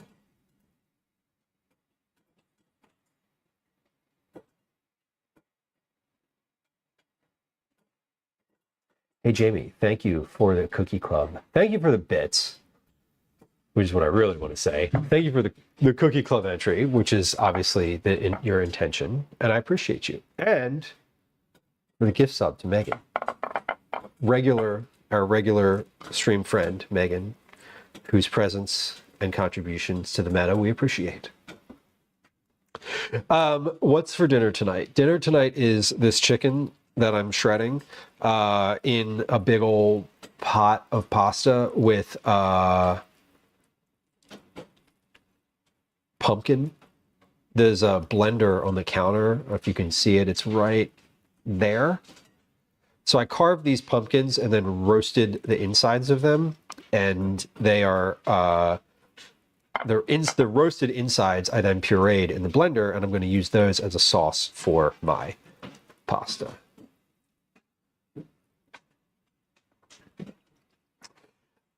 Jamie says, does a 3-month gift sub count as 3 entries? Sure. Yes, I think so. I've actually not considered it. I think I usually do count it as 3 entries. Popcorn on the stove. DJ Harley, we got it. It is just now finishing. Your about section is so pretty. Well, thank you. I appreciate you. There's a lot of info there. Feel free to dig in. There's a lot of info. Probably too much info. Some of it's a little TMI, but who's to say? Who's to say what's TMI? I mean, I put it there. It wasn't too much for me. What's your sign? Libra.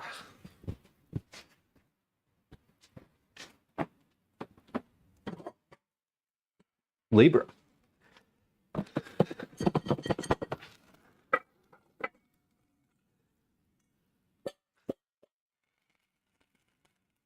And if the folks on and if the folks that you're matching with on Tinder start asking you what specific time of day you were born, run. Run. Run. No offense.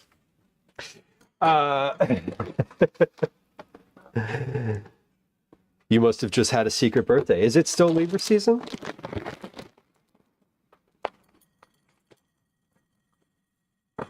My birthday is secret every year. I don't like doing it. I don't like the recognition. It makes me feel awkward. So we don't do it. So yeah, Jamie, we did. I'm totally normal. You can trust me with your birth time. No. Right. And see, what happens is at the end of Libra season, that's when I change my age on my profile. That way, no one knows. True Caretaker says, I know my birth time because my mom calls me every year to remind me where we were. Mom's like, hey, this is the time of day that life changed. I want to remind you that that's your fault. Jamie, you're a few months behind. Yeah, we're I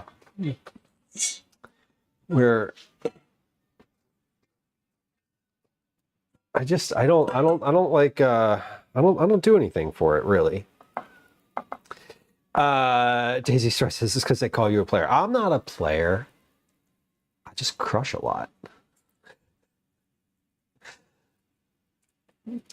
Those aren't the words, and I know that. And I think you probably know that too. I really don't want to get any closer to 50. You know what? It was weird. I turned 41 this year, and 40 didn't feel scary either. But there's definitely, I don't know. Yeah. I'm closer, but it's like, I'm a young 40. Now I can be like, I'm just a young 40. It's cool. I can use the word young again. I'm not a player. I just crush a lot. What a good song. I haven't thought about that song in a long time. There was it was a while ago. I went through and made a playlist of every Notorious B.I.G. song that mentions food. And that was quite the endeavor. Anyway, it's called The Insatiable B.I.G. and it's a good playlist and I really like it. Okay, we're popping. I don't know how much popcorn we have here. I know that my scale tear weight is 598. So, let's see. What am I at here? 0. 854 minus 598 is 256. So I need, excuse me, I need 440 grams of popcorn. That's what we're going for, 440 grams. So we got a little ways to go, just a little, before we're there. Once we're there, it's pretty straight. The actual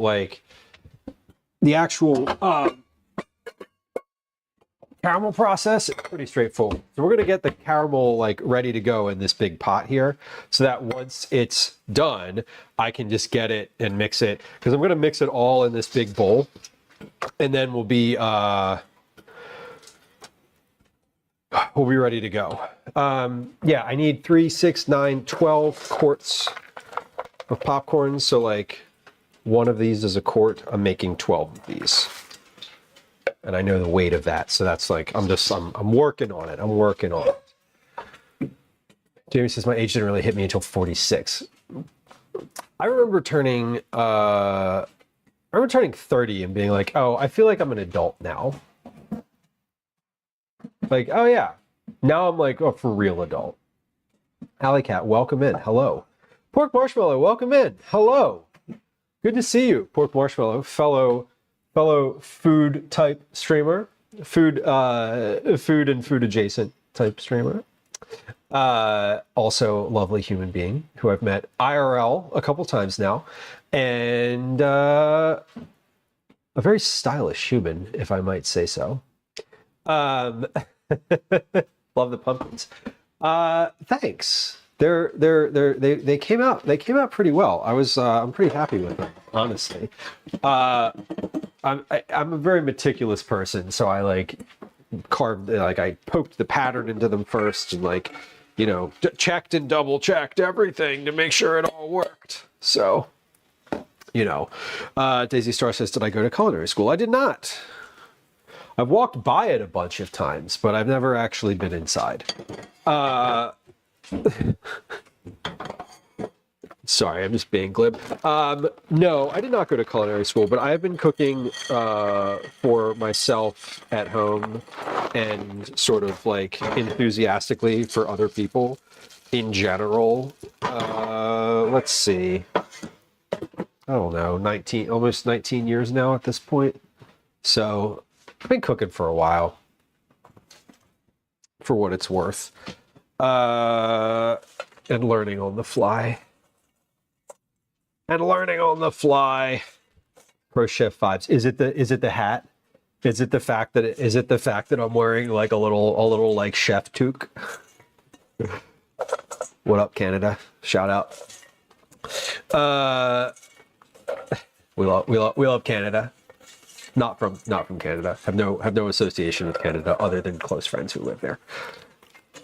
But I do like saying the word toque because it's better than beanie. Saying beanie makes me feel like I'm 41 years old pretending to be a teenager. And knit cap just sounds so twee and I can't deal with it. So, toque it is. Let's do, where are we at here? 9:17. Ugh, my calculator like doesn't work when it's not light out. 917 minus 598, 319. So I still need probably two more pots of popcorn. That one and then one more after. So we're almost there. Okay, I need 2 cups of butter. Half a cup of butter is 1 stick, so I need 4 sticks of butter. What up, salted sweet cream butter? 4 4-ounce sticks. Perfect. So we're gonna melt together butter, brown sugar, Karo syrup, and salt. All of that is gonna melt into a pot.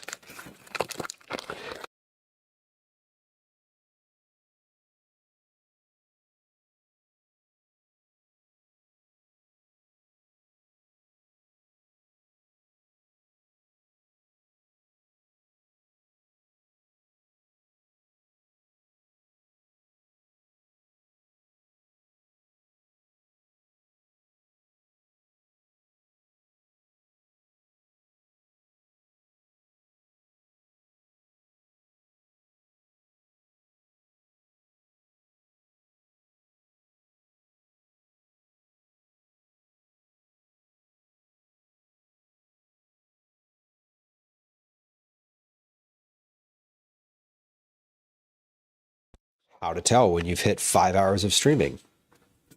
Your microphone dies. Like clockwork.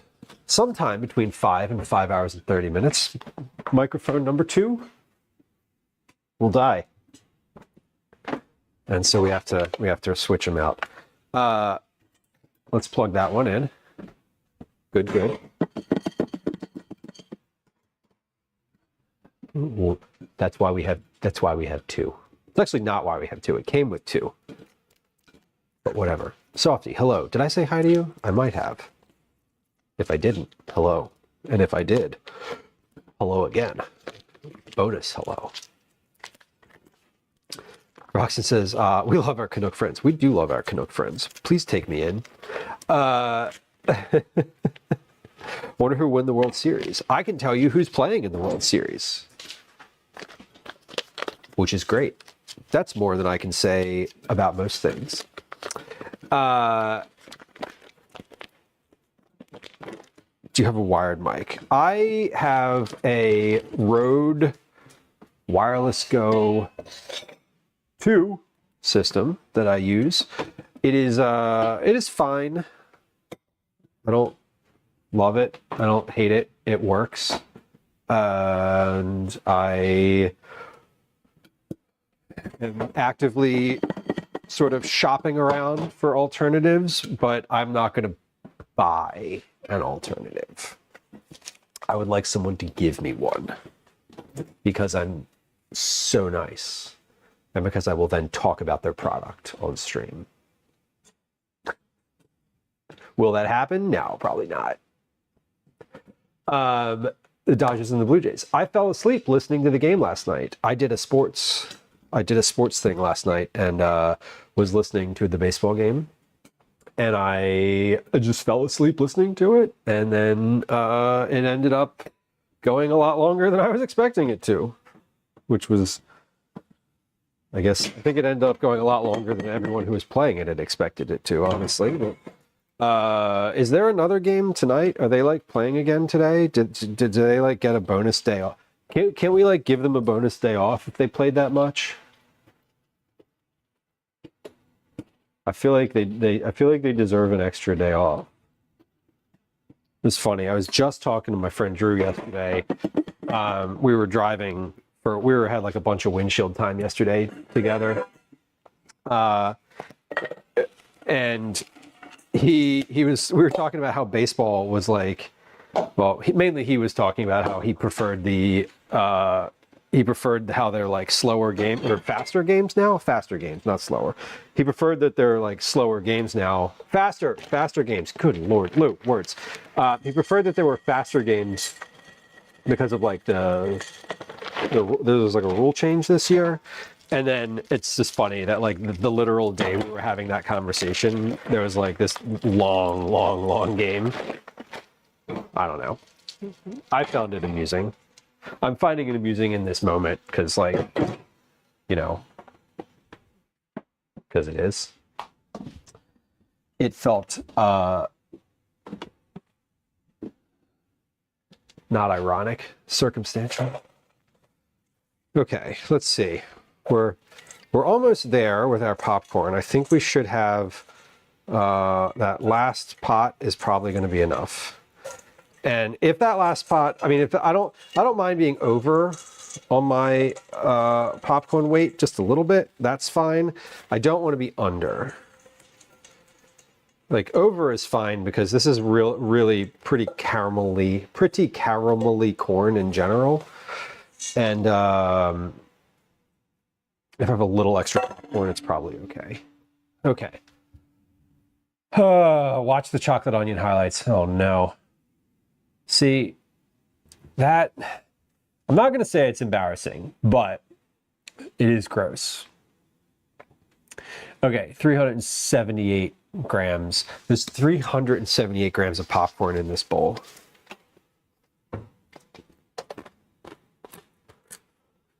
It's not that much when it comes down to it. I think it was like 77 grams per pot.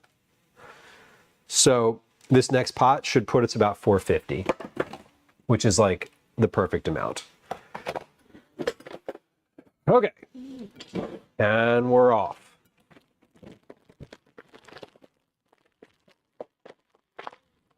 It's not even a pound. No. No, it's not. No, popcorn is shockingly light. Like, right now, let's see. Well, no, it is a pound. I think it's a pound. I think it might be, I don't know how many grams are in a pound. 474 grams to a pound. I think it might be exactly a pound, actually. No. It might be exactly a pound when I'm finished with it. I want to say a pound is 474 grams, but I could be wrong. It's happened before. Okay, but we're flying along with this last pot. Once this pot is off the stove, I'm gonna put my butter right on and like ready to go, because this is gonna melt. This is gonna melt pretty quickly. Then we'll measure out our sugar, brown sugar, syrup, and salt. So we just melt the butter first, then we add the rest of the stuff, boil it for 5 minutes, and then we add it to the popcorn. And it's pretty straightforward at that point. We bake it for 30 minutes, stirring about every 8 to 10. And while that's happening, we're gonna make our dinner. We're gonna make our pasta for dinner. So at the end of stream, we're gonna have the caramel corn is finished, will be finished and cooling. Like, I'm gonna basically pull it out of the oven and that'll be that. Dinner will be ready and ready to eat. And I will have pumpkins carved. We're gonna put a tea light in these and get them nicely lit. We'll turn the lights out and see what they look like, and then we'll rate. So we're gonna be here for, we got a little while longer, about another like 45 minutes or so, just like setting expectations. I was expecting to be finished stream today around 7 p.m. Eastern. I'm probably gonna finish around 7:30. So that's about accurate for like my own general sense of like timing. All right, popcorn is off, butter is on. Butter is on and starting to melt. Great. Megan asked, did I cut out the bottoms of the pumpkins? I did I cut out the bottom of this one and then the tops of these two. We're just doing a little, like, I've never cut the bottom out before, so I'm gonna do a little experiment and see. I did a little, like, I don't wanna say it's like an experiment, because like I did the thing. It is what it is, but I'm trying to see, I guess, if in the next like day or two of them sitting around and being outside, if one of them sort of collapses a little farther than the others. Okay. One did just pop in the bowl for them. Yeah, they're hot. They're coming in. The residual heat just keeps going for a few seconds, and every once in a while you get a banger coming at you. So beware. All right, I'm doing what I'm doing here. What I'm doing in this moment is just making sure that I get all of the kernels out. I don't want any kernels mixed into this. Okay, I have 1,039 grams. 1039 minus 598 is 441 grams. I needed 440. So we have 1 extra gram. Perfect. All right, so this is a quadruple batch of caramel corn that we've got going on here. That's a lot. That is a lot. Okay, so we're melting butter. When the butter is melted here, I'll add the rest of the stuff. So let's get the rest of the ingredient out. Let's do the rest of the ingredients out. We have our popcorn. We have our butter. We need brown sugar, vanilla, and baking soda coming out of the cabinet. So, vanilla, baking soda. Where's my brown sugar? Okay, I think I need to get a new bag of brown sugar. There it is. Okay, I need four cups of brown sugar, so I may even need another bag instead of this.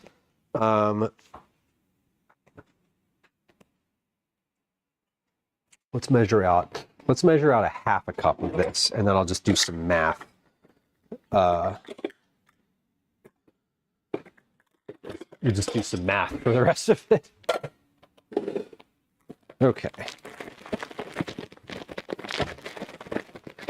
Your caretaker, I hope you have a good one. I'm glad that you were enjoying the stream. I've been enjoying being on the other side of it today.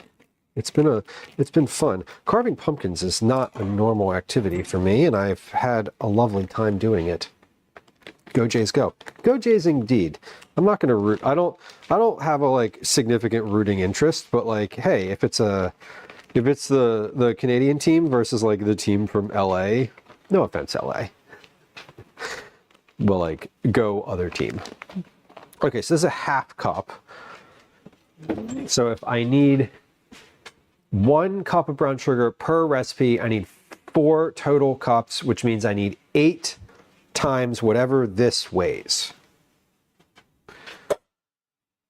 108 times 8 equals 864. 3, 5, 6, 7. I think that's actually a whole bag. That might actually be a whole bag. 20, 30, 40, 50, 863. No, close enough. LA is taking offense. I believe it. I guess more to the point, the Dodgers, I don't know. People feel the same way about the Dodgers as they feel about the Yankees, right? Would that be an accurate statement that people sort of are like, oh, they're like a big money team?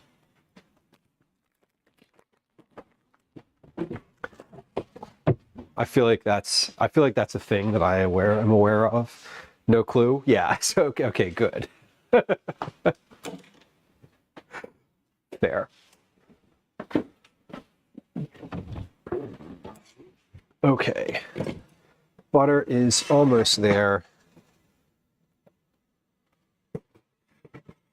Butter is melting. Butter is getting there. All right, so I have my brown sugar measured out. I need a 1/4 cup of Karo syrup. It calls for Karo syrup. I'm going to use honey today because I prefer honey. 1 tablespoon is 21 grams. 1 tablespoon is 21 grams. 16 tablespoons is 1 cup. That's how much I need. So 16 times 21 equals 336. So I need about the same weight in honey, almost, as I need in popcorn.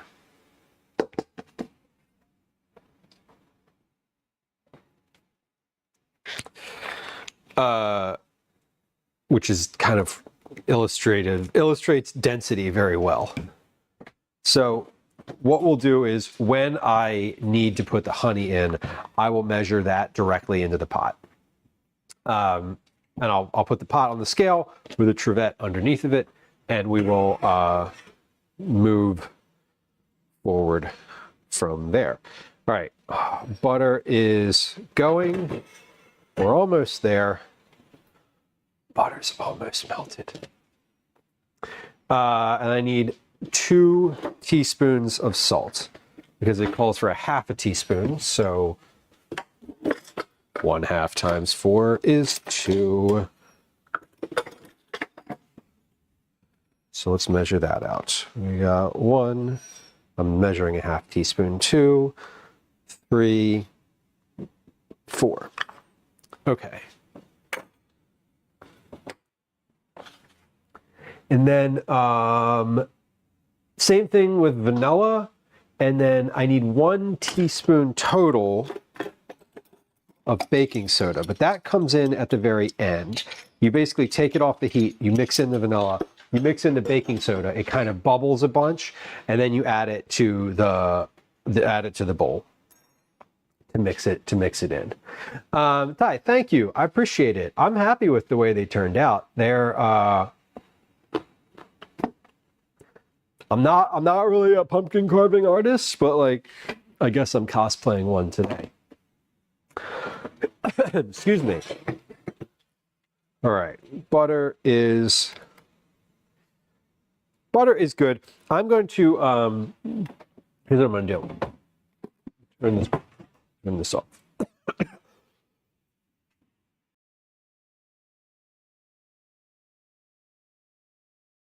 I'm being punished for that popcorn kernel I just ate. It is like directly in my throat. Okay, we're going to add the honey to this. So I need 336 grams of honey.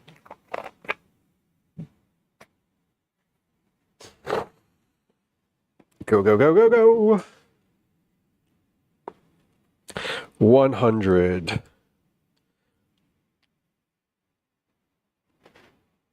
200. Stop for a breather.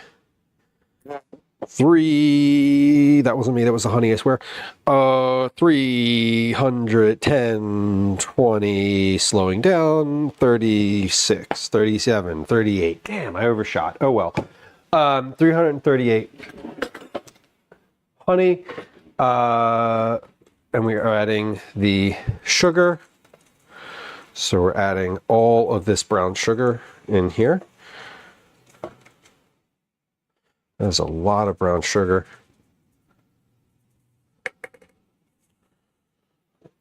And the salt. And then we're going to stir that all together. And we're going to heat that on the stove. We're going to bring that to a boil.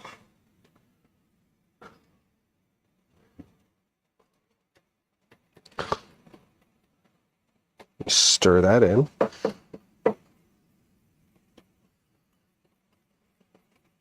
And while that is heating, so I'm actually going to go ahead and put that on my big burner so that it boils quicker. I need to move my cast iron collection off the stove here.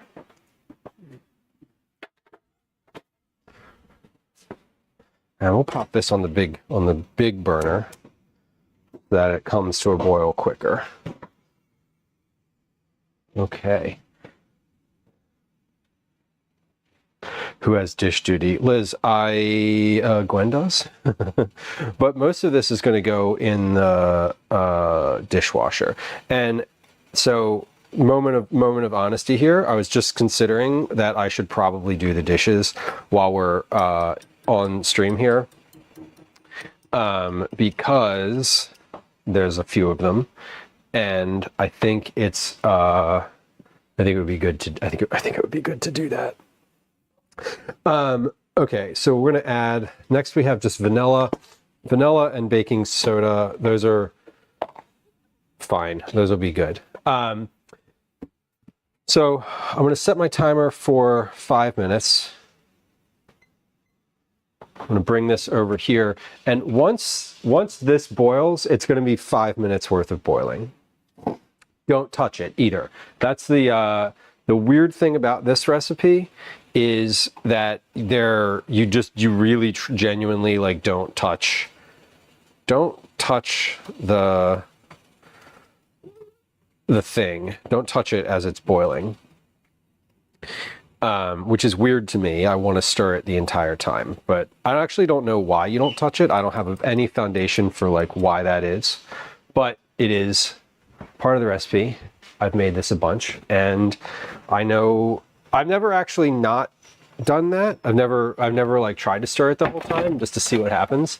I'm always too scared to do that.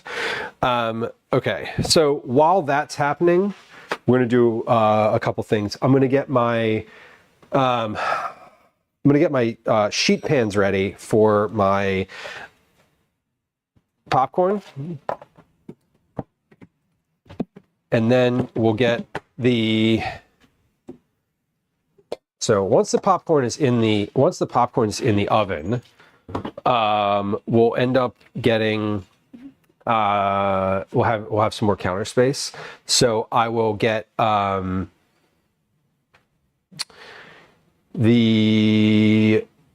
probably get the dishwasher loaded. That's what I'll do. I'll get the dishwasher loaded because there's not actually a lot of dishes that need to be hand washed today. But I'll load up what I can. Neil says if you stir it, it can crystallize. With the honey, it's unlikely. Okay. Yeah, I have no like reason. I don't know why. Like, yeah, I didn't have any kind of idea why that would be. Crab, thank you for hanging out. I appreciate you. I hope you have a lovely rest of your evening. And it's always good to see you. Happy Tuesday. What's left of it. Yeah, Neil, it's funny. The last time I made this, someone was like, if you boil the honey, it's going to lose all of its nutritional value. To which my response was, I don't care. It's caramel corn. It doesn't actually matter. The recipe calls for using Karo syrup, which is like a corn syrup, which I don't love. So I've made this. I started making this with honey, and I was happy with how it turned out. Yeah, Jamie, right? I'm like, friend, did you not also see me dump 4 cups of sugar into it, like brown sugar? Did you not see the 2 cups of butter that goes into this? Like, does it taste like honey? Roxanne, it actually doesn't. It's sweet. It does, but the brown sugar really just like cuts through everything. And it's caramelly. We are just about to boil here. I'm simmering, like the edges are simmering. So I have this turned all the way up. I would say this is just about there. But another 30 seconds. This is going to be at maybe 1 minute. This is going to be at a nice, like a boil. So let me actually move the camera over here so you can see what I'm. Lou, what are you talking about? Great question. Let me show you. So there it is. It's looking, it's simmering.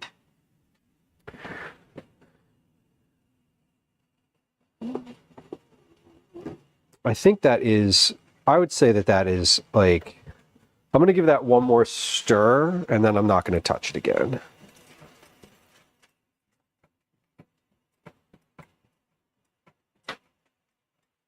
So like when I take the whisk out and it's bubbling, that means it is definitely boiling. It is, yes.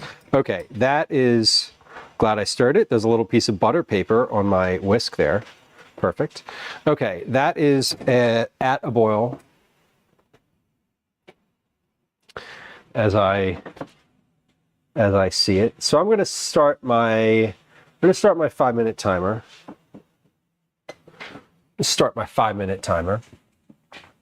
Enough dissimilar sugar to keep it from seizing. Yeah, I'm very much new to the candy making, any type of candy making. Like this is just a recipe I've made a bunch like since I was a kid. So like this one, I'm like, okay, just, yeah, don't touch it. I know not to touch it. I can't like articulate the exact reasons why. Interesting. That is interesting information. Yeah, and the first time I made it, I was like, I'm not sure if the honey's going to work or not because it's not the same type of sugar. Jamie, enjoy your call. You know, when you say that that's the thing that you're going to do, it always gives me a little sense of joy. It makes me feel good as a dad.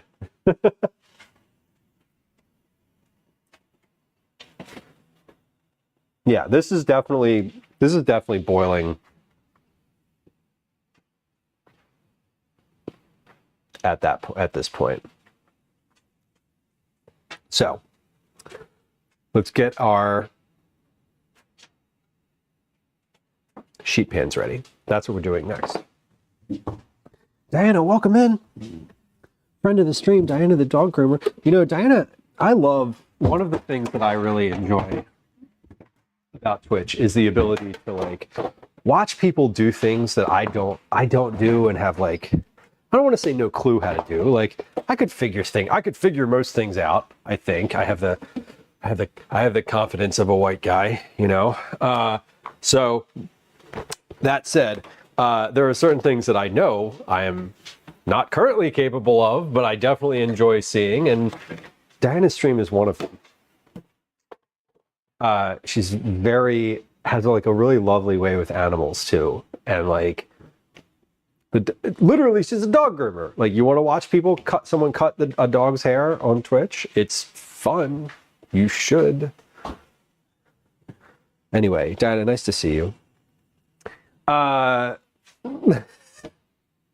Like seriously, Twitch is fucking great because you're like just scrolling through and you're like, what is that person doing? And you're like, oh, they're fixing a watch or making a knife or cooking or making balloon animals or I don't know, walking through the weirdest type of place that you did have no idea even existed, or grooming dogs. So I appreciate I appreciate variety content on Twitter. It's Twitter. Sheesh. Twitch. It is definitely my favorite. I'm not a gamer, so I tend to go out for streams that are non-gaming. I've definitely said this about myself before. Okay, let's this is boiling. I think now that I see it boiling like this, it wasn't boiling like that before. So I think I'm going to give it an extra minute. From what it has currently. Because it didn't look like this when I started the timer. I found a food streamer as I thought was going to set his house on fire. I've set my fire alarm off multiple times. I've done some stupid shit on this stream before. I'm very thankful that I'm not like, harmed or I'm very thankful that I haven't like injured myself for life. So far on this stream, I'm hoping to keep that streak up, generally speaking. He did not. Well, that's good. Have you all seen the clip of the person who was cooking on stream and did set their kitchen on fire? That is scary. Legit scary. Yeah, there was some clip. This was like a couple years ago. Someone was quite literally like cooking and set their kitchen on fire and like did not know what to do, was just like screaming. And it was not funny, but like when you're watching something on the internet and you cannot do anything about it, that's when you're just like, huh, guess I'll watch. Okay, let's do this. We're gonna do this way. I'm gonna measure out half of this popcorn per sheet pan. So it's 220 grams per sheet pan. And so I'm putting it in the other sort of large bowl I have. And I'm gonna mix in about half of the caramel into the bigger bowl, and then I will toss that on a sheet pan, and then I'll mix the rest of it in. Because I can't mix it all at once in this bowl. I can't mix it all at once in either bowl that I have because they're both too small. Yeah, it's like a car crash, right? And then, like you can't do anything about it. So the thing that you can do is be amused and entertained. Okay, melt the butter for 5 minutes, remove from the heat.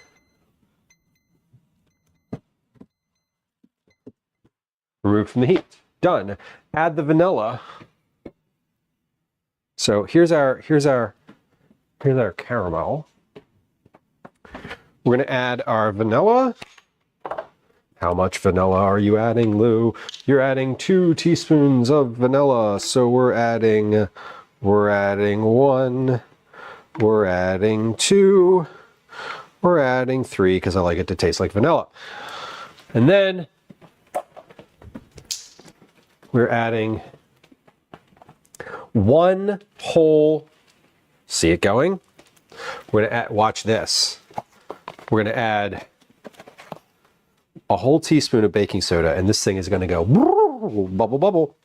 So we add those, add that in, we stir that in. Liz, I have never added a single additional ingredient to this. I have never changed the recipe.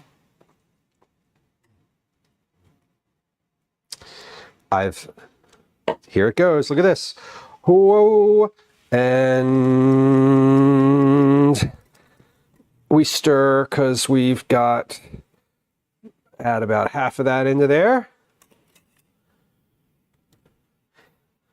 A little more than half.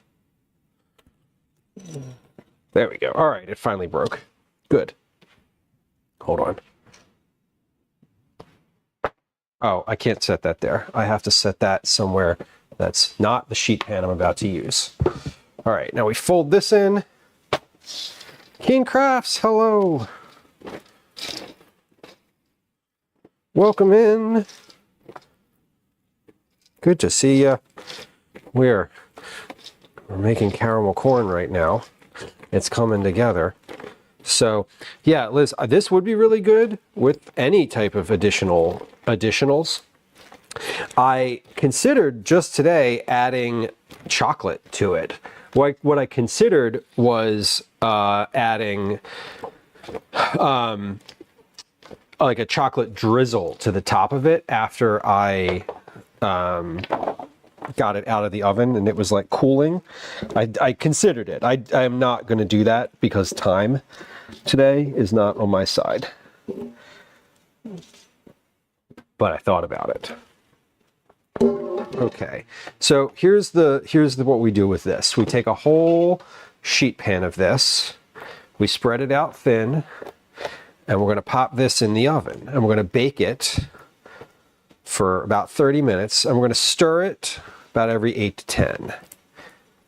So we stir it basically at 8 minutes, 16 minutes, 24 minutes, and then we take it out. But here's this is ready to go. I'm just going to do the other one straight away because I want to put them both at the same time so that they're like roughly the same level of doneness at the same time. Oh shit, that whisk is hot. Okay, sorry. It's not hot enough to burn me, but it's hotter than I was expecting. Okay, so here's what we're going to do. All right, I just want to like set the expectation. We're gonna put these in the oven. We're gonna set a timer for 8 minutes. During that time, we're gonna put the pasta in the water and let that cook. I'm gonna move my water to my main burner here. So when I dump the pasta in it, it stays boiling. And after we're finished that, we're gonna put our camera over to the sink for a few minutes while we are waiting for pasta to cook and waiting for caramel corn to need stirring. We're going to do our dishes. That is what we're doing next. Yeah, exactly, like drizzling it. Yeah, we're just gonna, I thought about it. I saw the melting chocolate in the store and I was like, oh, that looks great. Like I could probably melt that and just drizzle it on top afterward, not like melt it in as like a chocolate with the corn itself, but like into the,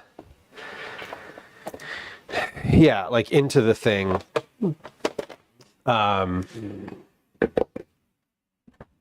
just at the end. And then let it dry so it like cracks all over the top. I thought about it, but then I was like, you know, I don't really want to go. I thought about it and I was thinking about doing it today. I didn't buy the chocolate because I was like, oh, I have some of that at home. I can just, you know, I can use what I have at home. And I considered it, and I was considering it up until about an hour and a half ago when I was like, oh, I'm going to get caught up on time today, aren't I? We're not going to finish at 7, are we? No, we're not. The answer to that is no. It is already 7:10. So clearly that opportunity has passed. All right, we're going to pop this in the oven. Sheet pan number 1. I'm going to just close the oven and put sheet pan number 2 in. Just moments after that, not too long after. Oh no, some of it spilled out on the counter. It's okay. It's okay.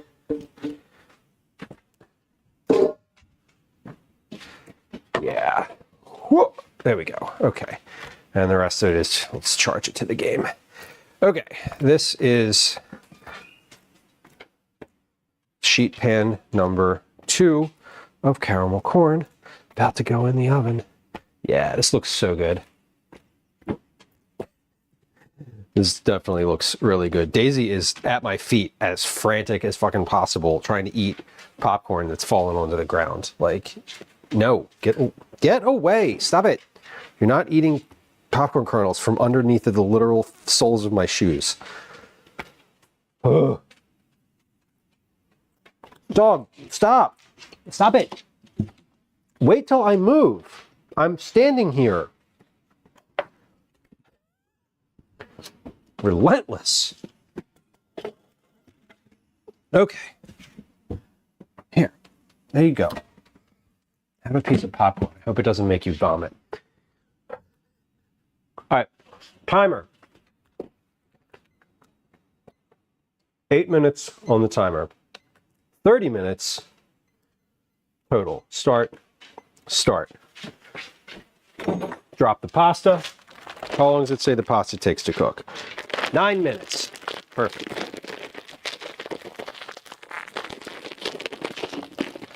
Nine minutes. Okay, pop that.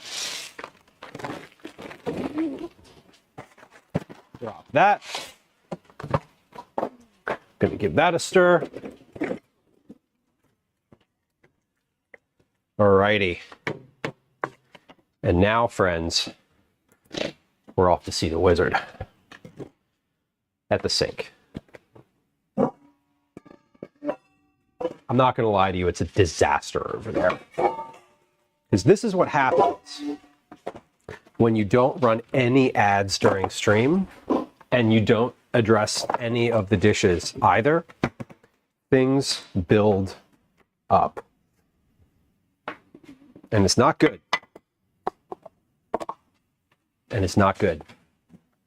So we are going to address the dishes here in this moment while we are waiting for everything else to finish up here. So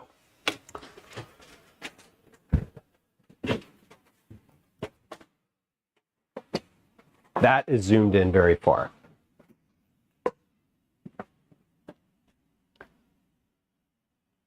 Okay. We're going to load up the dishwasher. No, we're not. Fuck, the dishwasher's full of clean dishes. No, no, no. I mean, good, they're clean.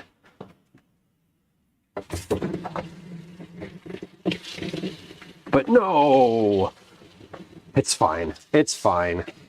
It's fine. This is fine.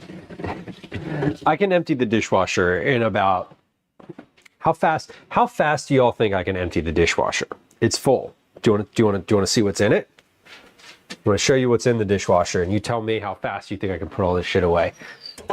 We got some pots here. We got some plates, bowls. How many cabinets are represented here? 1, 2, 3, plus the drawer.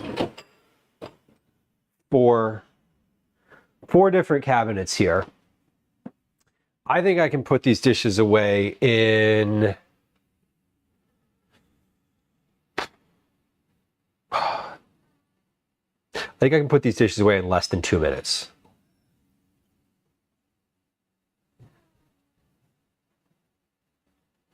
Three minutes. Okay, we've thrown, the gauntlet has been thrown. I think I can do this in 2 minutes.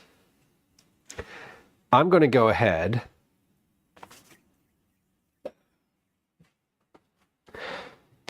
I'm going to go ahead and set a timer.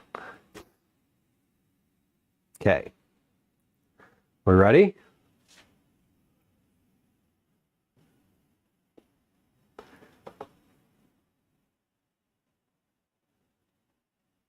Oh no, where is it? Oh, hold on. Hold on. Hold on, my timer didn't show. Oh no. Oh no. Oh no. Oh no. Oh, hold on.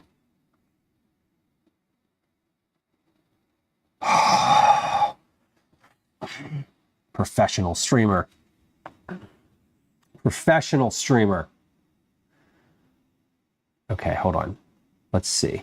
What if I go to here and then I look at this and then I look at my add scenes, stream graphics, sources, emote wall, timer. Is that the right timer? No, I have two different timers. Promotion graphics, September, no.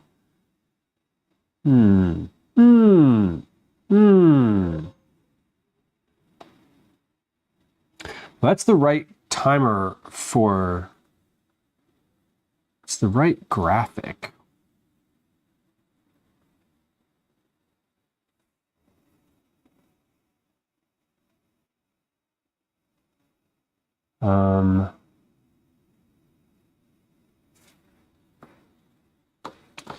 Pause.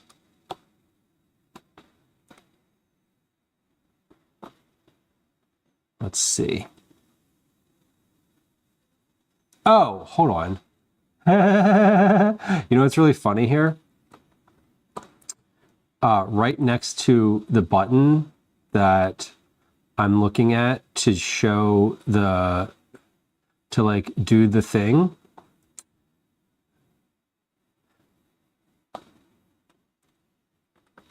There is a button that says show timer.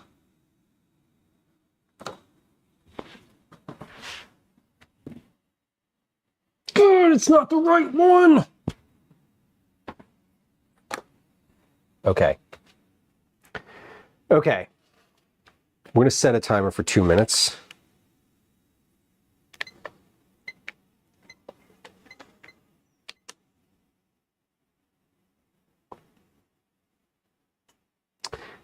And y'all are going to have to trust me.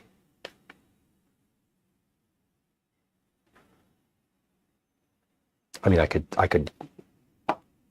what if I propped it up right like that and you could see it? Well, I already have a timer that's got 1 minute and 30 seconds left on it. So what is that one for? Oh, that was to stir my caramel corn, and which I definitely need to do. Okay, so pause. We're gonna try for the dishes. We're gonna try for the dishes after my thing goes off. After my my main timer goes off, and in the interim, let me just see if I can find the right timer, my right layer here.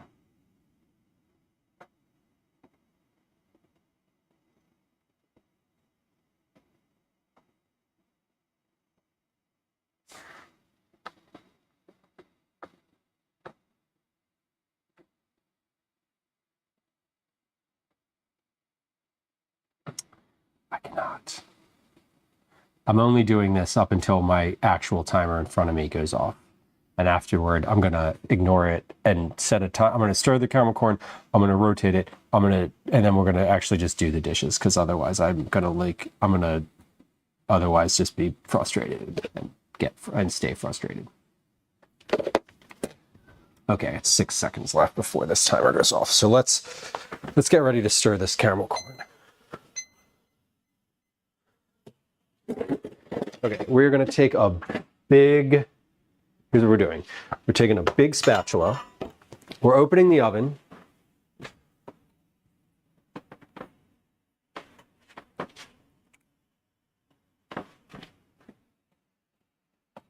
We're opening the oven. We're going to pull out caramel corn number 1. We're going to give it like a little stir. Just, oh, damn, that is fucking hot. That caramel is like liquid lava. I'm just going to give this like a stir like this. We're kind of flipping and moving and then flattening again. And all this is doing is releasing all the heat from my oven. All this is doing is making sure that my popcorn is like completely coated.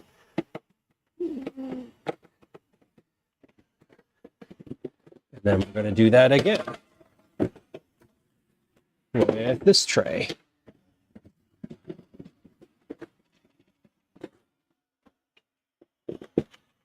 So this is after 8 minutes, and I'm using my silicone pastry mats here to put this on because it is quite nicer on the mats. And I'm using the flat side of this thing to sort of scrape along the mat as I get, as I'm stirring this. That way it kind of picks up some of that caramel. At the end of this, what we do is we let this all cool on the tray for like a good 30 to 40 minutes. And if I'm using the silicone mats, it will just release nicely off of the tray. Okay. Okay. Okay. But now we have another 8 minutes and we have dishes to get to. So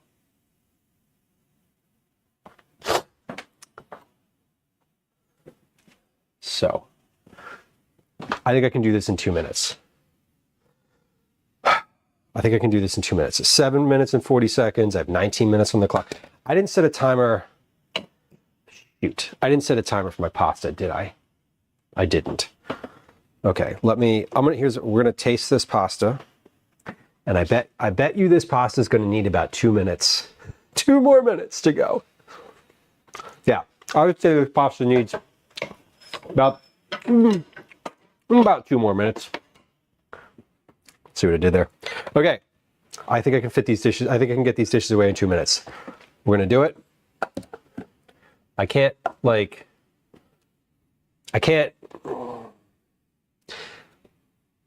don't have the ability to show an actual timer on the stream. I'm sorry. For some reason, I don't. I don't know why.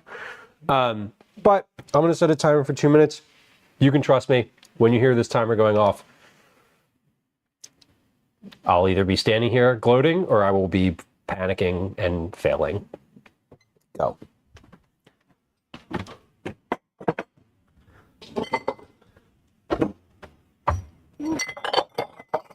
Panicking / having failed.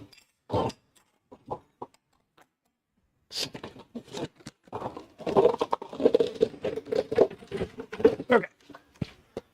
That is, I'm trying to get the hard stuff out of the way first. And I'm not just throwing stuff in here. I'm legit putting it away because I don't do this.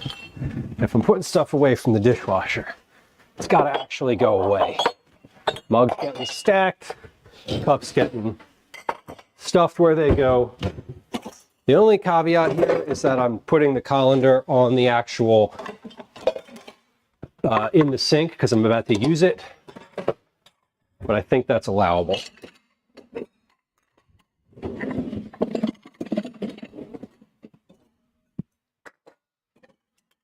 1, 2, 3, 4 bowls. 3 of these are for pasta for dinner tonight.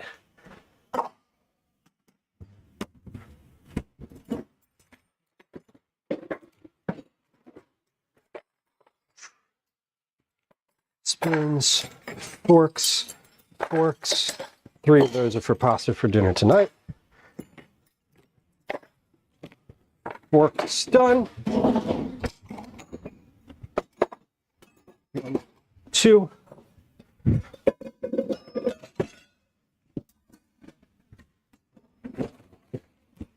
Done.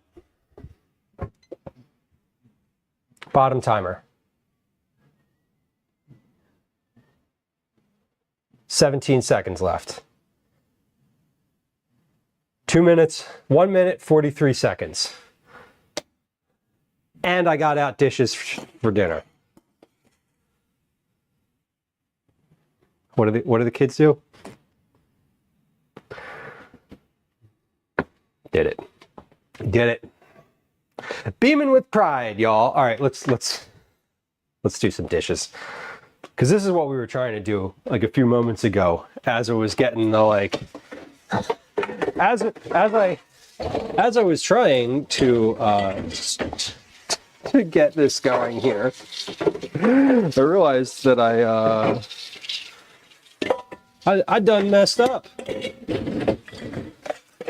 Okay, but we don't have a ton of dishes that go in the dish pan today, so that's kind of nice. We got a lot of stuff that we used, but most of it actually just pops here into the dishwasher, which is great.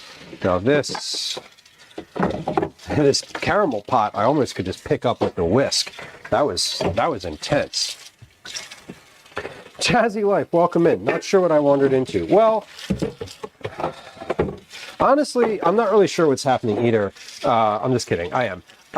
We are doing a couple things. One, right now, so I usually do a bunch of like words on stream and ads in the middle of stream, like regularly, but I didn't do that today. And what happens is during that time, I end up doing all the dishes because that's just my process and it's how it goes. I do all the dishes and then, they're done little by little throughout the stream.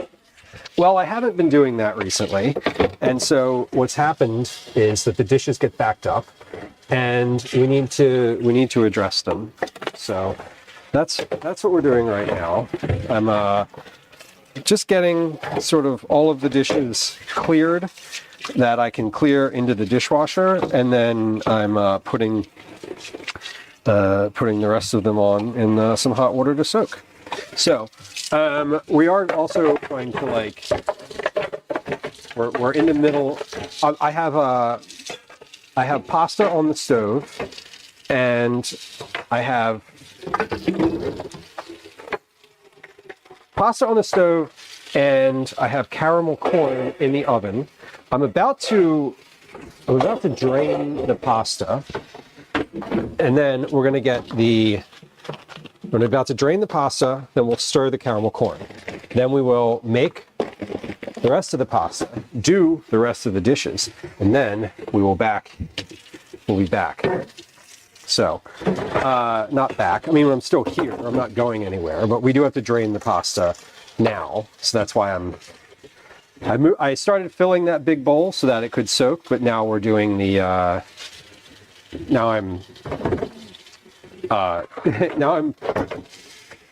trying to get my dish pan to stay in one spot so I can put the colander in the sink and drain the pasta so that it's not overcooked. I love your nails. Thank you. They're still from TwitchCon, and you know what's really wild? Not wild, but I always, when I get my nails done, I'm always so cautious about scraping them or I don't know. I'm always just so cautious about them. And then 3 weeks later, they're still pristine after I have not thought about them at all and just abused the shit out of them. So I don't know. I guess I'm always just very cautious at the beginning, needlessly. but they're still going strong. I was pretty impressed. We're on like week 3 of these nails. Okay, so colander is back in the sink. We're going to, let's come back over here for a few moments.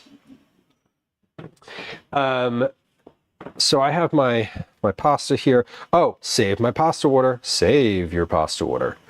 Hold on, let me get out a little thing so I can remember to do that. There we go. Put that in the colander. Okay. Pasta's ready to drain. Timer's going off on my caramel corn. So we're going to drain my pasta, stir the caramel corn. Then we will finish, we'll finish the pasta. Yeah, draining. Oh,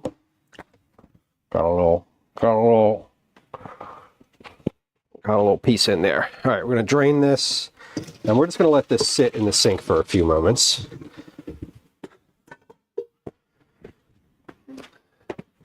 Now we have to stir the caramel corn. So come on back to the stove for a moment. So we have caramel corn in the oven. Here it is. Yeah, it's looking really nice. The color of this is great. It gets a little bit darker as it sits in the oven, which is happening, but it is coming along. Very happy with this. So we're going to flatten that out again.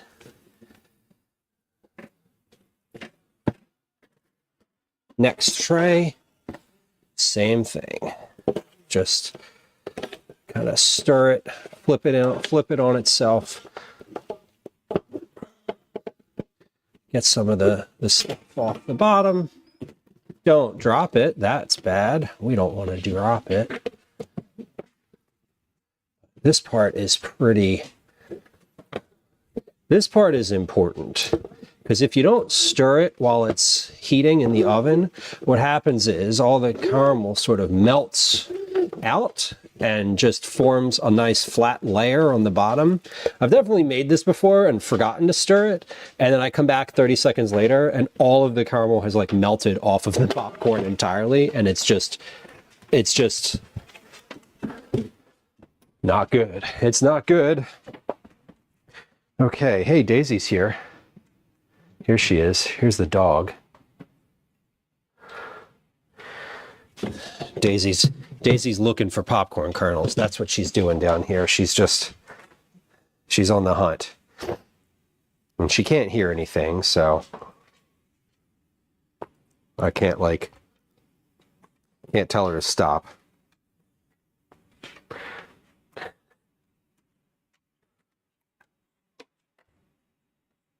This is what she does at my feet when I'm standing right there.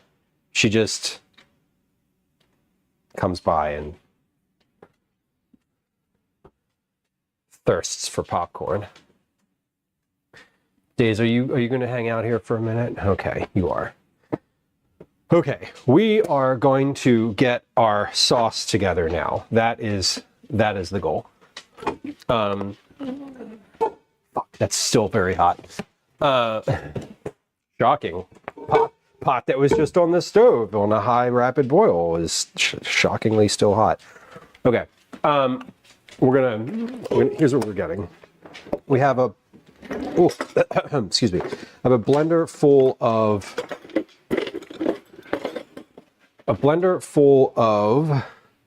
pumpkin puree. So the pasta's finished. I just need to get this sauce in here and finish it up, and then dinner will be ready.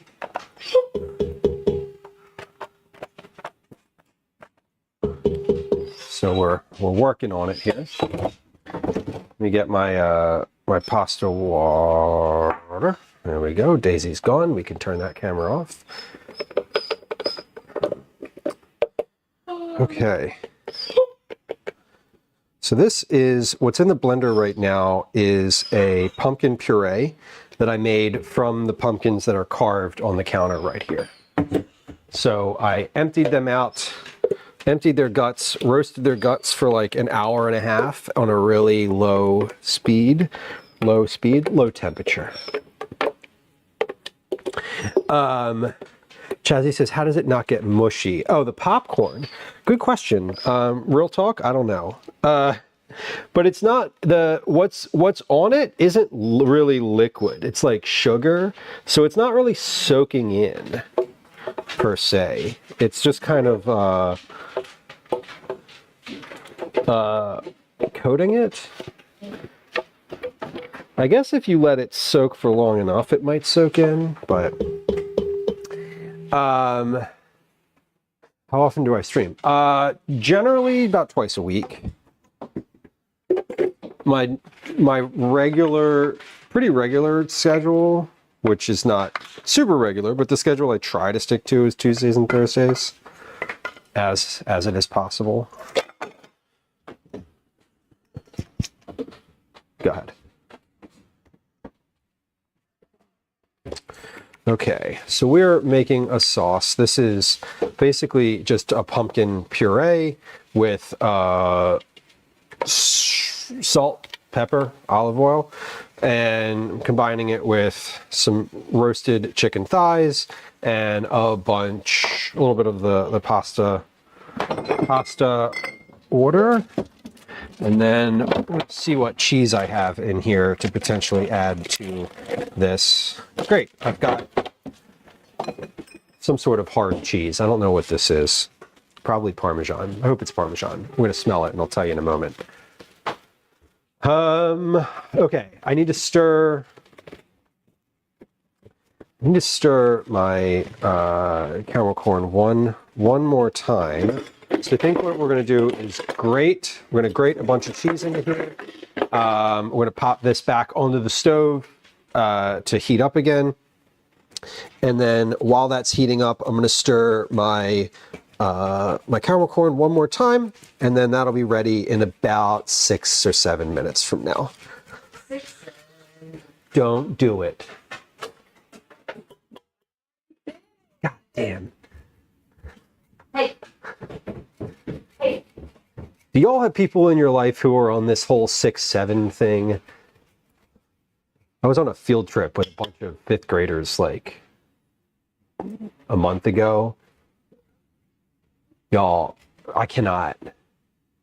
I don't want to know these things. I don't care. I don't want them in my life. And yet here they are. Not the 5th grader. The 5th grader is fine. I like him. He's mine, and he has to be here no matter what. But the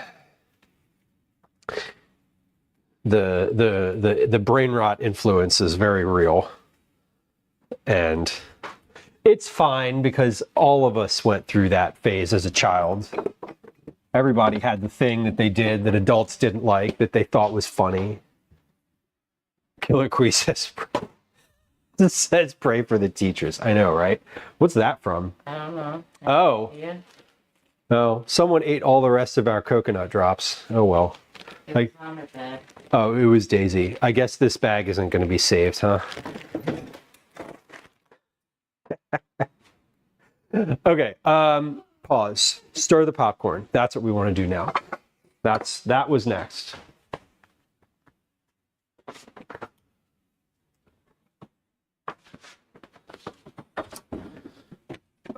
Okay. Popcorn is here. And stir. This will be the last stir, and then it'll be finished. I see that there's some sort of falling onto the oven, but I can't help it. It'll be. I'm going to charge it to the game. It's fine. All right. At this point, it's pretty well melted in, which is great. And this is, yeah, we're just about there. Probably about four or 5 more minutes, I think. The timer had, I'm gonna put a little extra time on the timer for this so that it's got like exactly you know, just about 30 minutes in the oven because I've taken it out. So I've like off the timer. I need to take off the timer the time that I've opened the oven and pulled it out and sort of, you know, had that difference. So we're going to add, all right, we got 2 minutes left on the timer clock. So let's give it, let's do 4 more minutes on that caramel corn and we'll be done. Who's the pretty kitty? That is Elsie. Glenn, you want to bring Elsie around? You want to see Elsie?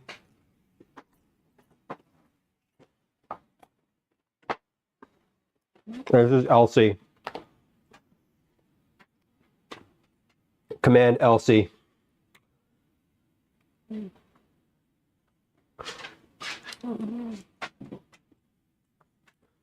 Yeah, there she is.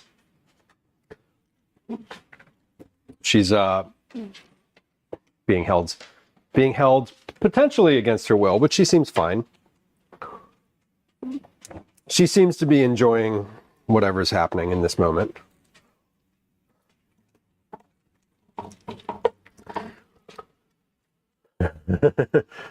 Elsie is a 6-month-old calico. She is one of 3. We have 3 cats that are triplets, although they're not. One is orange, one is gray, one is calico, obviously. And yeah, they're nice and acclimated. Thank you. She is beautiful. She is a very pretty cat, and she's occasionally on stream. Command cat count will tell you how many times we've seen each cat since they were adopted on stream. I don't actually know who's in the lead right now. Elsie, I think, might be in the lead. She is, I believe, the top spot. Oh, it worked! It worked! Each of them has their own emote, too. Yeah, Elsie's come around. She's I didn't realize how social she was. Yeah, Obi's like, don't look at me. Obi is he's not. Obi likes me the least of the cats, so he comes around the least onto this stream. Gwen's just gonna walk away without managing the cameras at all. Okay. What I just have. Oh, get here. Anyway, yo, come over to the stove and let's look at this. Let's look at this pasta being stirred. Here we go. This is it. This is the pasta. It's looking real good, and I'm gonna add to this bunch. Not a bunch. I'm gonna add some black pepper to this, so that it's got a little bit extra. And then in just a moment, we're gonna take our caramel corn out of the oven, and everything's gonna be done. Calvin, 10.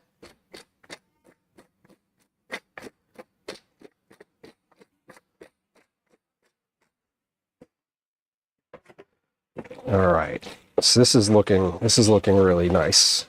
I'm pretty happy with how this looks, and overall, we're doing good. All right, come on back over here, and we're gonna get ready to light these pumpkins. So, y'all give me like a minute. I need to go get some tea candles.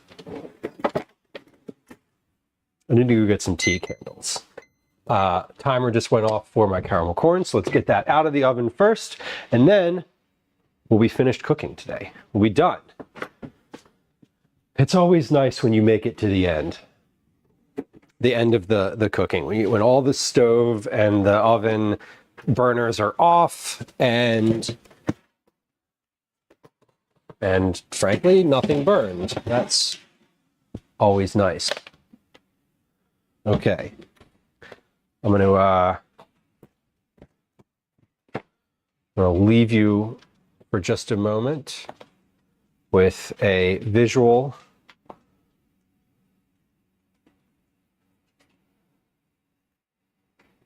of some caramel corn here.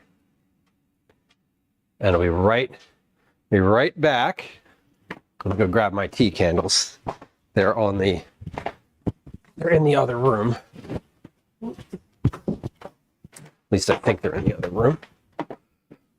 Oh, ooh. Okay, well, cool. I actually have some electronic candles.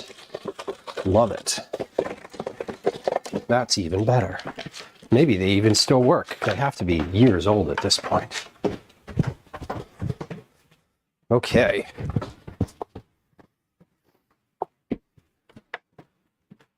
Okay. I found some electric LED candles. That's fun. I didn't know I had those. I don't know if they'll work. But here's hoping. Okay. Let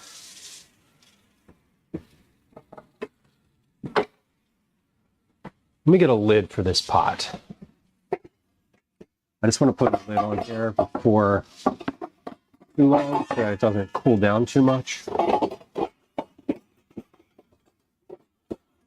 Is this the right size? No.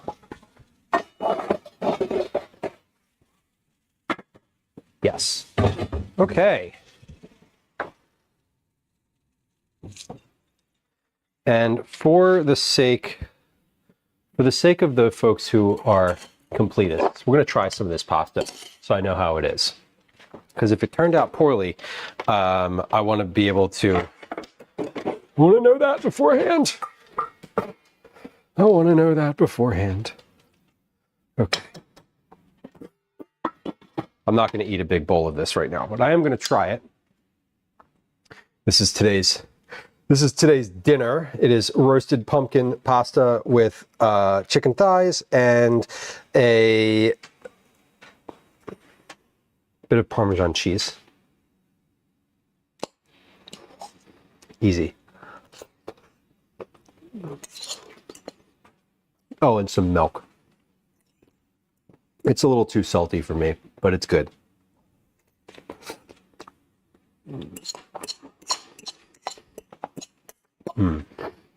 Yeah. Definitely salty. Too salty. But edible.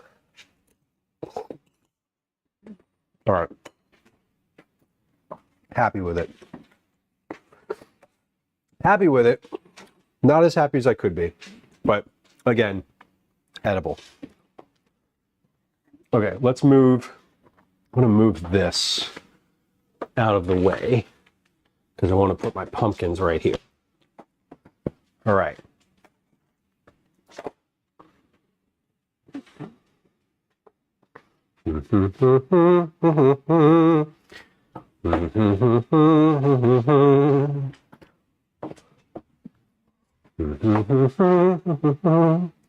There we go. Okay, these look cute, huh? Oh, I just opened Chrome and the giant Twitch logo is still right there. That's fun. Chazzy asked, who carved the pumpkins? You know, I did.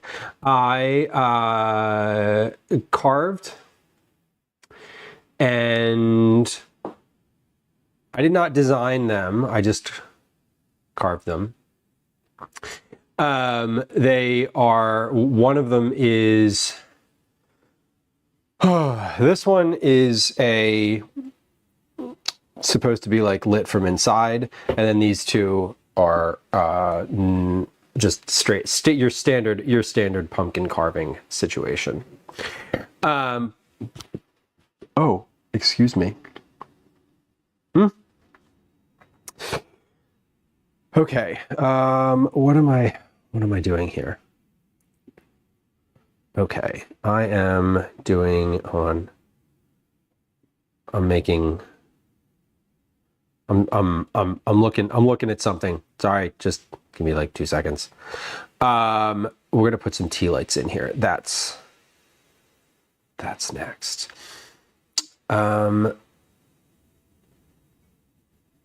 What am I? Okay. Okay, got it. Yeah, good. Okay, good. Sorry.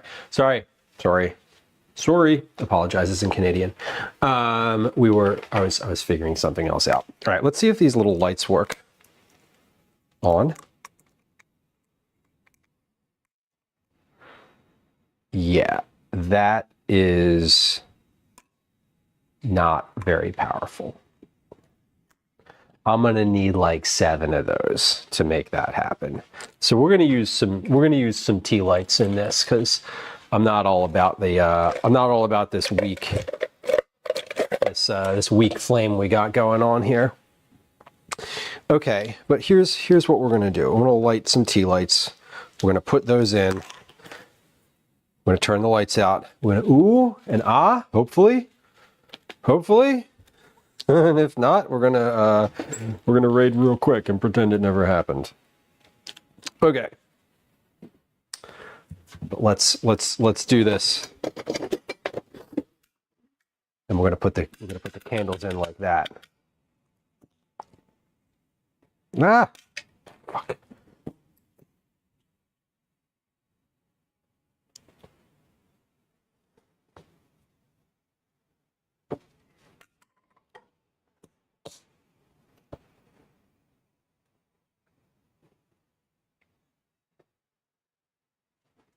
This lighter is so small.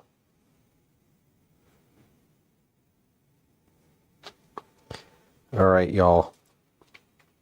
If you are lurking and you're not, you're just listening, now would be the time to get yourself potentially a little visual going on here, because we're placing some lights in the candles, and we're going to turn the lights off and see what everything looks like. So, just a little heads up that that's what's going to happen here in just a moment. So, if you're an audio only and you feel so inclined, now's the time. Well, not right now, but, you know, some people got to finish writing their emails, you know what I mean? And then this one, this one is, I see the advantage of this. Okay. Now, do I see the advantage of it when I'm putting them back on?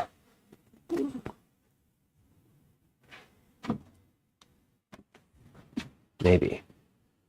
Okay. All right, everybody's lit.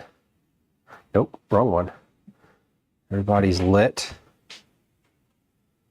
And here we are. I'm going to turn the lights out. Let's see what these look like. All right, you ready? Oh wait, it doesn't work if I don't turn those out too. Yikes. Whoa! Oh, they look cool.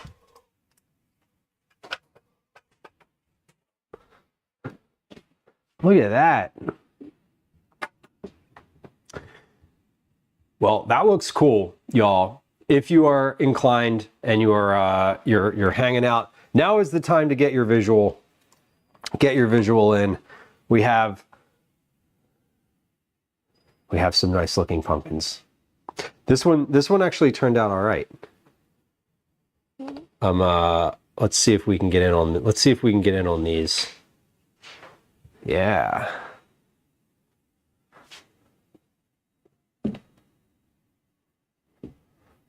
Wait, no.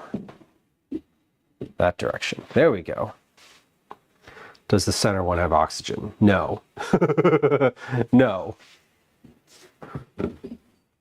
No, it does not. No, it does not, and that's why it's not lit. Hold on.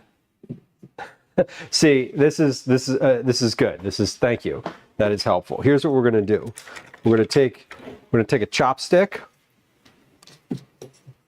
I'm gonna take a chopstick, and we're gonna put it straight through the back. I'm gonna do that 2 more times.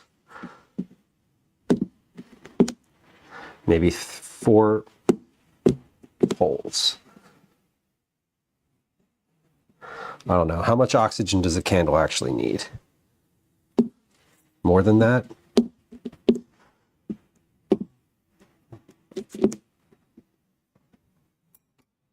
Yeah, breathing holes. Shockingly important. I've never done one of these pumpkins that has the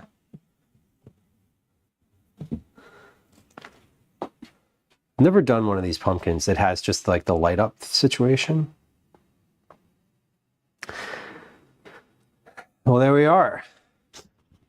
There's our pumpkins. Cute. Cute.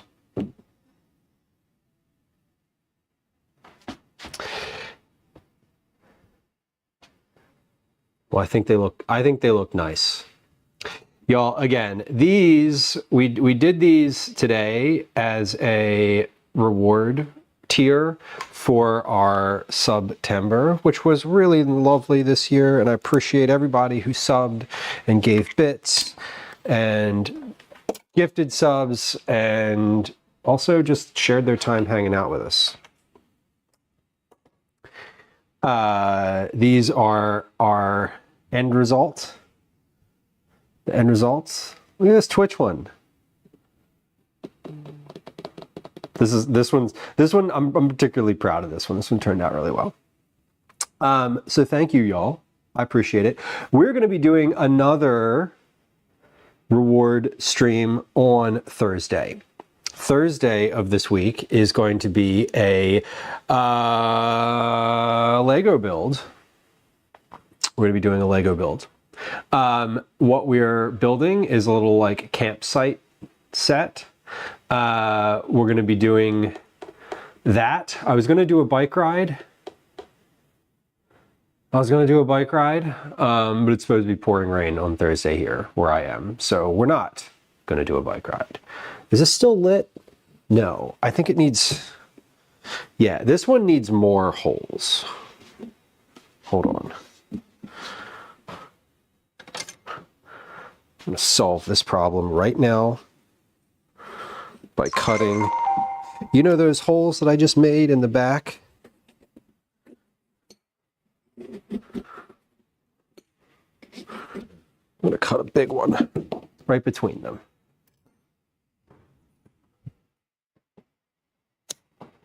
Chazzy, thank you for your sub. I appreciate it. Good to have you. And I hope you do find your way back, because we'd love to have you again. All right, we did it, y'all. This has been your pumpkin carving stream. I hope you have enjoyed yourself. We're going to be back on Thursday, but for now, we're going to raid dear friend and fantastic human, Dinner with Mom. Dinner with Mom was my first ever raid. Literally, my first ever raid. So, all right. Take care now. Luke, Bye-bye, thank then. you. I appreciate you. It's good to see your name. I know that you are more of a Lurk Skywalker, but I do appreciate it. I'm very happy. Thank you for letting me know. Here's some raid messages in chat. And then if you're so inclined, I'd really appreciate a follow or a subscription on YouTube. That is where I'm gonna focus a little bit more, generally speaking, and I also stream there. So yeah, we'll be live again on Thursday this week. We're gonna be live on Thursday at noon. I was live a little after 1 p.m. today, but noon should be We're gonna be live sometime between noon and 1 p.m. on Thursday, if I'm being honest and self-aware. But again, thank you all for your time. I appreciate you. This has been a fun one. We made caramel corn. We made dinner. We carved some pumpkins. We said some things that probably shouldn't have been said out loud. And I hope you all have a lovely evening. We'll see you on Thursday. If I don't see you then, I'll see you in chat. Bye.